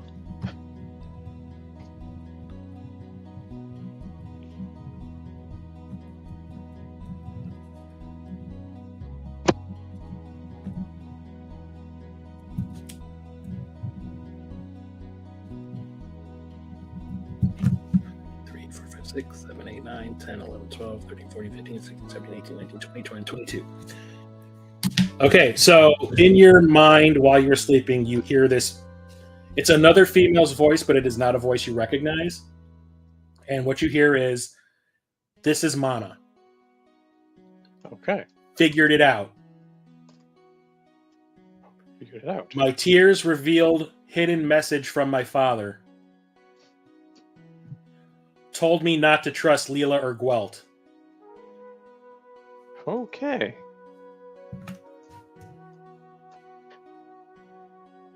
Phew. That's ooh. Okay. With message, I mean, with message, I'm able to send one message back on Yes. automatically. Okay.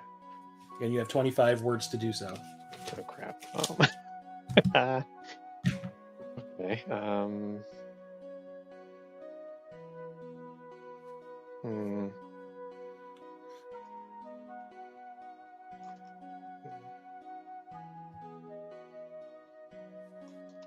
Oh, headphones off. Okay, he can hear. Okay, yeah, Oh, he that took was his there. headphones off, so he can't hear. Okay. That was 3 minutes ago.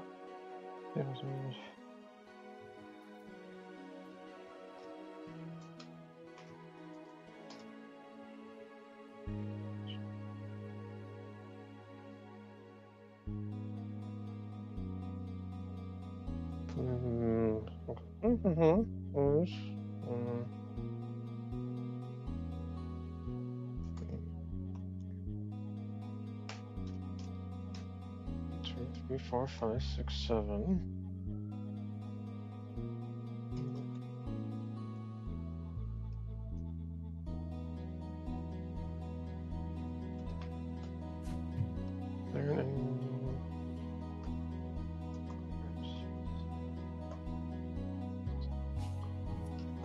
Okay, 1, 2, 3, 4, 5, 6, 7, 8, 9, 10, 11, 12, 13, 14, 15, 16.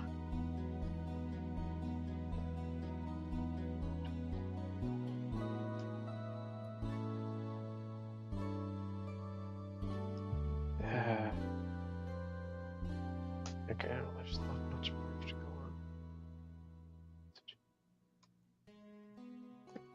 on. And to add a joke, kind of like Critical Role, like whenever they would have extra words left at the end of their messages, in the second campaign, the person who had the ability to cast message was Laura Bailey, and her character was like a trickster cleric. So she was always doing goofy, stupid, childish shit. So if she ever had time or like spaces or words left in a message, she would always end it with like, "You pooping?"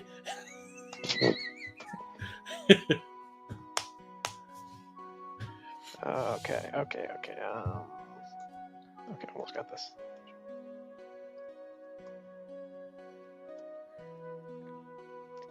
Okay, 1, 2, 3, 4, 5, 6, 7, 8, 9, 10, 11, 12, 13, 14, 15, 16, 17, 18, 19, 20, 21, 22.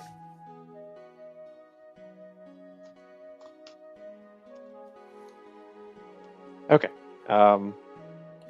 Sure. No. He left. Okay. All right.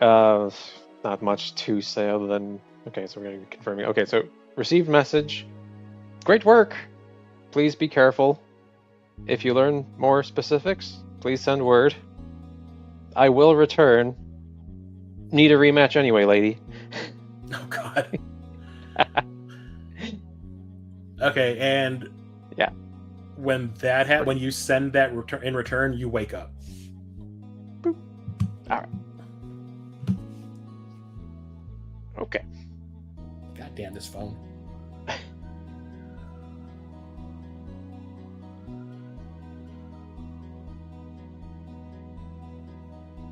Okay.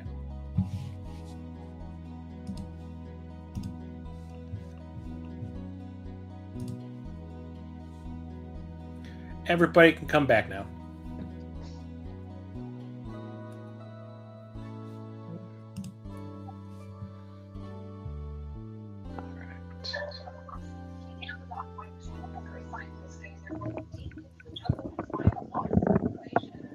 Oh, such a weird dream. You were there, and you were there.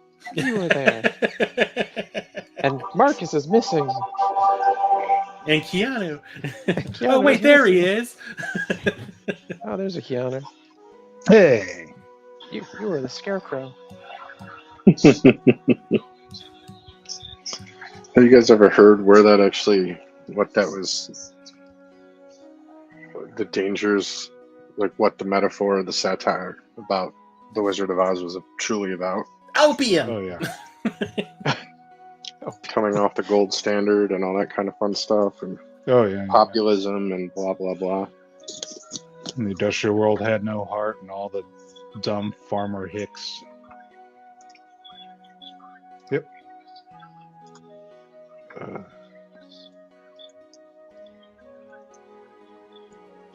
Oh, Marcus, pinch it off. Let's go.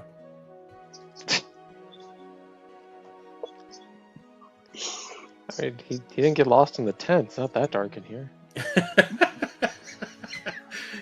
You try to stand up and hit his head on the wall. Knock He's himself trying out. to convert a beetle. His beetles gained a level in cleric.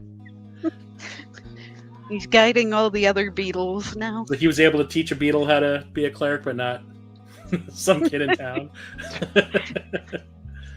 But good news, local beetle population now has a messiah. Little And thou beetle shalt church. worship no one outside of me.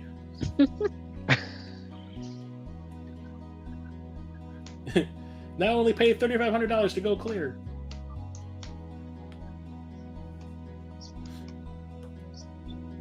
Marcus. Marcus. Polis. Damn it. Thing. That's what it was. It was the scarecrow represents American farmers. Yep. Who are often considered uneducated, but in reality had plenty of practical wisdom. The Tin Woodman represents the dehumanized industrial worker who lost his heart in the harsh factories of the Industrial Revolution. The Cowardly Lion represents William Jennings Bryan, leader of the Populist Party. Yellow Brick Road represents the gold standard. Silver Slippers represents the populist push for silverback currency, and so on and so forth. That's why it's my mom's favorite movie. Makes sense. She's got that shit all over her house. The Wizard of Oz represents the I'm political not leaders kidding. of the era. Yeah, we've slept in that bedroom. Yep. It's like a museum. Sorry. I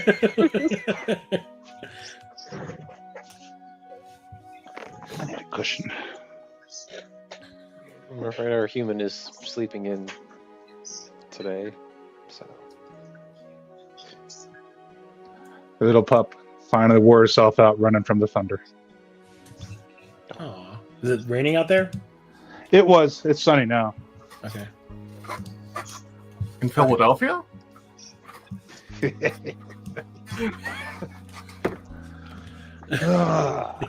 So that's Keanu's an Eagles fan. Why Eagles fly? Okay, so you all, so whoever was sleeping, but Grexia sees Nazriel like snap awake, real quick. Like I don't know, like you see him twitching a little bit. You see his eyes moving really fast with his, with his through his eyelids, and then his mouth opens like he's going to say something, and then he snaps awake real fast. You all right? What? Yeah. Yeah. All right. Yeah. Just nothing. Nothing. Sorry. Sorry. Why are you asking? You looked like you were gonna say something, and you were kind of looked like you were having a nightmare. Oh no. No. Just was thinking about the city we left. Just plan to head back there, but when we can. But yeah. Nothing bad. Just when we're done with this, definitely want to head back south if we can. Oh, that deception.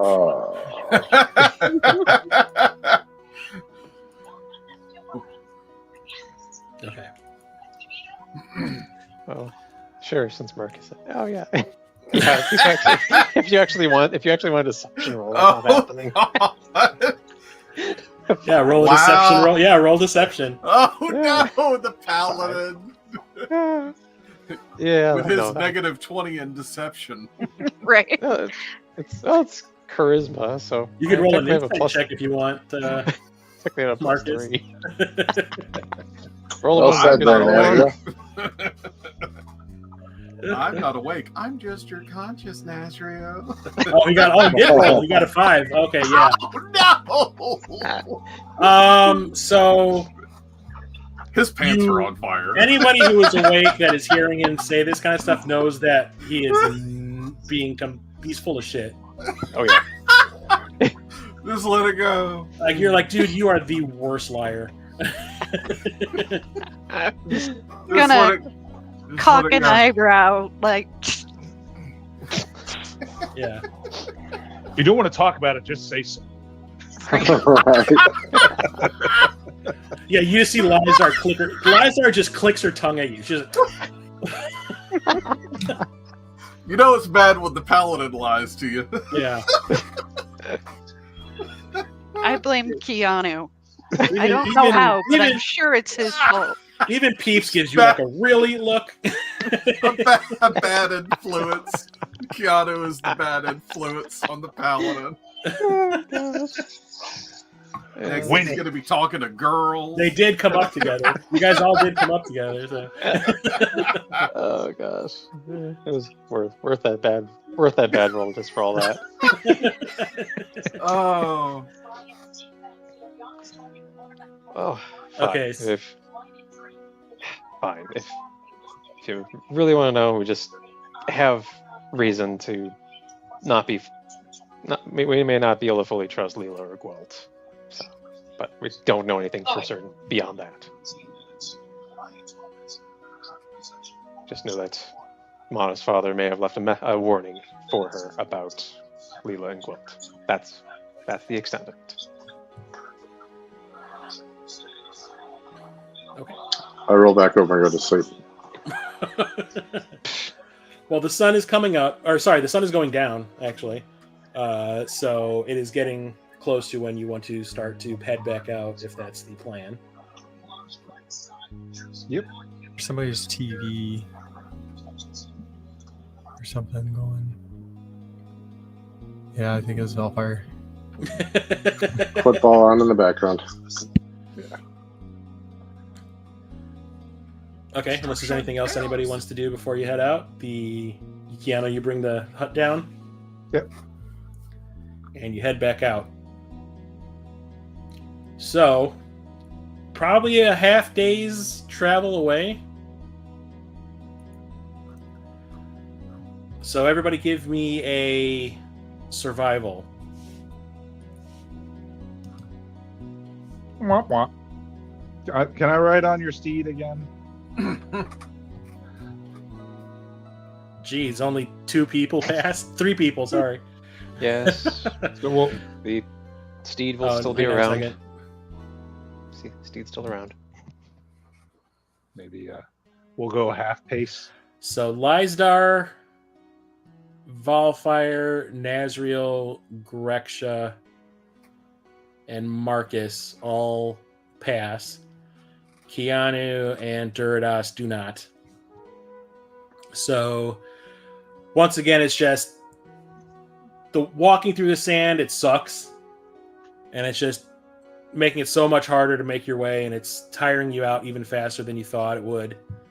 So, Keanu, I've noticed since we've left town in your last nocturnal adventure that you've been rather winded.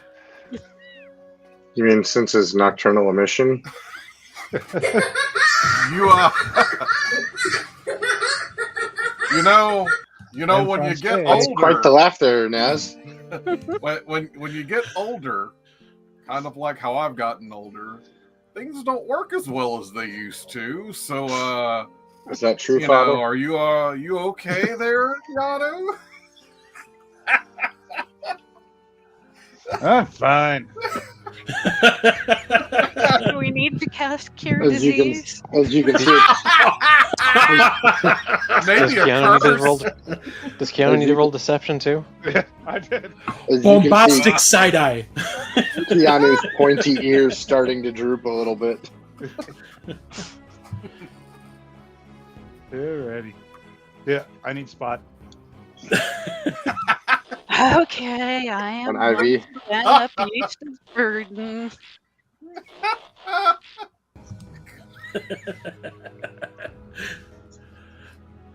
Okay, so Keanu climbs on top of Grexia.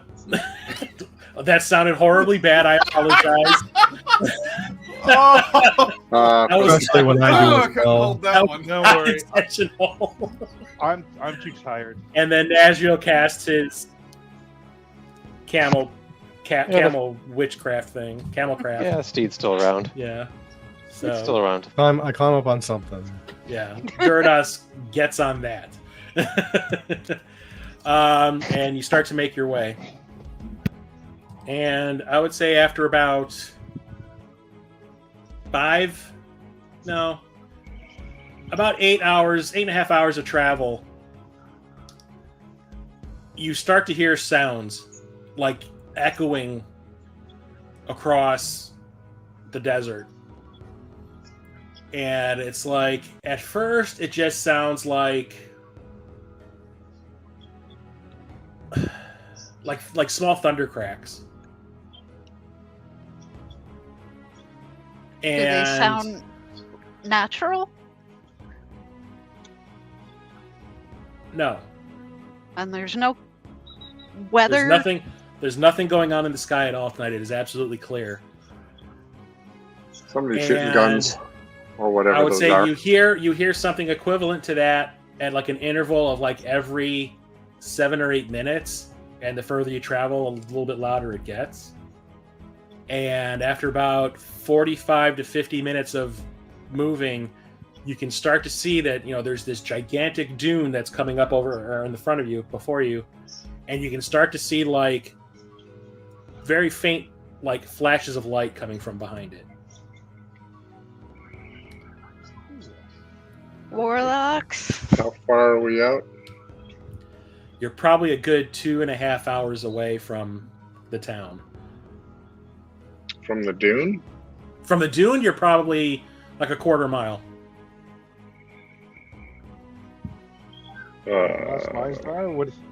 Does this feel like your thing? Yeah. Is this your kind of boom? Because it's not mine.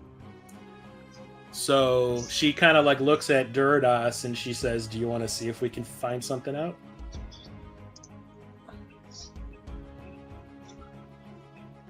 I think you're muted. Absolutely. Okay, so the two of us will roll an Arcana.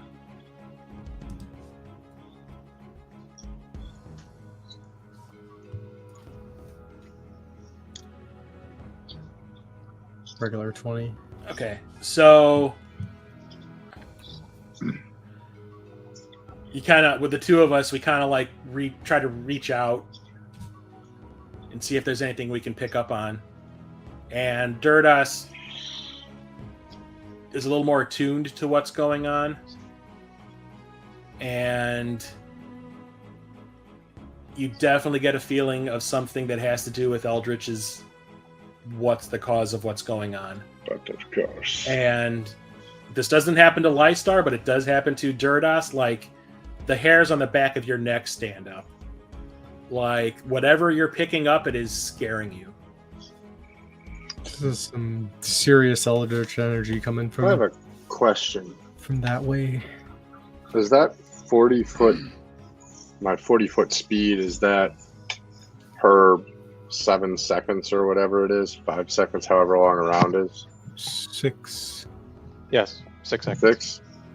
Then I should have more than enough time to pop them wings out, fly over, see what's going on, and come back.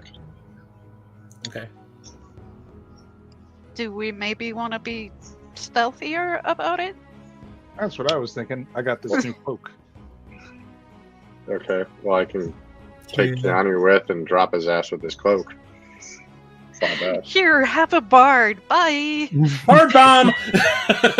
We said it's like two hours away from where. Yeah, it's about 2.5 hours. Like the But you said it's like, a quarter mile. No, the hill that you're seeing all these things, you're seeing that light over. Right. Is about a quarter of a That's mile what away. I would be going to is the top of the hill, just on Okay. this side of it, so that we could like actually. I would land and Let's then go. take a look. So Because you're it not lasts. leaving. Military crawl up. I'm saying it's like it's supposed to last for 10 minutes. So if it's about 1,300 feet to said hill, then I think flying would probably be a little faster than walking through sand. So you're not So- leaving bar droppings? I mean,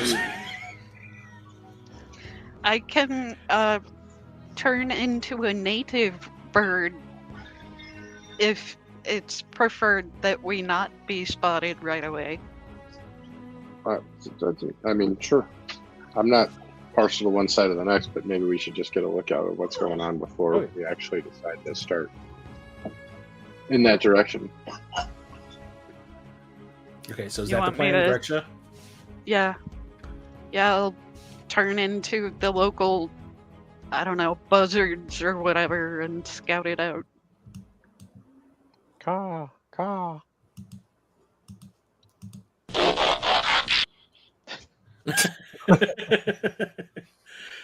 Never gonna get rid of that one. No. Caw, bang, fuck, I'm dead. Okay, so Grexia turns into, you said like a vulture? Yeah. Okay, so you change into the vulture and you take flight and you are basically over the sand and you arc up over the dune, and when you get to the top of the dune, do you want to hover or land? Just like fly over. Okay. So you get over the hill, and when you get to enough height over it so you can see in the distance that there is a very, very large town in the distance. And right in the center of it is an Eldritch portal. Super. Takes up about half the size of it. Of the town? Of the town. Oh my god. So this, And we'll leave it there. Okay, so we'll pick up again on the next episode. Hopefully that will be pretty soon. We'll see you all later. Have a great night. Thanks for coming and hanging out. We'll talk to you later.